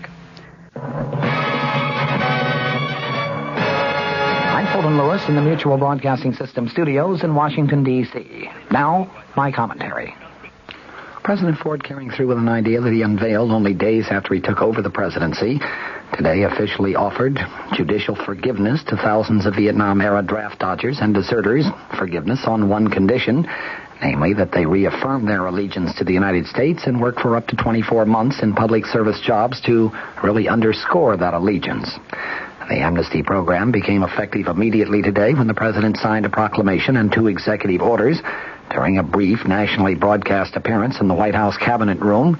Under that program, draft evaders and military deserters who have not been convicted or punished can turn themselves in before next January 31st, reaffirm their allegiance to the nation, and agree to spend up to 2 years in approved public service jobs, such as hospital orderly. The length of service, the president explained, could be reduced for mitigating circumstances. For men already convicted or punished for desertion or draft evasion, the president established a 9-member clemency board to review their cases as equitably and as impartially as is humanly possible. Just to ensure that the cases will be heard with a very sympathetic ear, the president appointed Charles Goodell, the former Republican senator from New York, and probably the most outspoken of all Republican critics of U.S. involvement in the Vietnam War, as the new chairman of the new Clemency Review Board. A second member of the board, the Reverend Theodore Hesburgh, has spoken out in favor of unconditional amnesty, and thus will be a second sympathetic listener to clemency appeals. He is, of course, the president of Notre Dame University, and like Goodell, he was a very ardent critic of U.S. Vietnam policy. Men now in prison will have their cases reviewed first, and officials said that their confinement would be suspended as soon as possible. The president explained that in dealing with amnesty, he was following the precedents set by other presidents who faced similar post-war situations. He specifically mentioned Abraham Lincoln and Harry Truman, a Republican and a Democrat. The president added, quote, "My objective of making future penalties fit the seriousness of each individual's offense and of mitigating punishment already meted out in a spirit of equity has proved an immensely hard and complicated matter, even more difficult than I knew it would be." He recalled his own words in announcing back on August 19th that he would give the men involved a chance to, as he said then, to earn their return to the mainstream of American society. With the divisive Vietnam War over for more than a year, the president said, "I was determined then as now to do everything in my power to bind up the nation's wounds." You may be interested in some of the technical aspects of the amnesty order that was issued today by President Ford. Returning draft evaders will be required to report to U.S. attorneys within 15 days after they arrive back on American soil, while deserters will have to report to military commanders within that same grace period. Attorney General William Saxby said that he estimates that 2,500 draft resistors are going to take advantage of the conditional amnesty offer, and he said a larger number of deserters will also do so. Questioned by newsmen as he left a congressional hearing, Saxby said that the president's plan goes right down the line with recommendations submitted by both the Justice and the Defense Departments. Congressional reaction to the president's announcement was pretty mixed. Senate Republican Whip Robert Griffin of Michigan hailed the president's decision as a courageous, compassionate move, while House Republican leader John Rhodes of Arizona said that it should have broad support on Capitol Hill. Among the Democrats, House Speaker Carl Albert said that he is accepting the president's leadership, but he added, quote, "I don't know what he is going to do." Senate Majority Leader Mike Mansfield said that he will give full support to the program, but Alabama Democrat Senator James Allen seemed to be critical, saying that the action is going to be unfair to those who did serve in Vietnam. Senator Allen's view seemed to be the view of spokesman for some of the nation's veterans organizations. John Stang, the commander-in-chief of the Veterans of Foreign Wars, said here in Washington today that the president's action does a gross injustice to those who did serve honorably, those who died and received wounds, and those who were for so long imprisoned. Stang said that the veterans do not want revenge. He said all we ask for is justice. The president's program provides amnesty in exchange for the up to 2 years of alternative duty in public service jobs. Stang took issue with the idea of those public service jobs. He said, "Why provide jobs for those who would not serve in Vietnam when the unemployment rate for the young Vietnam veterans is now over 10%? William Houck, the national adjutant of the American Legion, said that the president's plan violates the principles for which millions served their country honorably. Thousands died in combat, and thousands more were wounded. Bus Mills, the executive director of the National League of Families of American Prisoners and Missing in Action in Southeast Asia, was equally unhappy about the president's announcement today, saying, "We are completely bewildered and disillusioned." He complained that the president announced his amnesty program before he announced any plans to obtain an acceptable accounting for the 1,300 U.S. servicemen that are still unaccounted for in Southeast Asia. On the other side of the coin, Mary Ramberg of the Mississippi chapter of the American Civil Liberties Union said that those who evaded service have committed no crimes, and yet the justice they're getting is really a mock trial outside the judicial system. Stephen Wayne Trim, a former Chatham, New York resident now living in Hamilton, Ontario, fled to Canada in 1969 after an appeals court refused to overturn his conviction on draft evasion charges. Trim, who sought exemption as a conscientious objector, was charged with bail jumping when he fled north. He said today that President Ford's plan leaves too many questions unanswered. He added, "I would have to be assured, even if I may get amnesty for the initial conviction, that I will have immunity from the bail jumping charges." As for the job program, Trim said, "It depends on the work. I have nothing against humanitarian work if it is truly humanitarian, but who knows yet what it is precisely going to be." Here are some of the statistics regarding the program that was unveiled today. Officials say that about 15,500 draft evaders are potentially eligible for the clemency. Of these, about 8,700 have already been convicted, and another 4,350 are under indictment Of those under indictment, 4,060 are listed as fugitives, and an estimated 3,000 of them are currently in Canada. Prison sentences now are being served by 130 persons who were convicted of draft evasion. According to officials, some 500,000 incidents of desertion falling within the scope of the clemency program were recorded during the Vietnam War. They said 660 deserters now are serving prison sentences or are awaiting trial, and about 12,500 deserters are still at large, with about 1,500 of them in Canada. To be eligible for clemency, deserters would have to have committed offenses between August 4th, 1964, that is the date of the Senate's Tonkin Gulf Resolution, and March 28, 1973, the day the last U.S. combat soldier left Vietnam. Clemency will not be considered for deserters or evaders who face other unrelated charges.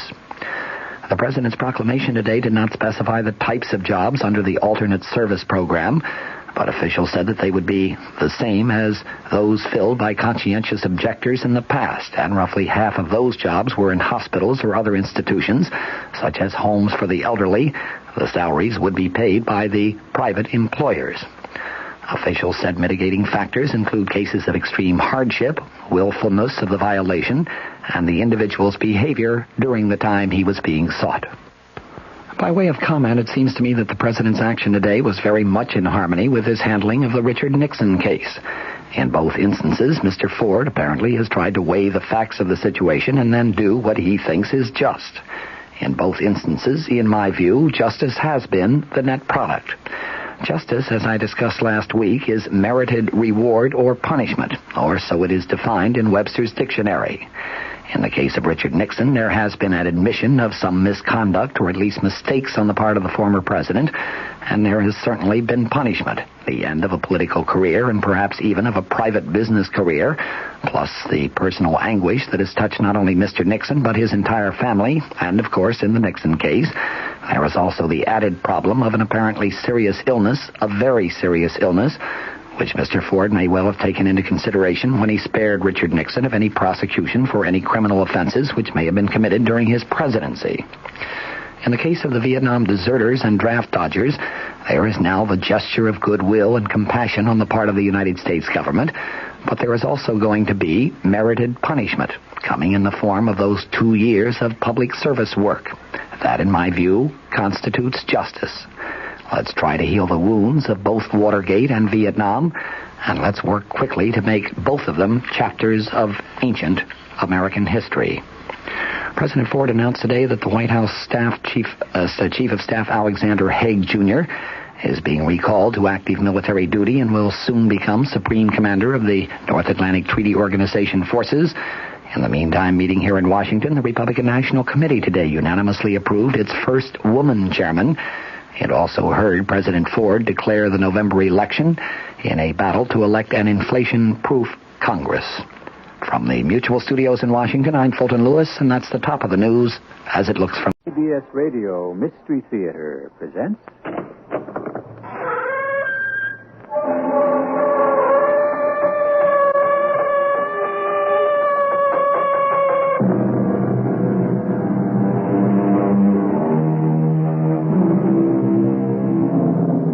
Come in. Welcome. I'm E.G. Marshall. Some 38 years ago, back in World War II days, a famous line was born. It was part of a song which goes like this. There'll always be an England, while there's a busy street, wherever there's a turning wheel, a million marching feet. To which the authors might have added, and as long as there's an England, there'll always be a Sherlock Holmes. Which one of you is Holmes? My name, sir. But you have the advantage of me. I'm Dr. Grimsby Roylott of Stoke Moran, and I know you, you scoundrel. You're Holmes the meddler, Holmes the busybody. Stay out of my affairs. When you go out, close the door, for there's a decided draft. Just see that you keep yourself out of my grip, or I swear to see to it that you'll roast in hell.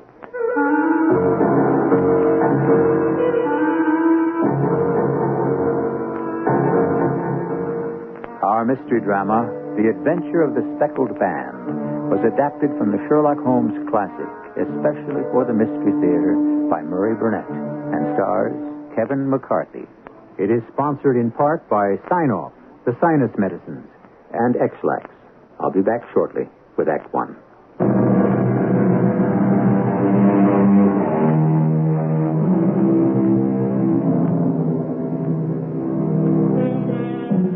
Macho is the in word today when rating male performers. Either the performer in question has it or he hasn't. It's very similar to the days of Eleanor Glynn when she made the word it synonymous with sex appeal.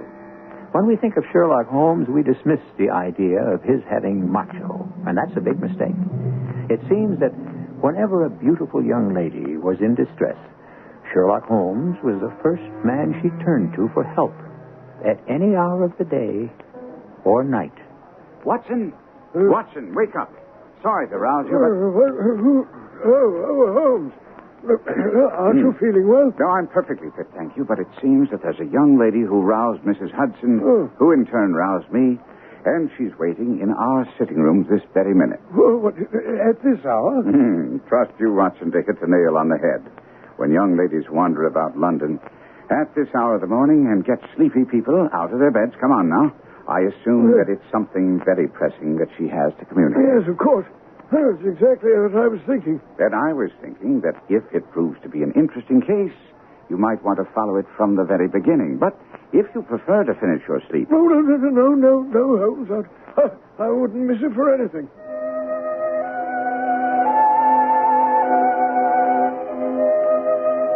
Good morning, madam. My name is Sherlock Holmes. This is an intimate friend of mine and an associate, Dr. Watson, before whom you can speak as freely as before myself. I'm glad to see that Mrs. Hudson has had the good sense to light the fire. Please, draw up to it, and I'll order you a cup of hot tea, for I observe that you're shivering. I'm not shivering from the cold. What then?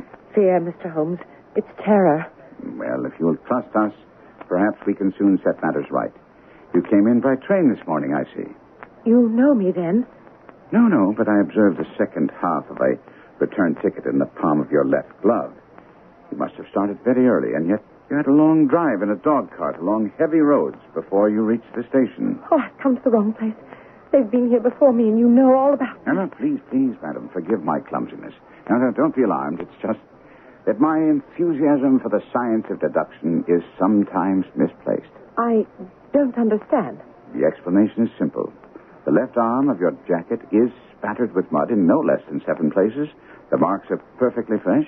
There's no vehicle other than a dog cart which throws up mud in that way. And then only when you sit on the left-hand side of the driver for some time. However you reached your conclusions, you're perfectly correct. And I see I was wrong to mistrust you. Mildred Farintosh was right when she said you are the one to turn to in an hour of need. Farintosh, eh? That was before your time, Watson. It was concerned with an opal tiara, I recall it now. I hope that you can help me shed the horror and darkness which surrounds me. At present, I can't reward you for your services, but in a month or 6 weeks I shall be married with full control of my own income, and then you shall not find me ungrateful. Now, don't disturb yourself about rewarding me. Let us hear your problem. My name is Helen Stoner. I live with my stepfather, Dr. Grimsby Roylott, who's the last survivor of one of the oldest Saxon families in England, the Roylotts of Stoke Moran on the western border of Surrey. The name is familiar to me. Well, then perhaps you know that the Roylott family was at one time among the richest in England, but 4 successive heirs of wasteful and dissolute habits mortgaged the estates to the hilt, and the taxes did the rest. My stepfather, seeing that he must adapt to new conditions, took a medical degree and went to Calcutta, where he established a large practice. Does he practice in Surrey now? Oh, no, never. No one would come to him. Why not? Because of his temper. The villagers are afraid of him. Only last week he threw the local blacksmith over a bridge and into a stream. You don't say. It was only by paying all the money I could get together that I was able to avert another public exposure. But surely your stepfather must have displayed some of these symptoms to you or your mother before she... No. You don't understand. My mother was the young widow of Major General Stoner of the Bengal Artillery. We were only 2 years old at the time of my mother's remarriage. We? Oh, my twin sister, Julia. Uh-huh. She's dead. And it's about her death that I want to speak with you. In a moment. You say you and your sister were only 2 years old when your mother married Dr. Roylett. Now, even so, surely there must have been some indication of this violent temper that you speak of. Not then. There seemed to be no obstacle to our happiness. It was only after he caught our native butler in some robberies and beat him to death that the violent side of his nature was revealed, and never to us, never. I'm sure that... Yes, madam. Yes, sure of what? That if my mother were still alive, we'd be happy again. Ah. When and how did she die? 8 years ago, in a railway accident near Crewe. And your sister? That's the horror, Mr. Holmes. That's why I'm here. It was just 2 years ago, just a fortnight before her wedding day. Mr. Holmes, we were twins, terribly close. And I remember her telling me how she had dreaded telling Papa about her forthcoming marriage. She described it so vividly, I can almost hear her now as Papa called to her outside the house. Julia? Julia? Yes, Papa? Julia, you and your twin sister are so close, and yet as different as night from day. Now, Helen wouldn't have asked to see me in my study, and then avoided coming here. I'm sorry, Papa. It's just that, well, I wasn't sure you'd like what I have to tell you. There's only one way to find out. All right. I've met a man. I love him. He loves me, and we're going to be married. Julia, my child, how could you think I'd be anything but overjoyed to hear that you're going to be happy and with someone who cares for you? Who's the lucky fellow? An army major. You'll like him. His name is Robert Drury. But it was really about Helen that I want to speak. Helen? What has she to do with it? Papa, she can't run this house alone. She must have help. It's been almost too much for both of us, and now that I'm just about to leave... Don't worry. I'll find someone to give Helen a hand with the housekeeping. You'll have other things on your mind, like your trousseau and the things a young woman thinks about when she's getting married. And did he find someone to help you, Miss Stoner?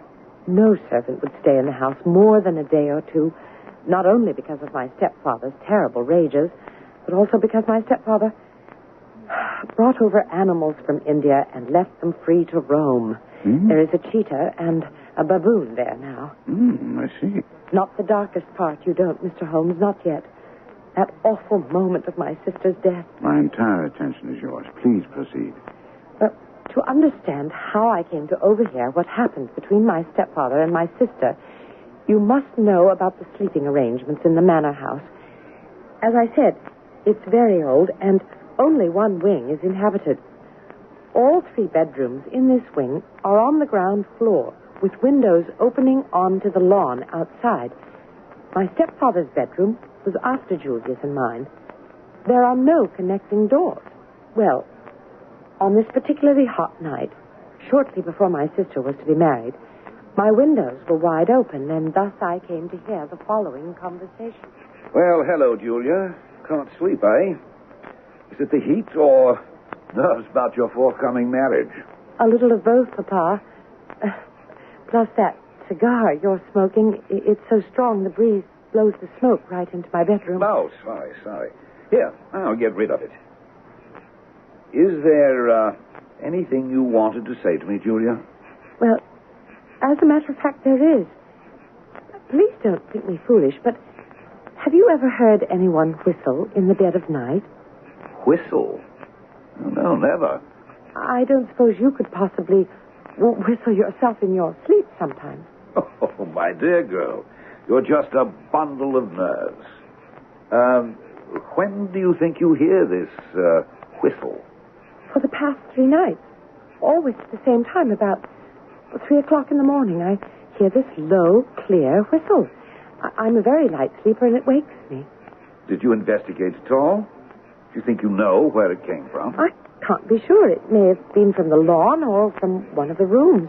Have you asked Helen about this? Of course, but she sleeps very heavily, and she hasn't heard anything. I just wondered if you had. Oh, not a thing, my dear Julia. It's all in your head. I wouldn't worry about it if I were you. And had your sister asked you about this whistle? Oh, yes. I told her that it must be coming from the gypsy camp that my father allows off on the hills. But surely those hills must be some way off? Yes, but sounds carry in the night, don't they? Possibly. Go on. The night of my sister's death, there was a terrible storm. I felt a terrible sense of unease, even though I knew we had locked ourselves in because of the animals I told you about. And suddenly, amid all the uproar of the gale, there burst forth the wild scream of a terrified woman. I knew it was my sister's voice. I sprang from my bed, wrapped a shawl around me, and rushed into the corridor. There the sounds of the storm were somewhat abated, and I thought I heard a low whistle and a clanging sound as if metal had fallen. As I ran down the passage, my sister's door opened slowly, and she stood there, swaying. And then she fell to the ground, and in a strangled voice cried out, "Oh, my Lord, Helen, it was the band, the Speckled band."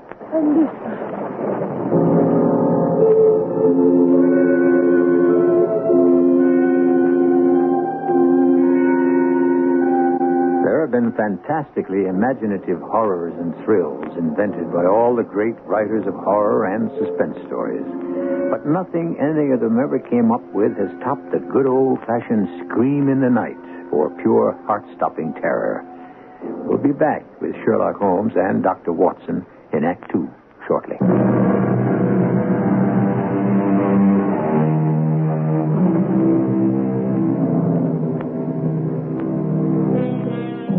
Great talkers abound in history and fiction, but I have a nomination for an unsung category, the great listener.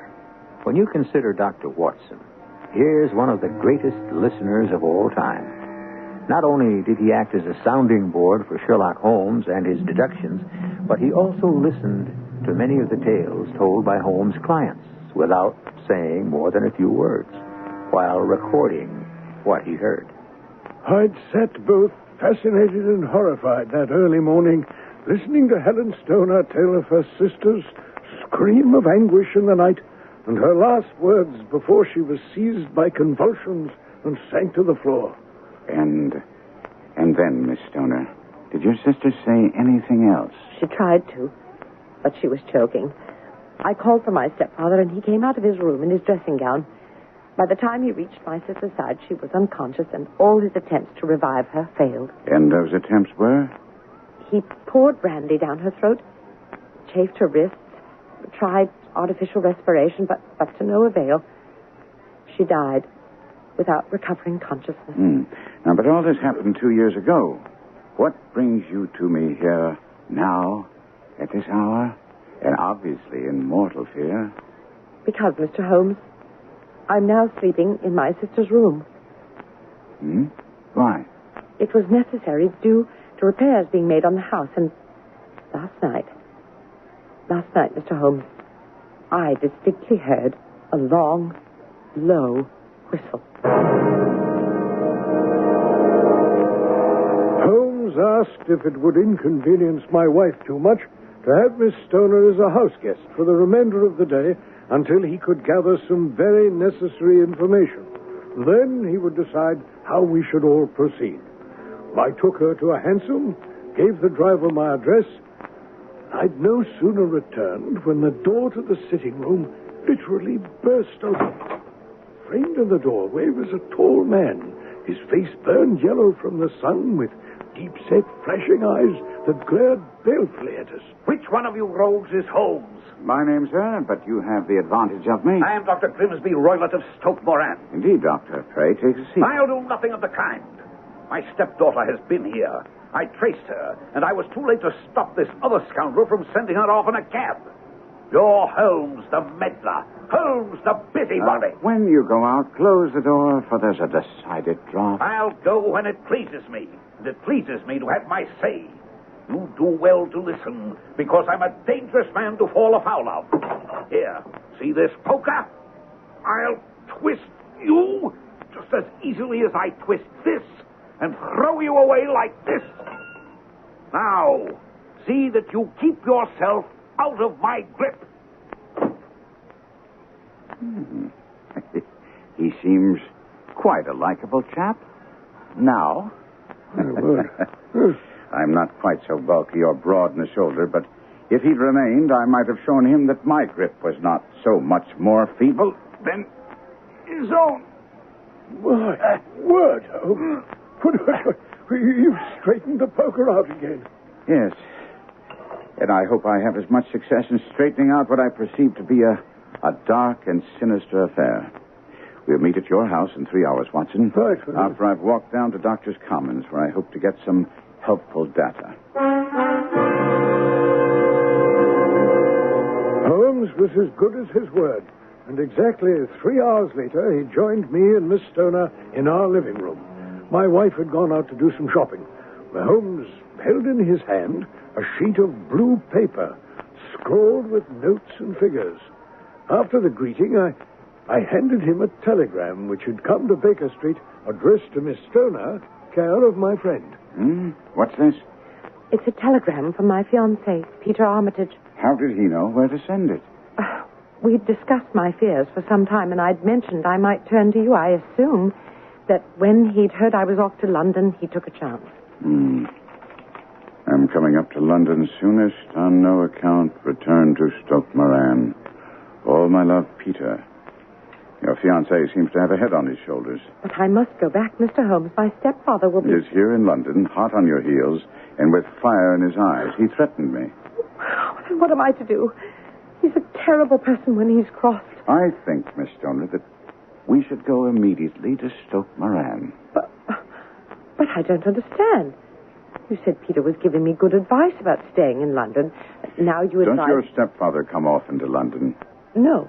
And when he does he return the same day?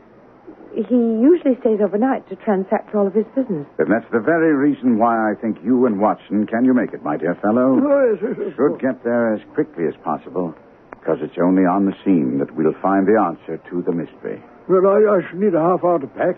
Don't forget to take along a revolver.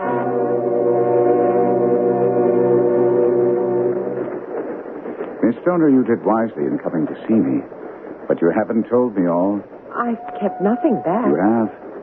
You're screening your stepfather. Why? What do you mean? If you'll excuse me while I push back the lace which fringes your hand here. What? Now, what about these 5 livid imprints of 4 fingers and a thumb? Miss Stoner, you have been cruelly used. I told you about his temper. Well, sometimes he doesn't seem to know his own strength. But he certainly knows on which side his bread is buttered.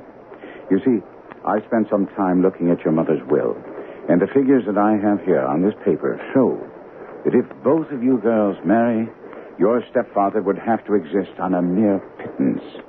The marriage of even one of you would put a serious dent in his income, whereas if neither of you marry, he does very nicely indeed. But, Mr. Holmes... Miss Stoner, you turn to me for help.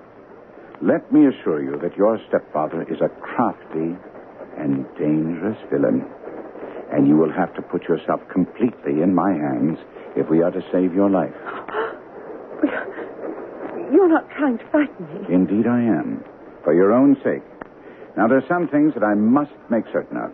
First, are you sure about hearing this whistle and the metallic sound on the night of your sister's death? It's my strong impression that I heard it. Was your sister dressed? No, she was in her nightdress. And in her right hand was found the charred stump of a match, and in her left a matchbox. So she struck a light and looked about her when the alarm took place. Is that important? Vital. But did the coroner's jury come to any conclusions at all? None. The case was investigated with a great deal of care. But my evidence proves conclusively that my sister was quite alone when she met her death. Just How thorough was the investigation? The walls and flooring were carefully sounded and shown to be solid all around. The chimney? Is wide, but is barred with 4 large staples. The windows were blocked by old-fashioned shutters with broad iron bars, which were secured every night, and the door was locked from the inside. Mm-hmm. How about poison? The doctors examined her for it, but no traces were found.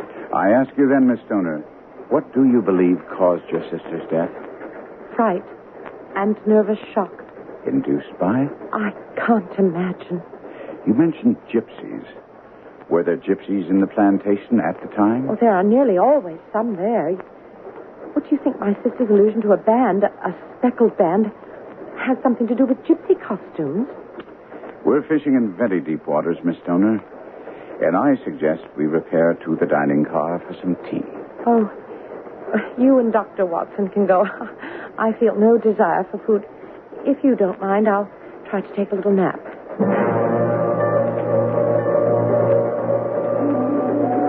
Holmes, if Dr. Roylott murdered his stepdaughter, how in the world did he accomplish it? The door, the window, and chimney were impassable. The flooring and walls were solid. And then Julia Stoner was undoubtedly alone when she met her death. It would appear so, but then how do you account for these nocturnal whistles and the very peculiar words of the dying woman? I can't account for any of it, Holmes. Unless they were hallucinations. Not likely that the 2 women would be afflicted with the same hallucination about whistles in the night. And only one of them referred to the speckled band. Well, you've evidently formed some conclusions. Otherwise, we wouldn't this very moment be on our way to Stoke Moran. No conclusions, my dear doctor. Only surmises, which have to be checked on the spot before I can even begin to make deductions. And these surmises? We have a vicious, seemingly unprincipled stepfather. Stepfather definitely subject to violent rages who stands to gain a good deal if his stepdaughters never marry. In addition, we have a band of gypsies camped very near Stoke Moran, with whom the stepfather is on friendly terms. Now, when you add to that the fact that Miss Helen Stoner thinks she heard a metallic clang, which might have been caused by one of those metal bars that secure the shutters falling back into place, then I feel that we must begin our investigations along these lines. Yes, and while we pursue these investigations, what about Miss Stoner? I've telegraphed her fiancé to meet us at the station and take her to Stoke Moran and wait for us. She'll be safe enough while we visit the gypsies.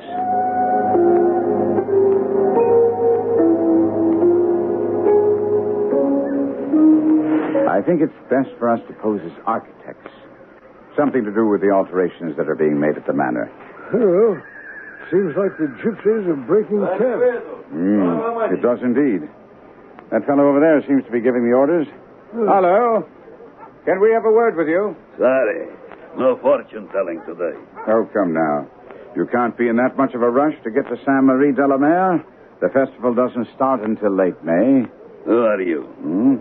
I'm Sherlock Holmes, and this is Dr. John Watson. How do you do? We're assisting the architects in the rebuilding going on at the manor. What do you want with us? What do you know about our annual festival? Oh, I'm interested in the history of the Romany people. And I'd hope to talk with you about your friend and benefactor, Dr. Roylott. Gypsies have no friends. You don't consider it an act of friendship that Dr. Roylott allowed you to use these grounds as a campsite? We paid. With odd jobs around the manor? Doing some of your metalwork and other favors, no doubt. Woman, bring me the cards. No. I'm not interested in the tarot. No, but you are interested in Dr. Roylott. He is why we leave today.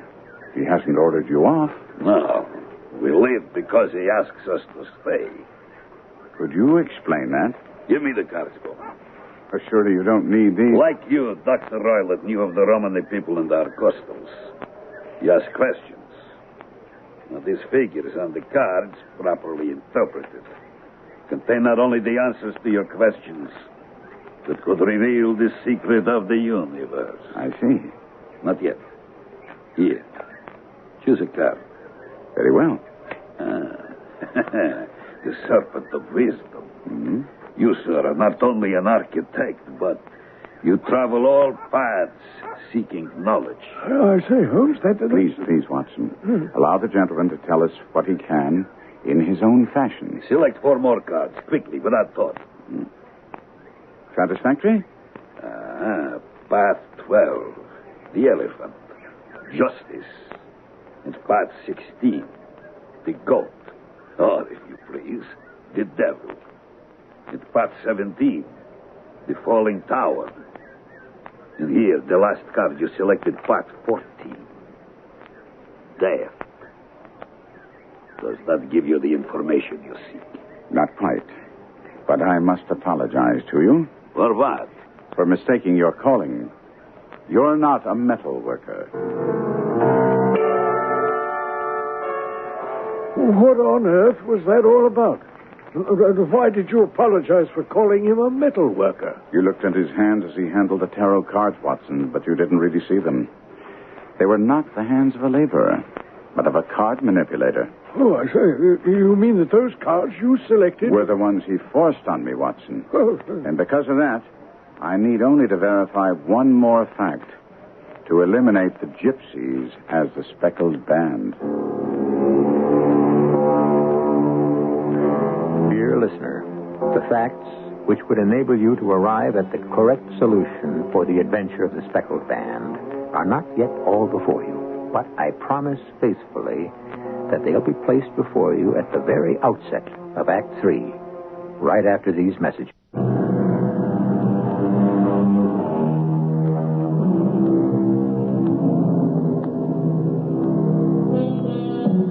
The master of film suspense, Alfred Hitchcock, knew and exploited the sinister undercurrents flowing beneath the placid green and beautiful English countryside. But he didn't discover it. That vein was explored half a century or more before by Sir Arthur Conan Doyle. Listen now as Dr. Watson sets the scene in peaceful Surrey for the final act of the adventure of the Speckled band. Holmes and I hurried back across the fields to Stoke Moran. As we neared the half-ruined building, we spied Miss Stoner. Miss Stoner! Miss Stoner. Oh, Mr. Holmes, I'm so glad to see you. My stepfather's returning this evening by the 9 o'clock train. What will he say when he discovers you're here? Well, that problem will have to wait. I must make use of this time before he gets here to make my investigations. The workmen have all gone for the day? Yes. These windows, opening on the lawn, I take it belong to the room in which you used to sleep. And the center ones are your sister's, and the one next to the main building's Dr. Roylett's? Exactly. But now I'm sleeping in the middle one. Because the repair's being made at the end wall over there. Yes. The wall doesn't seem to be in any pressing need of repair. That's what I thought. All right, so much for that. Now, Miss Stoner, would you be good enough to go into your room and bar your shutters? Of course. Watson, come along and help me test my theory about the gypsies. All secure in there, Miss Stoner? Yes, Mr. Holmes. Good. Watson, would you hold my magnifying glass while I try to slip this knife through a chink? Not possible. As you see, Watson, nothing can be slipped through there. Now for the hinges. Those hinges are solid, Holmes. Built right into the masonry. Exactly. So, we shall have to look inside for the answer.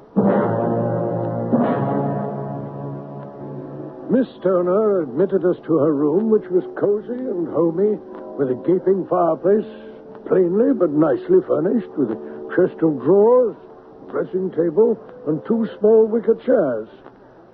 Holmes, how in the world did the gypsies manage to get in? No, they didn't, Watson. Oh, but the band, the Speckled band, and those tarot cards. My dear Watson, there's no way in which they could have been involved in the death of Miss Stoner's sister. Now, let's look about here. That bell rope over your bed, Miss Stoner, where does it go? To the housekeeper's room. It appears to be newer than the other furnishings. Yes, it was put there a couple of years ago. At your sister's request? No, I never heard of her using it. We always got whatever we wanted ourselves. Indeed. Excuse me if I take a closer look at it. The tassel actually lies upon your pillow here. Now, let's see what happens if I pull it. Why, it's a dummy. It doesn't ring. It's not even attached to a wire. If you look closely, you can see it's fastened to a hook just above where the little opening for the ventilator is. You see? How very absurd. I never noticed that before. Very singular. What kind of a builder puts a ventilator leading into another room when, with the same amount of trouble, he might have put it where it would get the outside air? The ventilator is also quite new. Done about the same time as the bell rope. Miss Stoner, with your permission, I'd like to continue my investigation in your stepfather's room. The chamber of Dr. Grimsby Roylott was larger than that of his stepdaughter, but equally plainly furnished. A camp bed, a wooden shelf full of technical books, plain table, round wooden chair, a large iron safe, where the principal things had met the eye. Holmes walked slowly around, examining them all with the keenest of interest. By any chance, do you know what's in this safe, Miss Stoner? My stepfather's business papers. You've seen inside, then? Only once, some years ago. I remember that it was full of papers. There isn't a cat in it, for example? Oh, what a strange idea. What makes you ask that? This saucer of milk standing on top of it. Oh, I can't explain that. We don't have a cat. But there is a cheetah and a baboon. So you informed me, and a cheetah is just a big cat, and yet a saucer of milk wouldn't go very far in satisfying its appetite. Now, I should like to examine the seat of this chair for just a moment. Aha. Just as I thought. Well, common small dog leash. And I don't know why it should be curled upon itself and tied so as to make a small loop, if that's what you're asking. That is uncommon, Watson, isn't it? Well. Oh, me. It's a wicked world. I think I've finished in here, Miss Stoner, and it would be wise for us to leave. Miss Stoner, your life depends on doing exactly as I say. Very well, Mr. Holmes. I place myself completely in your hands. In the first place, both my friend and I must spend the night in your room. What? It must be so. Now, let me explain. First, am I correct in assuming that I can see the village inn from here? Yes, that's the Crown. Excellent. And your windows are visible from there? If you have a room on the side facing the manor, yes. Trust us to arrange that. Now, when your stepfather comes back, I fear that we cannot keep our visit a secret from him, so inform him. Oh, but he's sure to ask what you were doing. Well, you will plead a migraine headache and confine yourself to your room. And then, when you hear him retire for the night, open the shutters of your window, undo the hasp, and put your lamp there as a signal to us. And then, very quietly, very, very quietly, take everything you may need and go to the bedroom you formerly occupied. Can you manage there for one night? Oh, yes, easily. But what will you do? We shall spend the night in your room, and we shall investigate the noise which disturbed you. Holmes and I had no difficulty engaging a bedroom and sitting room on the upper floor of the Crown Inn, commanding a fine view of the manor and of Miss Stoner's bedroom window. You know, Watson, I really have some scruples about taking you tonight. There's a distinct element of real danger. Well, can't I be of assistance? Well, your presence might be invaluable. Well, then I shall certainly come. You evidently saw more in those rooms than was visible to me. No, you saw everything I did. I just deduced a little more. Well, I saw nothing out of the ordinary, except the bell rope, and what purpose that could serve is more than I can imagine. You also saw the ventilator. Well, it's not unusual to have a small opening between two rooms. It was so small that a rat could hardly pass through it. What harm can there be in that? But at least grant me a curious coincidence of dates. A ventilator is made, a cord is hung, and a lady who sleeps in the bed dies. Doesn't that strike you? I can't see any connection. Did you observe anything very peculiar about the bed? I can't say I did, no. It was clamped to the floor. Did you ever see a bed fastened like that before? No, can't say I have. What purpose does that serve? The purpose for which it was intended. The lady could not move her bed.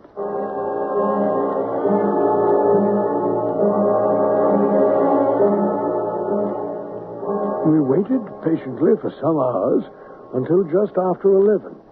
A bright light shone out from one of the manor bedrooms. Holmes sprang to his feet. That's our signal, Watson. It comes from the middle window. As we were crossing the lawn as silently as we could, a hideous and distorted figure darted out of a clump of laurel bushes and ran swiftly across the lawn. I froze instinctively and turned to Holmes. Good Lord, did you see it, Holmes? That's the baboon, Watson. No harm there, although they can be savage if they feel endangered. The shutters are open. Now, carefully, through the windows, Doctor. Now, the least sound would be fatal to our plans. I understand, yes. Good. You're through. You're through. Good man. Now, you sit on the chair. Good. I'll stay on the edge of the bed. You must sit without a light because he would see it through the ventilator. Do not let yourself fall asleep, Watson. Your life depends on it.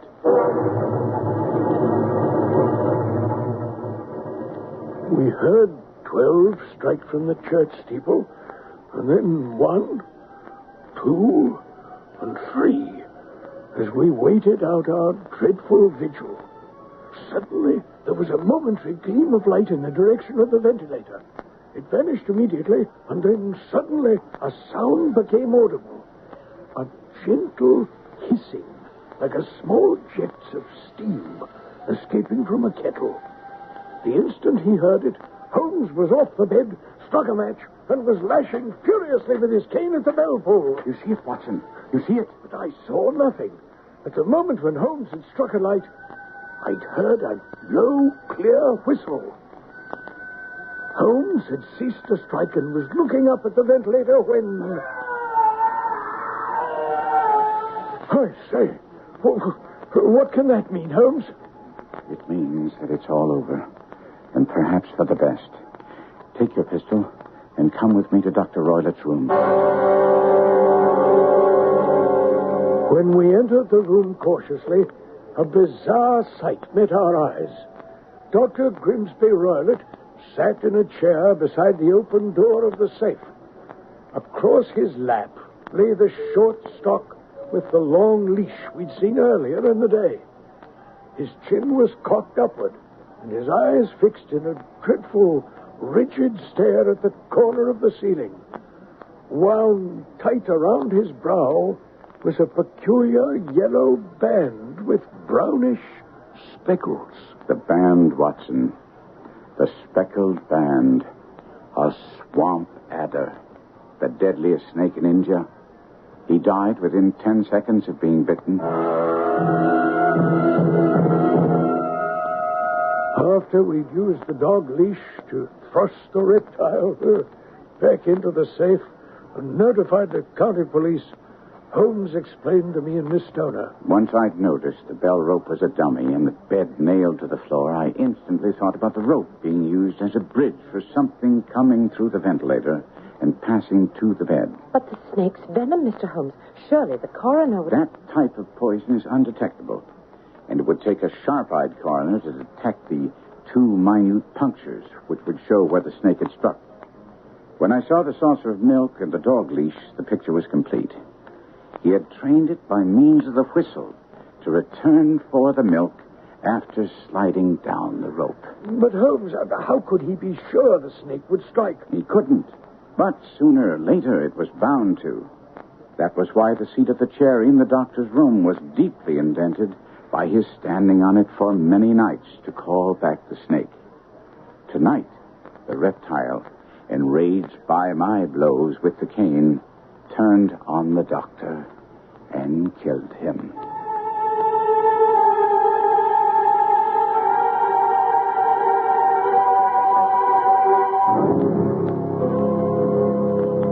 As I reread Sir Arthur Conan Doyle's stories about Sherlock Holmes and Dr. Watson, I begin to think that part of their never-ending appeal is they create a world wherein justice is served.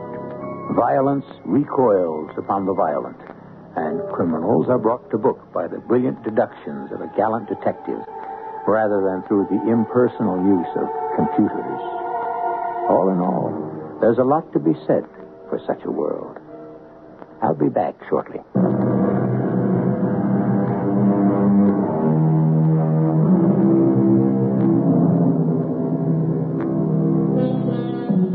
A forgotten man in the Sherlock Holmes stories is the young doctor who introduced Watson to Holmes. He's referred to as young Stamford. And the chance that brought this about was when he and Watson ran into each other at the Criterion Bar in London. Insofar as I know, the Criterion is still there. I, for one, vote that a small plaque commemorating that meeting should be set up in the Criterion. And perhaps someday in the near future, it will be. Our cast included Kevin McCarthy, Court Benson, Patricia Elliott, and Jackson Beck. The entire production was under the direction of Hyman Brown. And now, a preview of our next tale. You know the address? Summer Street, I think. And the phone number, I have that. You've been at the station here all day? I see. How about lunch? Oh, well, I'm out about 1 hour. Yeah, when? Usual time, 12 to 1. Maybe a little more. I am the boss. You go home? No, I bring him a lunch. Then I go sit in the park where there is sun. I am alone. No noise, you know. Yes, I know. It's like the next best thing to an alibi. An alibi?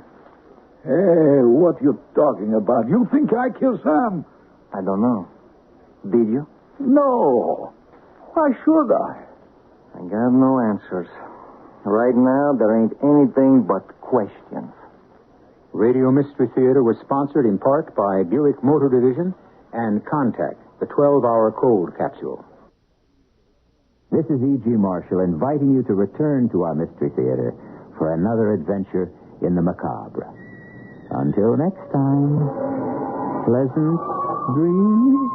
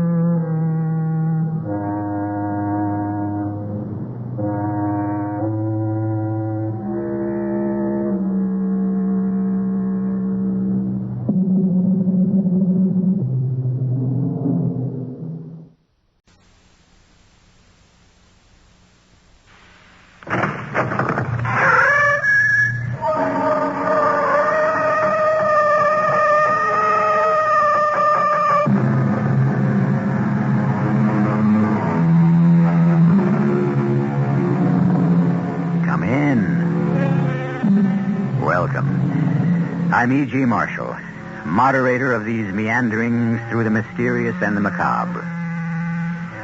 We say revenge is sweet, but the accurate quote is, sweet is revenge. And the full quote is, sweet is revenge, especially to women. And it was written by Lord Byron, who certainly was in a position to know. And if you don't believe Lord Byron, you can take the word of Moliere, who said, a woman always has her revenge ready. Does revenge really come more easily and readily to women? Or is this the chauvinism of male writers? Our mystery drama, Killing Valley, was written especially for the Mystery Theater by Sam Dan and stars Kim Hunter. It is sponsored in part by Luden's Medicated Cough Drops and Buick Motor Division. I'll be back shortly with Act One. When you say Budweiser, when you say Bud, you said a lot of things nobody else can say.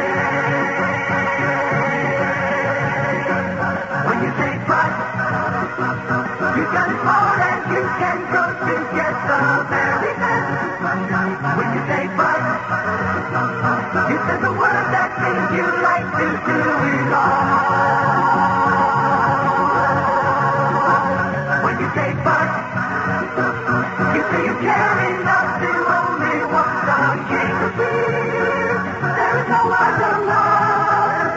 There's only something left. Because the king of peace is leading all the rest. When you say Budweiser, you said it all. Anheuser-Busch, St. Louis. Hey, Mom, what's for dinner? Hey, Mom, what you got? ShopRite's answer to what's for dinner this week is center-cut beef rib steak, just $1.39 a pound. Fresh ground chuck, 89 cents a pound. Fresh no-white mushrooms, only 89 cents a pound. For a quick and delicious meal, try Farmland entrees, frozen assorted varieties, a 2-pound package for 89 cents. Save on Fleischmann's margarine, 1-pound package, only 59 cents. Golden ripe bananas, 19 cents a pound. Don't miss these and other great values at your nearby ShopRite. She loves the family. She wants the best. She does all that she can do. She lets ShopRite do the rest. Hey, Ma, what's for dinner? ShopRite has the answer. Let's hear it for Martin Payne. We've got decorative lumber, lighting fixtures galore. We've got tiles and bulbs and brushes. We've got covering for the floor. Rollers, paints, and spackles, wall covering till you'll faint. Martin's home decorating standards. It ain't just paint. Martin saves you money today by rolling back prices to 1972 on 3 paints. Latextra outside paint, Wall Pride dripless flat wall paint, Wall Pride semi-gloss enamel paint. These paints all carry the Parents Magazine guarantee of product performance. Buy 2 gallons, save 50% on special Martin ceiling paints, wall paints, porch and deck and house paints. Buy cushion soft bathroom seats, $9.99 each. Galore. We've got tiles and bulbs and brushes. We've got covering for the floor. Rollers, paints, and spackles, wall covering till you'll faint. Martin's home decorating standards. It ain't just paint.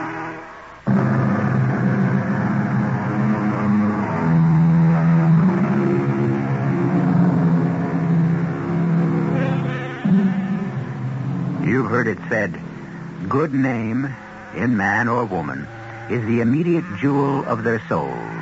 And I suppose what it comes down to for everyone is the reaction the mention of our name creates in others. Polly Preston still has to get used to the fact that her name has suddenly acquired meaning. It wasn't too long ago that mention of her name wouldn't even cause a ripple. But now it really roils the waters. At the 37th floor, I stepped off the elevator. The stunningly beautiful, immaculately groomed blonde secretary, with the mandatory English accent, put honey and heather into her voice as she said to me, "Oh, how do you do, Miss Preston? You look marvelous. The book, I understand, is doing fabulously. You're to go right in. Mr. Cantwell is expecting you." What a difference 6 months in a bestseller can make. Hey, hello, Polly. Am I late? Nah, just fashionably. Now, about the advance on your new book. Herb, you'll have to discuss that with my agent. Little Polly Preston, 6 months ago I had to advance you money for your room rent. And now you're having a headache with your taxes. A most delightful headache. Have you thought about your next book? Any ideas? Well, I should have a first draft in 3 weeks. You'll have another bestseller. Ah, what's it about? Ever hear of a town called Killing Valley? No. I was born and raised there. Oh, a book on life in a small town, huh? Yes, and it's already written. Everything's in my head. But it's been 10 years since I've seen the place. I'll go back there for a few days. I want to get the feel of it again. You know, if I were you, I'd go back there for at least a month. Never. I couldn't stand the place that long. Why don't you like it? I despise it. I detest what it stands for and everyone in it. All those corrupt, vicious people. Oh, I see. It's going to be that kind of a book. You know, I'm afraid it won't be very good. Oh, you don't have to publish it. Polly, you wrote Month of Sundays. It had Humor and art and understanding. That's your style. I dashed that off as an exercise to see if I really was ready to write. I am. Look, do something for me. Send out a publicity release. Say that Polly Preston's new book is to be an expose of a small town very much like the one she grew up in. Are you sure you want it to be an expose? Oh, and I want it in tomorrow morning's papers. When I arrive in Killing Valley, I want them all to know why I've come back. I want to watch each of them wonder and worry how I'll portray them. Oh, I'll have a wonderful time. Ah, Polly, this can't be you. Why not? I've seen people spoiled by sudden success, but I'd have bet my life on that down-to-earth, gentle girl I met 6 months ago. But for 10 years, I've bided my time, Herb. I've directed my entire life toward one goal, revenge.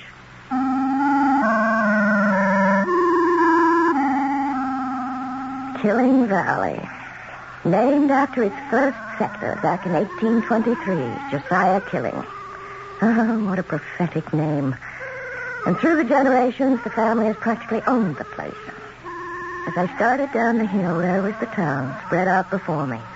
On the left, the old red brick buildings of the Killing Wire Copper Company. And moving in past the sprawl of shops and houses was the main street, named, of course, Killing Boulevard. The National Bank also had Killing's name on it as president. He was the latest Killing, Josiah IV. It was like a dynasty.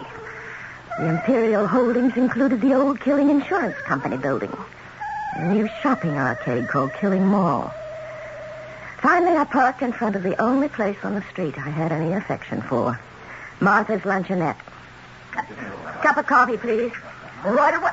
Holy! Hello, Martha. Oh, kid, you're a sight for sore eyes. Let me look at you. Oh, well, now, who'd have known little Polly Preston? And that dress. It's got to be from Paris. Oh, you look wonderful, too, Martha. Oh, I'm just getting older and fatter.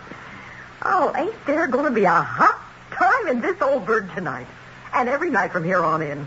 Really? Wow, it was in all the papers. Polly Preston to return to hometown of Killing Valley, which will be the locale of her new book. You still make the world's best cup of coffee, Martha. They don't appreciate it. How's your dad? Well, he's at the Veterans Hospital, you know. Oh, I'll find time to run over and see him. Hey, no, don't bother. Why? Your dad was always so good to me. Polly, he doesn't know anybody. His mind's just about gone. Yeah, he's kind of old, you know. So you're writing another book. Yes. Will I be in it? Sure. You, Fred, my Aunt Grace, naturally my father. And, and that's all for the good guys. The rest? Yeah, listen, kid. That book. It won't make you popular. I already figured that out for myself. You know, something's going on in this town. What? I don't know. It's just something in the air. The only thing in the air is the pollution from Josiah Killing's factory. Polly, you know what it's like to try to swim against the tide in this town. Look what happened to your father. My father was a poor, friendless, beaten man. I'm somebody, Martha. I can't be pushed around by the likes of Josiah Killing or anyone else. Oh, I still say it could be dangerous. You mean someone would try to do me harm? I mean that book of yours. I would say some people would do anything to stop you from writing it.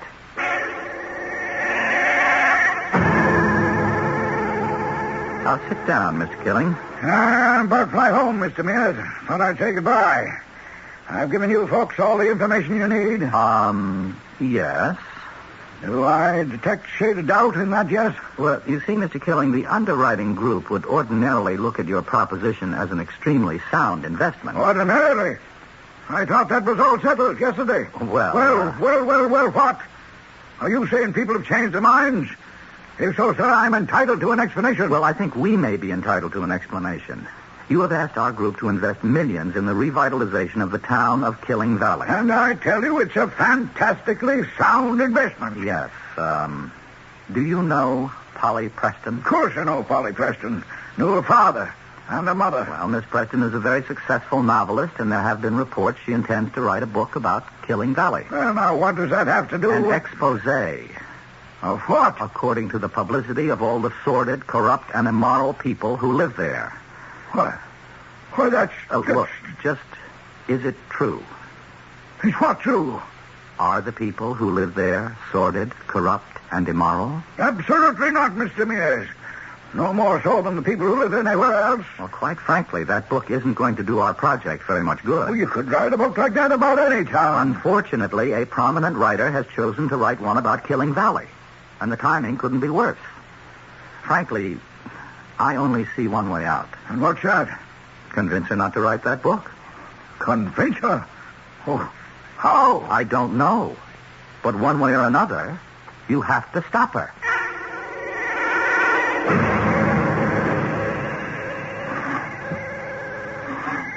Just a minute.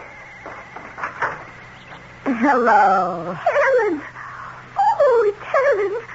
Oh, where have you been all these years? No, Aunt Grace, it's me, Polly. Oh, of course, Polly. Oh, you look so much like your mother. So much. And I was thinking of her and of me when we were both young. And so may I come in? Oh, I'm such a silly old lady. Oh, come in. Oh, yes. Oh, my. You startled me. But I spoke to you on the phone. You knew I was coming. I knew. Oh, you look so beautiful. And you're back. You've come back home. I kept my promise, Aunt Grace. I said I'd come home when I'd be able to make this town pay the price for Dad and Mother. Now I can collect. How long can you stay, child? Until I finish this book. The book? Is it to be the book the whole town seems to be talking about? Mm-hmm. Oh, my. Why? Why are you writing it? Aunt Grace, you of all people should know what this town did to my father and to your own sister. Yes, I want revenge. Oh, Polly, don't write that book. The past is gone. Don't disturb it. They'll kill you. Oh, well, that's the second threat today. Martha's afraid for my safety, too. Oh, that's not the sort of thing I mean. Polly, you're writing this book in order to kill people. Well, that's the thing. You'll become a killer also. And the first person you'll kill is yourself. The self that is kind and generous and open-hearted. Oh, don't kill that person. That young girl I knew.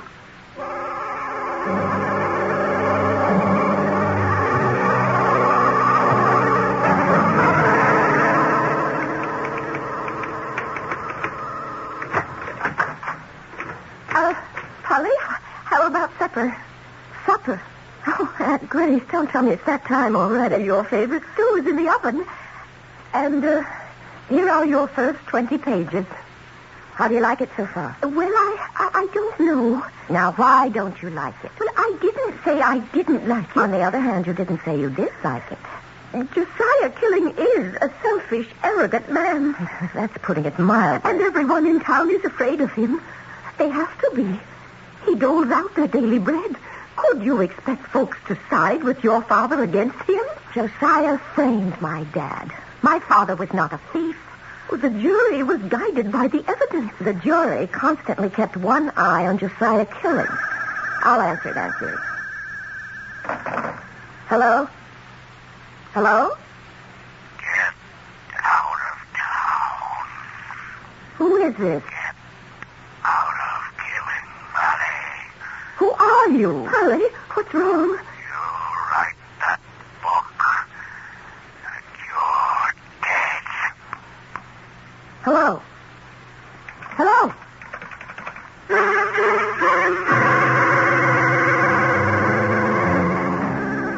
So far, we have the classical elements of conflict. We have a writer who wants to write about certain people. And we have certain people who don't want to have themselves written about. If each side is determined to have its way, then things must move to a crisis, which must occur in Act 2, which I shall deliver in just a few moments. Isn't it nice to know you're free? To see the things you want to see. To touch the heights you dare to reach. To know you're all that you can be. In the Free Spirit Department, Buick's midsize 1976 Century has a lot going for it. Efficient size, lots of room, neat things like that. But Century offers bonuses. It's a Buick, remember, which says one heck of a lot about how nicely it takes care of you. And Century does something for the sake of efficiency that no other American midsize car does. It comes with a V6 engine, and a Buick V6 at that. Century, that spirit will move you. Free spirit, Buick on the wings of the wind. How it's gonna be your spirit free.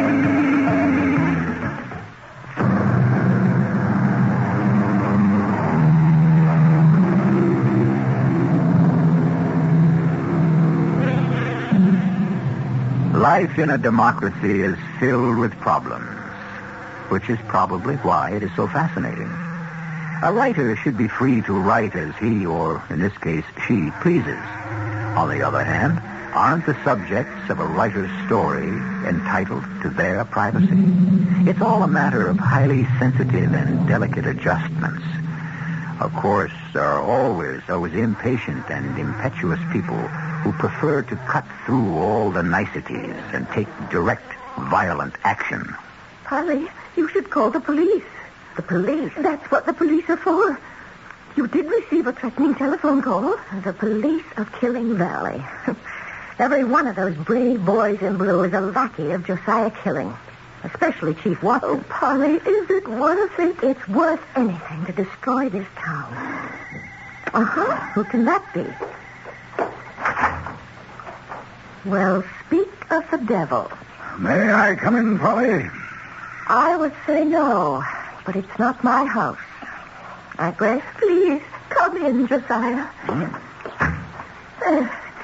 Won't you sit? I thank you. I just received an interesting telephone call. Some hoodlum, no doubt, in your employ, threatened me. Oh, why do you say in my employ? Well, doesn't everyone in this town work for you? If you receive such a call. If? There are people in this town who are nervous and upset. And with good cause. I'm sure it was just someone letting out steam, just as you are. Just as I am. Well, that's what this book's all about, isn't it? Letting out steam. Polly, I've come here to ask you not to write that book. You've come here to threaten me. I'm here to appeal to your sense of fairness. Fairness? Oh, my. Look, I'll be as fair to you as you were to my father. Polly, are you? Miss Preston, please. This town cannot defend itself against your charges. Who's being charged? I'm writing a book about a small town. Who says it's this one? Well, everyone's going to assume... I'm not responsible for that. Do you want to destroy us? I can't do that. I can cause you all some embarrassment. But after a while, who will really care? You can destroy us. I'll divulge a secret.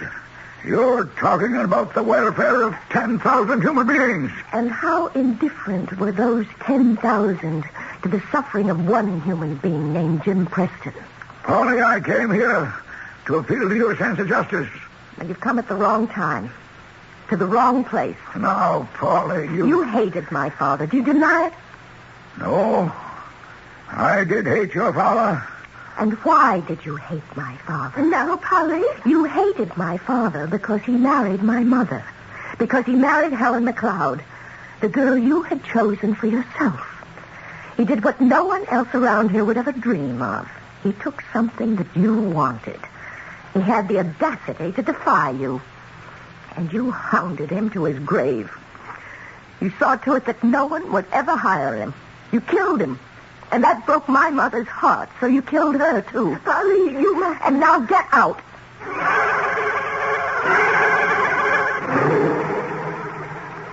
Well, how's it coming? Oh, just great. By the way, Polly, I'm financially grateful to you. Why? Everybody knows you and I are old chums. Well, if I have a true friend in this world, it's you. You stood by me when no one else did. No, it was nothing. I didn't have any friends. Nobody wanted their kids to play with that Preston girl. After all, wasn't my father a bum? And a jailbird? Oh, he never did that robbery. Oh, you know it and I know it. But Josiah Killing had him framed for it. Albie Stewart swore he found Dad's watch near the office safe. And didn't Josiah promote Albie to foreman a month after the trial? Well, you don't have to convince me, kid. And Artie Horn identified the man who was running away as my friend.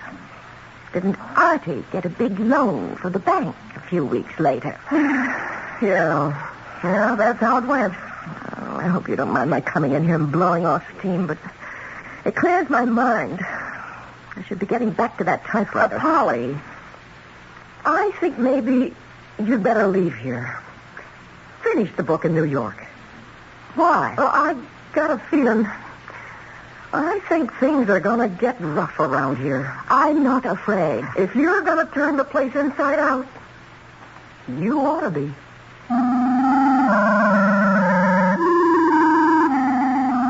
As I walked home, I kept thinking about what Martha had said. Why not finish the book in New York? Why was I staying?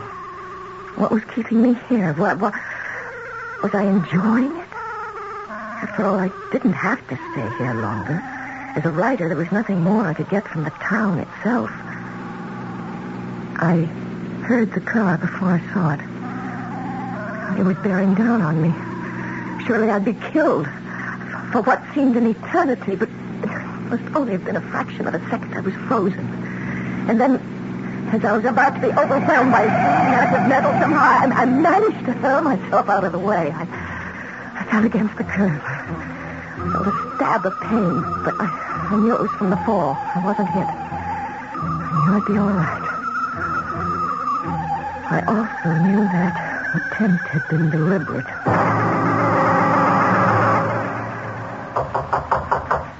Come in. Your aunt said that you would see me. Mr. Killing. And I spoke to Dr. Wellborn. Did you? He said your injuries are superficial, that you should be up and about in a day or so. Oh, he said that, did he? Oh, yes. Well, now you know why I'm writing this book. You see, I'm Dr. Wellborn's patient. Information concerning me should be confidential between my doctor and me. Oh, but of course, Dr. Wellborn is your doctor. You own him the way you own everyone else in this town. Oh, Polly. I'm sorry about the accident. You're sorry the driver missed me. What happened was certainly not a deliberate attempt on anyone's part. Why should I believe that? Well, there are automobile accidents. We do have reckless drivers. Oh, what will you think of next? Please, Polly. Oh, as a writer, let me give you some ideas. Have me shot and frame some poor derelict as a burglar. Now, Polly. You'll have no trouble getting witnesses.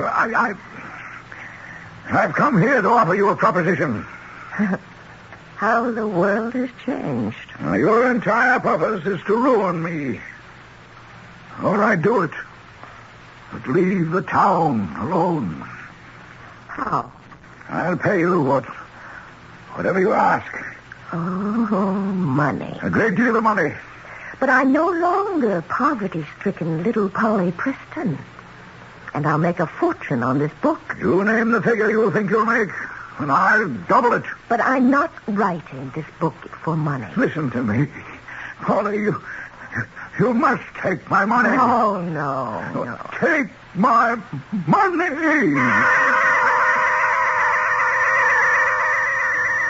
The way he said money. The way the words seemed to explode on his lips. Money.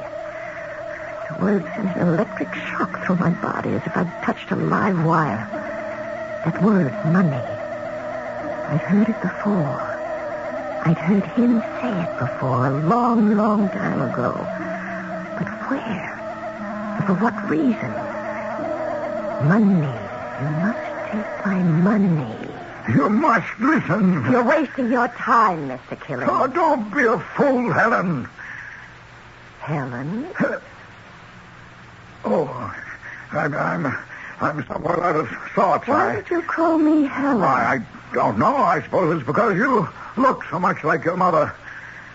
So now you think about what I said, and I'll call on you later. He was quite agitated. Walked quickly out of the room. I was feeling agitated myself. Where had I heard him say that word money before? And why had he called me Helen? What did Josiah say to you? He offered me money. I knew he would. You knew? Oh, yes. That's why I let him see you. What? You must take his money, Helen. You can't be proud. Why do you call me? You were wrong, my dear, wrong. And now, Helen, I'm not. Jim will never work again. Grace, there are times when suddenly you disappear. Disappear? Oh, I can't account for it. I look at you and suddenly you're Helen. And I'm reminded of something. Why were you telling Helen to take money from Josiah Killing? Was I doing that? Yes, you were. Helen was lying in bed, just as I'm lying in bed. Oh, yes. That might make me think of Helen. Well, why were you telling her to take money from Josiah? I don't remember. But I remember. I was a very little girl, and I remember how he said money. I can't think of any reason why Josiah should have offered your mother money. Are you sure? Please. Please, Polly. Believe me.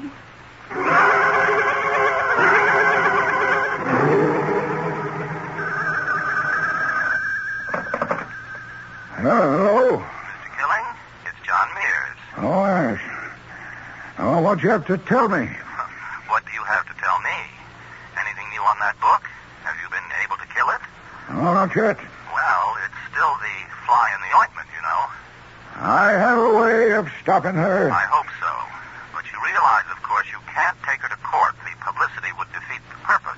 Yes, I understand. And not that either of us would even consider it, but any kind of rough stuff is out. Well, naturally. Well, what have you come up with?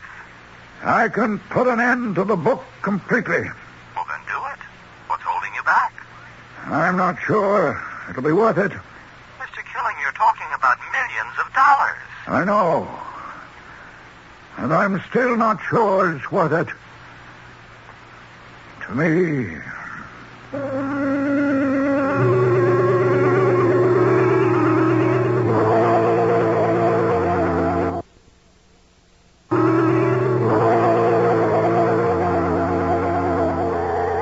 Balzac had a word of advice for all writers and speakers. He said, keep your words to yourself, because they belong to you, and not to other folk, who will only twist them to serve their own purposes. Here we thought all along that Josiah Killing would do anything to stop Polly Preston from writing that book. And now we find out the sky is not the limit. The limit will be clearly defined when I shall return with Act 3. You can have great taste, lots of great taste and taste with Luton. Better medicated cough drops with great taste in every box. Wild cherry, green savory, menthol, cool and flavoring. Honey, the way you wish with lemon or licorice. Oh, you can have great taste, lots of great taste and taste with Luton. Luton, the medicated cough drops that don't taste medicated. They taste great. Use only as directed. In the Bahamas, we got higher here for you. 700 islands, we got higher here for you. Everyone is different. Whatever your pleasure.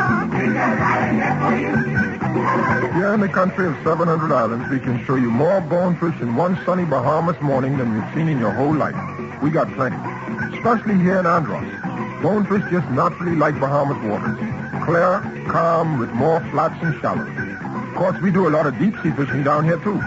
My friend Henry in Bimini can take you out after tarpon, wahoo, sailfish, something good's running every day of the year in the Bahamas. Here in the Bahamas, we got islands for you. 700 islands. In the Bahamas, the country of 700 islands, you can choose from golf, tennis, and scuba packages at affordable prices. Call toll-free 800-327-0787. Bahamas Tourist Office.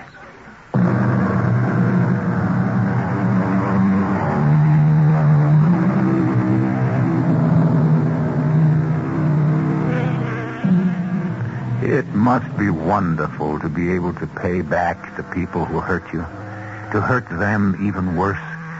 Maybe it's wrong, but it feels wonderful. That is, it's supposed to feel wonderful. Polly Preston has it in her power to destroy an entire town. So why doesn't she feel wonderful at this moment, which should be her moment of triumph? Well, kid, I told you to go back to New York. Now, be careful crossing streets from now on. You know, people can get awfully ugly when it's going to hit their bread and butter. Martha, why would my mother take money from Josiah Killing? Whoever says she did? She did. When I was a little girl, something somehow lit up in my memory. I remember she was very sick. She was in bed. Oh, yeah. Yeah, she was real sick when you were no more than 5 or 6 years old. And I remember Aunt Grace was there and Josiah Killing. Well, now, what would he be doing in your mother's room? I don't know. Well, did you ask Aunt Grace? She doesn't remember. Oh, how can she not remember? Oh, she's old, and maybe she doesn't want to. And I can't ask Josiah Killing. No. Well, there's nobody left who remembers those days. Your mother's dead, so's your dad, and my father. Well, your father. Now, honey, my father, he's so sick. He's in another world. So he's my only hope.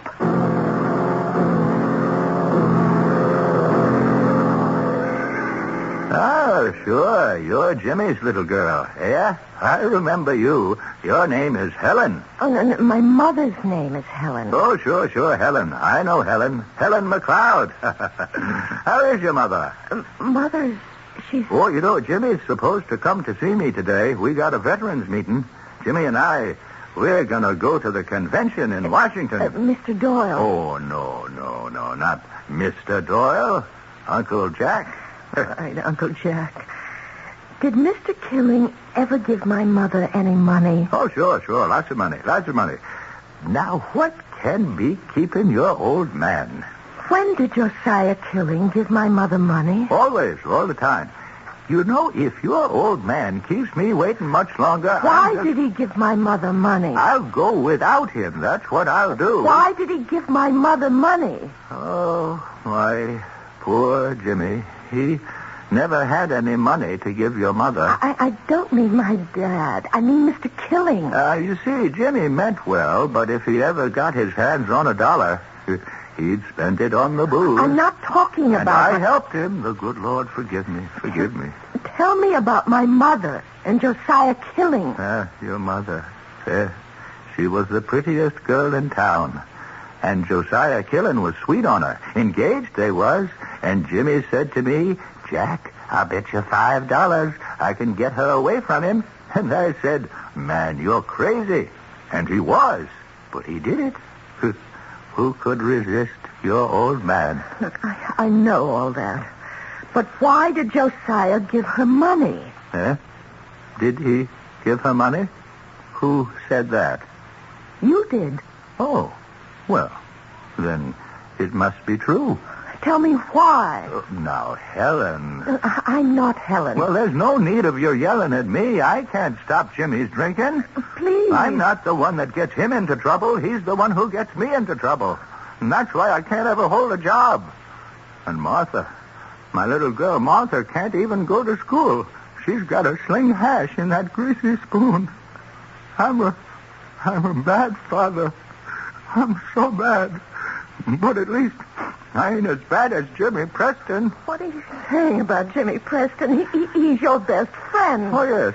Yes, my best friend. Yes. Oh, I told you about him. I told you, Helen, before you married him. I'm not Helen. I'm Polly. Oh, yeah, sure. Little Polly. So nice of you to come to see me.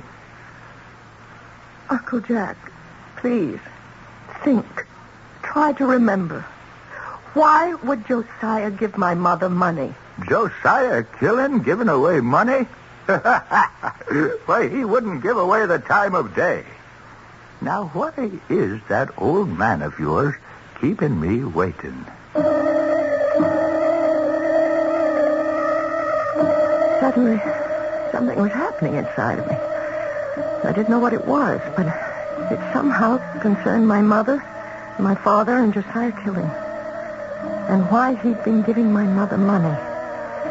It was all so long ago, and I was so young. All I had were little stabs of memory, tiny glimmers shone briefly and died. Money, that word. And it was how that word changed in sound. Yes, sound. The sound of it changed in my mother's voice. Oh, my Aunt Grace could tell me. I'd make her tell me, in spite of herself. Am I disturbing anything? Oh, no, Aunt Grace. Come in. I haven't heard that typewriter going. Well, I'm thinking. Of what? Money. Aunt Grace, I look more and more like my mother every day, don't I? Oh, God rest her soul, yes. It's the same face. And my voice? Oh, Helen. I can't take the money, Grace. I can't. Is it pride, my dear? What about the child? Don't make me take his money. Jimmy will never know. Grace, I don't know what to do. He loves you. I know. A woman always knows. Josiah loves you. And so, therefore, it isn't wrong. But take the money. It's all right. He loves you. But I'm married now. It doesn't matter. How can you say that it doesn't matter? Let him be good to you. But it's wrong. No. If it's an act of love, then it's right. Aunt Grace. What? So my mother betrayed my father?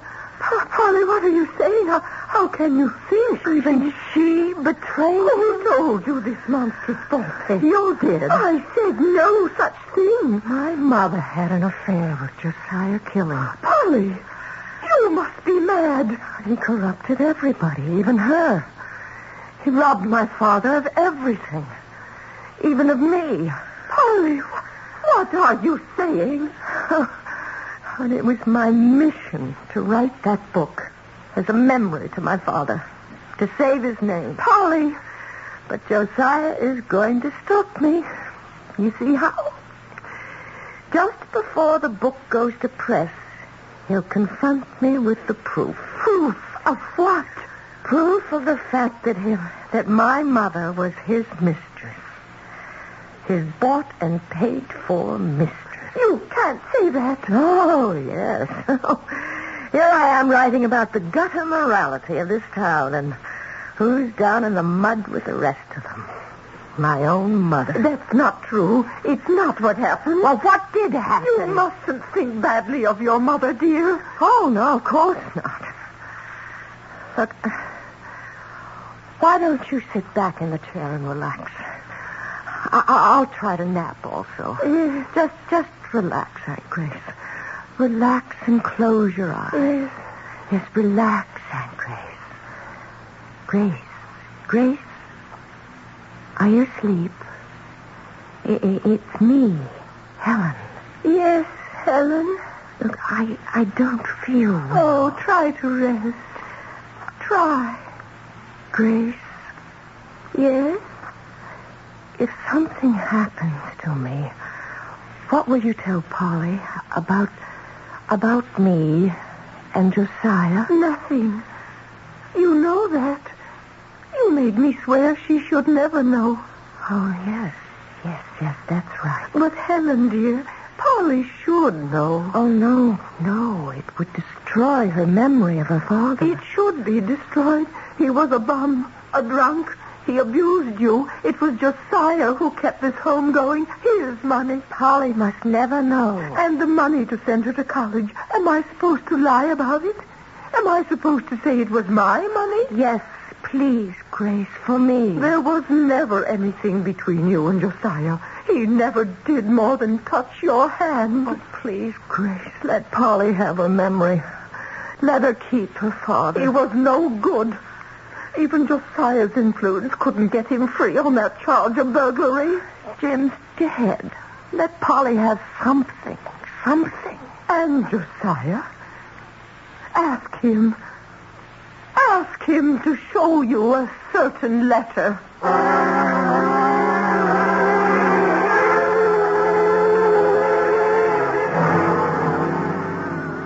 What do you mean you'll do nothing to stop publication of that book? You said you had a foolproof way. I figured out the cost. It isn't worth it. Let her publish, Mr. Mears. Well, then this has to be the end of our interest in Killing Valley. I'm sorry. Yeah, so am I.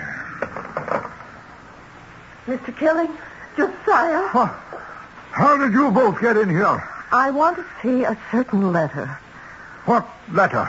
Show her the letter, Josiah. Grace, I promised Helen. I swore to her. She was my sister. I give you the right to break your word. I broke mine. I told Polly who her father was. What he was. I don't believe it. This is the man who loved your mother. Your father and mother weren't married long before Helen had ample reason to regret it. Ah, Grace, don't. But she was a woman who had to be loyal to her husband. She was loyal to the day she died. You're making it up. Show her the letter, Josiah. Well, I promised. She has to know. I've carried this letter with me for years. No one has... well, here. Read it. I can't. You must.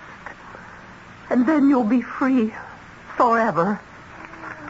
My dearest Josiah, I can only write you a very short note to thank you for everything you did for me and Jim and Polly. No woman ever had a dearer, truer friend. I know now that I loved you always. And we were both foolish one night very long ago. And so my life and yours has been different. Josiah, after Jimmy and I are dead, please look after Polly. And see that she never learns the truth about her father. Please, swear to me she'll never know the truth.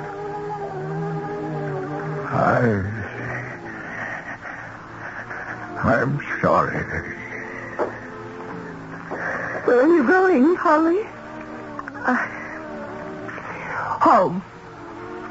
I have to. You see, there's a book. It's burning up inside me.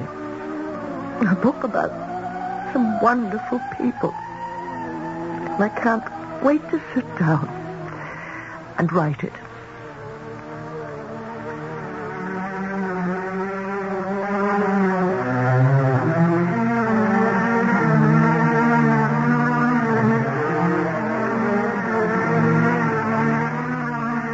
And she did. And it was a very good book, too. It was well received. and sold a fair amount of copies. But a bestseller it wasn't, and a blockbuster it never became. The other one? That would have been a different story. Well, I'll have a different story for you when I return shortly. Would you say that Macy's has just about the most complete selection of fine china and glassware anywhere? Yes, I'd say that. Would you say lovers of fine china and glass would be excited to hear Macy's is having its biggest and best sale of the year, reducing $1 million worth of these items 20 to 50%? I'd not only be excited, I'd be on my way out the door. When? It's one day, tomorrow, at Macy's. How much off on Mikasa bone china? 47% off. What about Royal Dalton and Wedgwood? 20% off and 50% off Mikasa stoneware, 20 to 30% off Noritake. Fabulous. Oh, tell me about Macy's stunning glassware. 50% off Royal Brierley English Crystal, 20% off Royal Dalton stemware, 50% off French lead crystal. What else? 20 to 50% off lead crystal bowls, vases, decanters, and more. Macy's has enlarged their departments and added extra sales help for this event. I can't wait. You won't have to. Take your purchase or get immediate free delivery. Macy's $1 Million China and Glass Sale. One day, tomorrow. Don't miss it. Miss it? You gotta be kidding.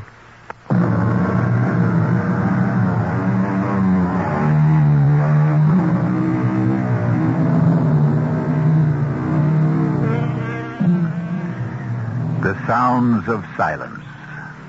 The people who cry without tears, like Helen McLeod Preston.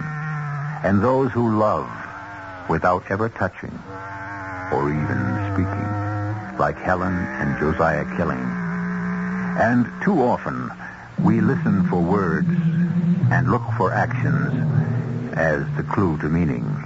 But all the while, all that matters is that which is hidden inside. But we hide nothing at all from you here, 7 times each week. Our cast included Kim Hunter, Joan Shea, Ian Martin, and William Redfield. The entire production was under the direction of Hyman Brown. Radio Mystery Theater was sponsored in part by Anheuser-Busch Incorporated, brewers of Budweiser. This is E.G. Marshall inviting you to return to our Mystery Theater for another adventure in the macabre. Until next time, pleasant dreams.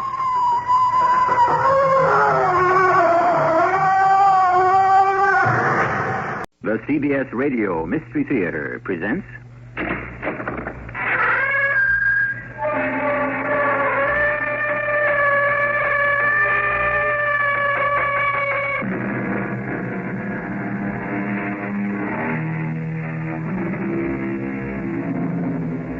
Come in. Welcome. I'm E.G. Marshall. Si pueris Romae Romano vivito more. Or, when in Rome, live like a Roman.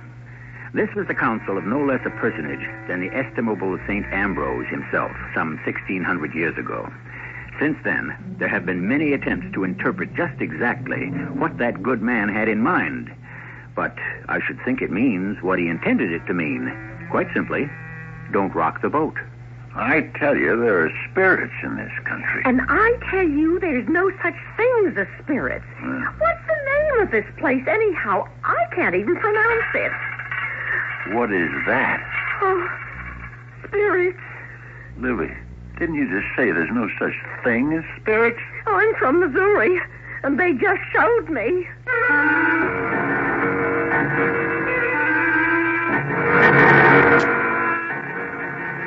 Our mystery drama, When in Rome, was written especially for the Mystery Theater by Sam Dan and stars Fred Gwynne.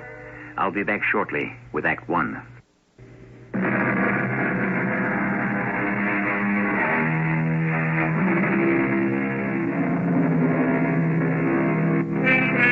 As even the most casual student of history knows, we won our independence from Britain some 200 years ago. But that was only our political independence. For other things, we were still very much in the shadow of Europe. For a long time, we remained a young and self-conscious nation. We thought of ourselves as provincial, uncouth, and uncultured. Our newly rich men had newly rich wives who couldn't wait to go to Europe to buy sophistication and perhaps a titled foreigner for a son-in-law. Let us then go back about 100 years and meet Mr. Henry T. Cahill. How'd you do? Well, never fails, does it? Fella manages to put aside a hard-earned dollar or two, and the wife has already got it spent for him. Now, Livy isn't really a bad sort, but she has these ideas. What kind of ideas? Listen. And why shouldn't you become an ambassador? But I ain't qualified to be an ambassador. Henry, isn't it a fact that you have $19 million? Give or take. You're qualified. But I don't know anything about tariffs or balances or trade and Lord knows what all. Well, you don't have to know a blessed thing. Look at the lot that's ambassadors now. Why, any of them is as ignorant as you are. No, but I can't speak any foreign language. None of them do. An American ambassador isn't supposed to say anything anyhow. Well, what's you supposed to do then? Wear knee pants. You'll have to catch me first. Go to fancy balls and parties. That lets me out. Now, don't you upset me, Henry Thomas. What does the job pay? Well, hardly anything at all. Well, why would anyone want it? For the honor. Honor? I can do without that. Thank you kindly. Henry, now that Mr. Hayes is president... I got no time to fool with politics. You go to see Congressman Stifle. Remind him how it happens that Mr. Hayes and not Mr. Tilden is sitting in the White House. Please, Livy. I have no wish to go traipsing about all over the world. I'm not leaving home. You go to see Congressman Stifle. No, Livy. No? I'm putting my foot down, and that's got to be my final word on the subject. Yours, maybe, but not mine. Henry, I warn you here, and I warn you now. Do not aggravate me. Do not irritate me, because... All right. I get the idea. Livy, you see, is a woman of many words. She uses them to let you know exactly how you stand. Right now, I understood, and I was standing right on the brink. So I went to see Congressman Morton B. Stifle. Henry, I'm not sure it can be done. What are you saying to me, Morton? Please, ask for something within reason. Ask to get a special government regulation suspended. Ask to have a law passed or repealed. Ask even to get an amendment to the Constitution. But to be made an ambassador? That's what I need, Morton. What for, Henry? You get to take no end of abuse. That's nothing new. There's no future in it. When the next president comes in, you're out. Morton, why are you giving me all these reasonable, sensible objections? Livy wants me to have the job. Livy. I'll see what I can do. I know you will. It's just all the plums have already been passed out. I don't have to have a plum. Just make sure I don't have a lemon. London, Paris, Madrid, St. Petersburg, Berlin, Vienna.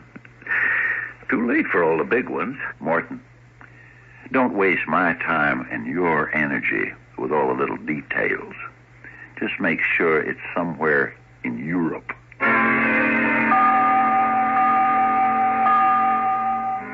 Lavaria? Yes, Livy. Well, I never heard of it. It was the best they could do at this stage of the game.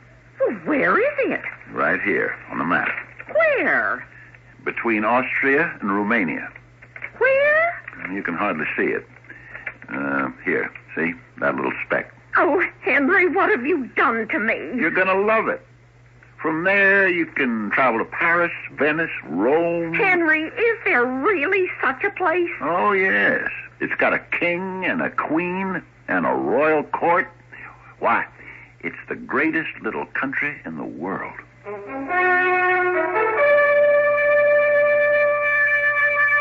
What was I going to tell her? And maybe it was all for the best. Let her spend some time in one of those places without plumbing.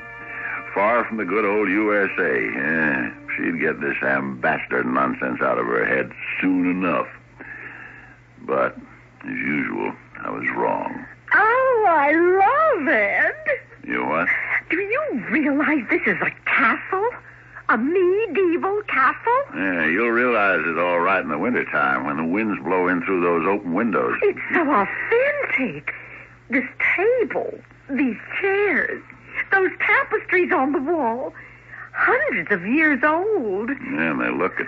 Oh, such a beautiful little country. Such a quaint little country. It's like some beautiful painting in a book of fairy tales. Now, what are those bowls doing on the floor near the window? Oh, that's the food. One is milk, and the other is vinegar. What are they doing there? The servants put them out. They're in every house in Bavaria. You see, they have to feed the spirits. Milk for the good spirits, vinegar for the bad ones. Going along with this, why do they have to feed the bad ones? Oh, they must. It's the law. What law? Well, they have such quaint superstitions.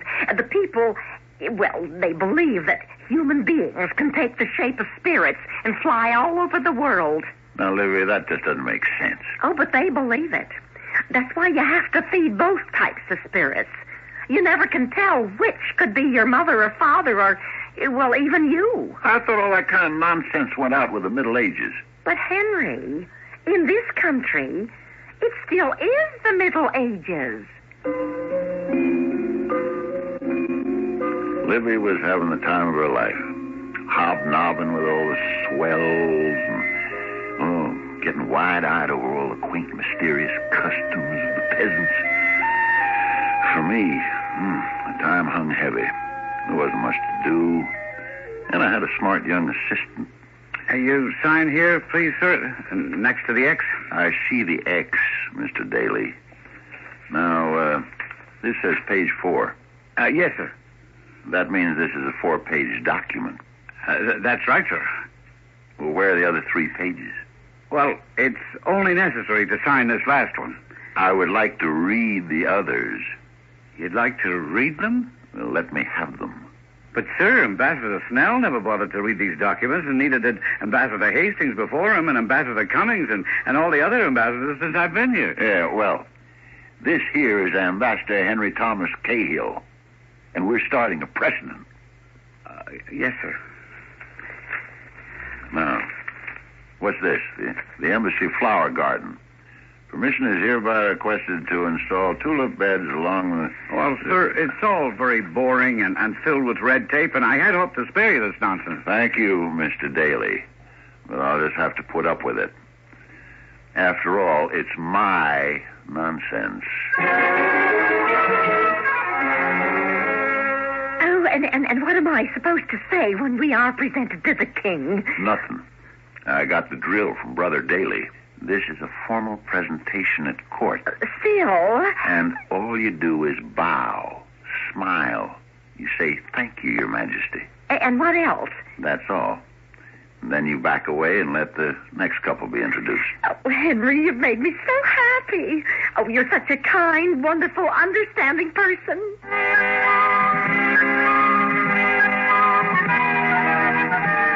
Your Royal Majesties, I am honored to present the United States Ambassador, the Honorable Henry T. Cahill and Mrs. Cahill. Your Majesty. Your Majesty. The Queen and I are happy to make your acquaintance and hope that your stay in our country shall be pleasant and fruitful. Thank you, Your Majesty. I look forward to our meeting on many happy occasions in the future. That's all there was to it. I tell you, Livy was in her glory. She was also in a brand new gown from Gay Paris that cost me a few $100s. But what's money? You have to keep them happy. Yeah, there she was, presented at court. Maybe not the court of St. James in London, but a genuine, legitimate royal court all the same. How many people from Kansas City have ever been presented? Do you suppose we can get to bed? You mean you can even think of going to sleep? Why not? It's midnight. What did you think of him? Of who? The king. King Zulan. Who else? Know him. He seems like a nice little fella. Now, what sort of way is that to speak of? He looks like he could be a clerk in one of my warehouses. A clerk? Well, maybe chief clerk. Oh, Henry, you are absolutely impossible. I'm almost afraid to ask what you thought of her. The Queen? Please, if it's going to be rude, I don't want to hear it. All right, then I won't say it. Good. I hope we can depend on that. And now, can we get some sleep? Good night. Good night. Henry, Huh? what did you think of the Queen? Is that why you woke me up? Oh, you weren't sleeping. Well, do you remember Molly Bonnet? No, I never heard of her. The one who was put on trial and later hanged for shooting her husband? Henry! It was in all the papers. Oh, I never read that part of the newspaper. This Molly Bonnet now. She was the spitting image of the Queen. They could have been twins. Oh, that's impossible. Why is it impossible? There are people all over the world who look alike. Oh, but to liken the royal Queen Atala of Bavaria to a common murderess. They both had the same pointy chin, same beady eyes, the same small teeth. What are you talking about? Look out for women with small teeth. Oh, I think you're insane. If you had a set of those tiny, sharp teeth, I'd have never married you. Oh, excuse me, Henry. I'm going to sleep. Good night. Henry? Yeah? You're not making up a story, are you? I mean, this terrible Molly Bonnet? Did she really look like Queen Atala? They could have been identical twins. Well, that doesn't mean anything. So, let's go to sleep. But don't you go to sleep. We shall return here shortly with Act Two, and it's quite possible that we may develop this little theme a bit more in detail. You might ask, what if a person does look exactly like someone who had committed a murder? Is there a type? Stand by.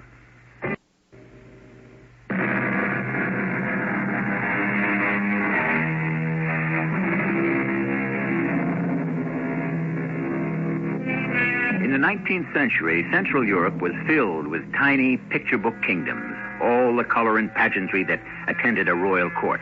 It was all like a fairy tale. And as we know, in fairy tales, everyone lived happily ever after. But happy endings are not the rule in life, which is real and earnest. And who knows what was really concealed beneath all the tinsel and glitter? We will find out as our story unfolds. Good morning, Mr. Ambassador. Good morning, Daly. Did Mrs. Cahill enjoy the reception? Mrs. Cahill is in seventh heaven. Tell me about Queen Atala. Oh, yes, sir. What would you like to know? Now that you mention it, I'm not sure. For instance, did she have a twin sister? No, sir. You're sure about that? Oh, absolutely. She comes from one of the oldest noble families in Bavaria. She was the only daughter of the Grand Duke Aroy. Well, that theory is shot. What's on the docket this morning?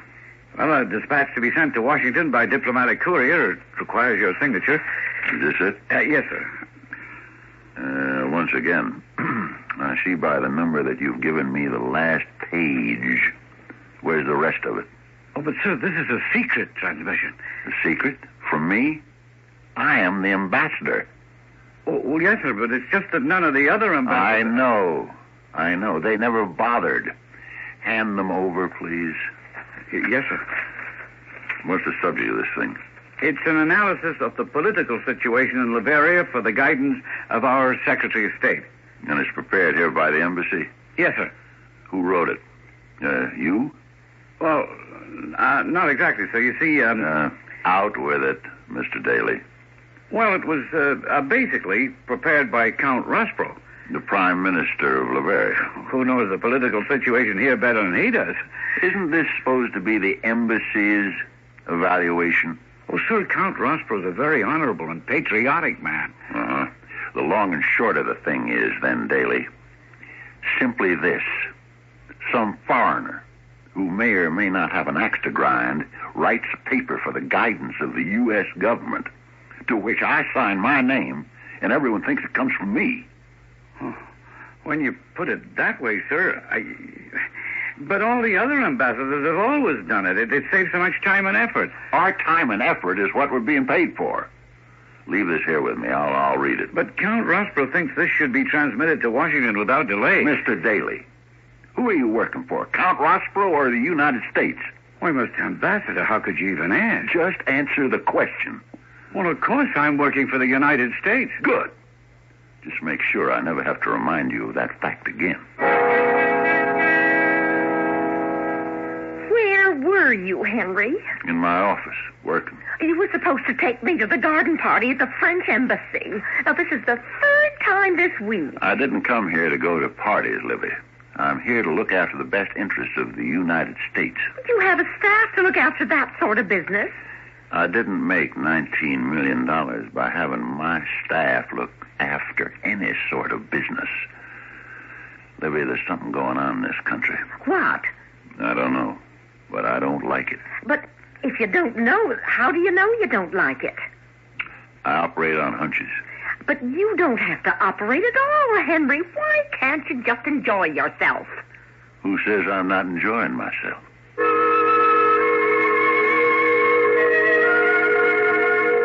Ah, Mr. Ambassador, so kind of you to come to see me.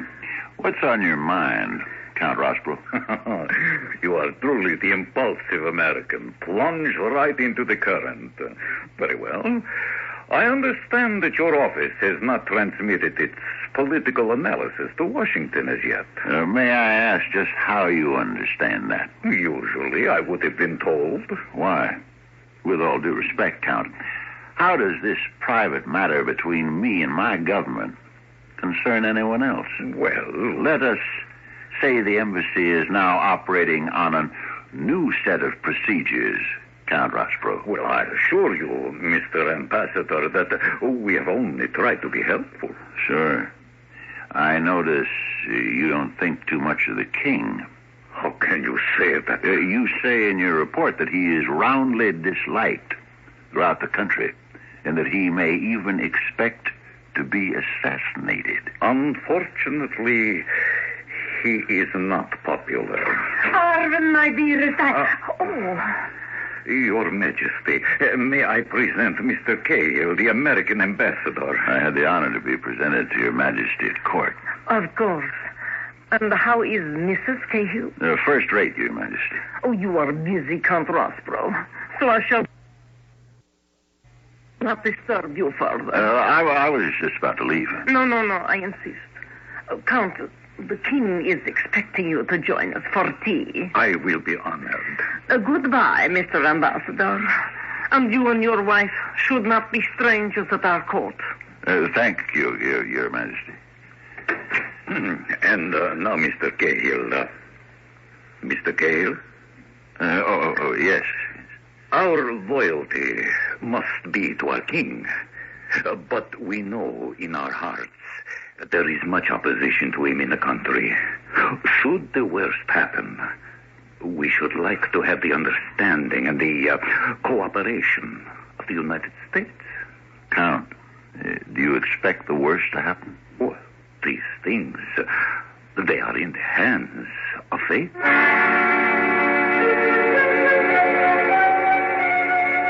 As I was about to leave the palace, a uniformed servant told me that the king himself wished to see me.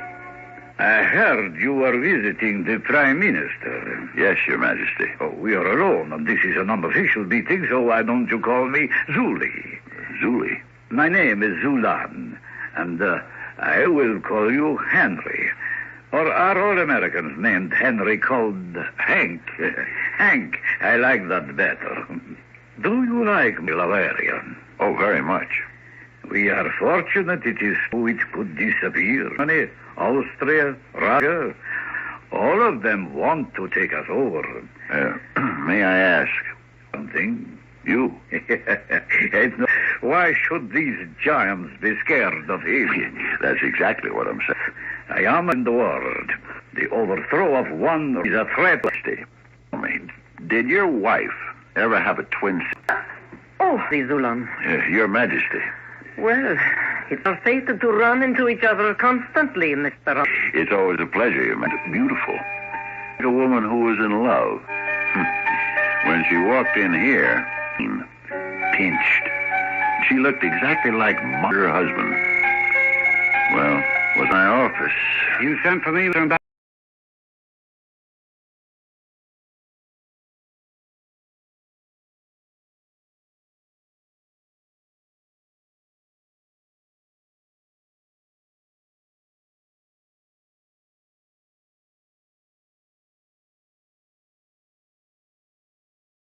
Up by one of the giants. You don't. Now, could the Europe to the other. All because of Bavaria? It's just that they're always looking for an excuse for their maid. Now, Daly against the king in this country. Yes, sir. I'll have the answer for you tomorrow morning. No, Daly. You'll need more time than that, my boy. Oh, no, sir. I'll just ask Count Rossborough. No, you will not. The answers? Except the ones we're looking for. No. Daly, but I don't... best. See you. You're always so busy. I'm a servant of the American taxpayer. The Queen held a tea for Ed. No? Oh. And he told me, in confidence, that I was being punished because of you. Really? What have I done? You have insulted, displeased. That's probably true. Oh, Henry, how could you alienate a man like Count Rossborough? Why, he's the most powerful person in the kingdom. Is that a fact? I thought the king himself was... I could give you one, but I'm... Count Rossborough is having an affair. Rossborough? Why, he's a spotless reputation. I certainly don't want to be a party to any...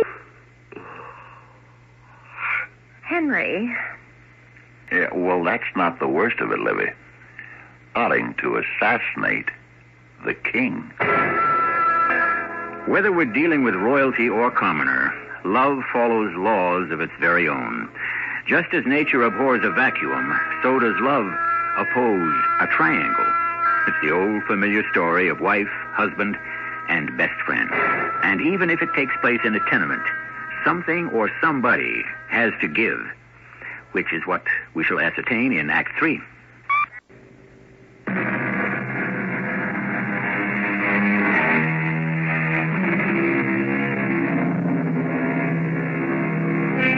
Kings and queens have always been perceived as lofty, distant people, far removed from the petty concerns of daily life that beset the rest of us. But when we think of kings and queens as husbands and wives, suddenly we see them in a different light. The concept of marriage suddenly makes them human. All too human. But the Queen? And Count Rossborough? He's the very soul of honor. Oh, Henry, how can you imply those... Not implying. I'm stating a fact. And Livy, how did I judge people's character, right? But to accuse... I haven't accused anybody yet. In public. Have I? Now, you make sure this conversation doesn't go beyond this room, Henry. I'm warning you. Or anyone else thought. I knew I was right. I had a little talk with my assistant, Mr. Undersecretary.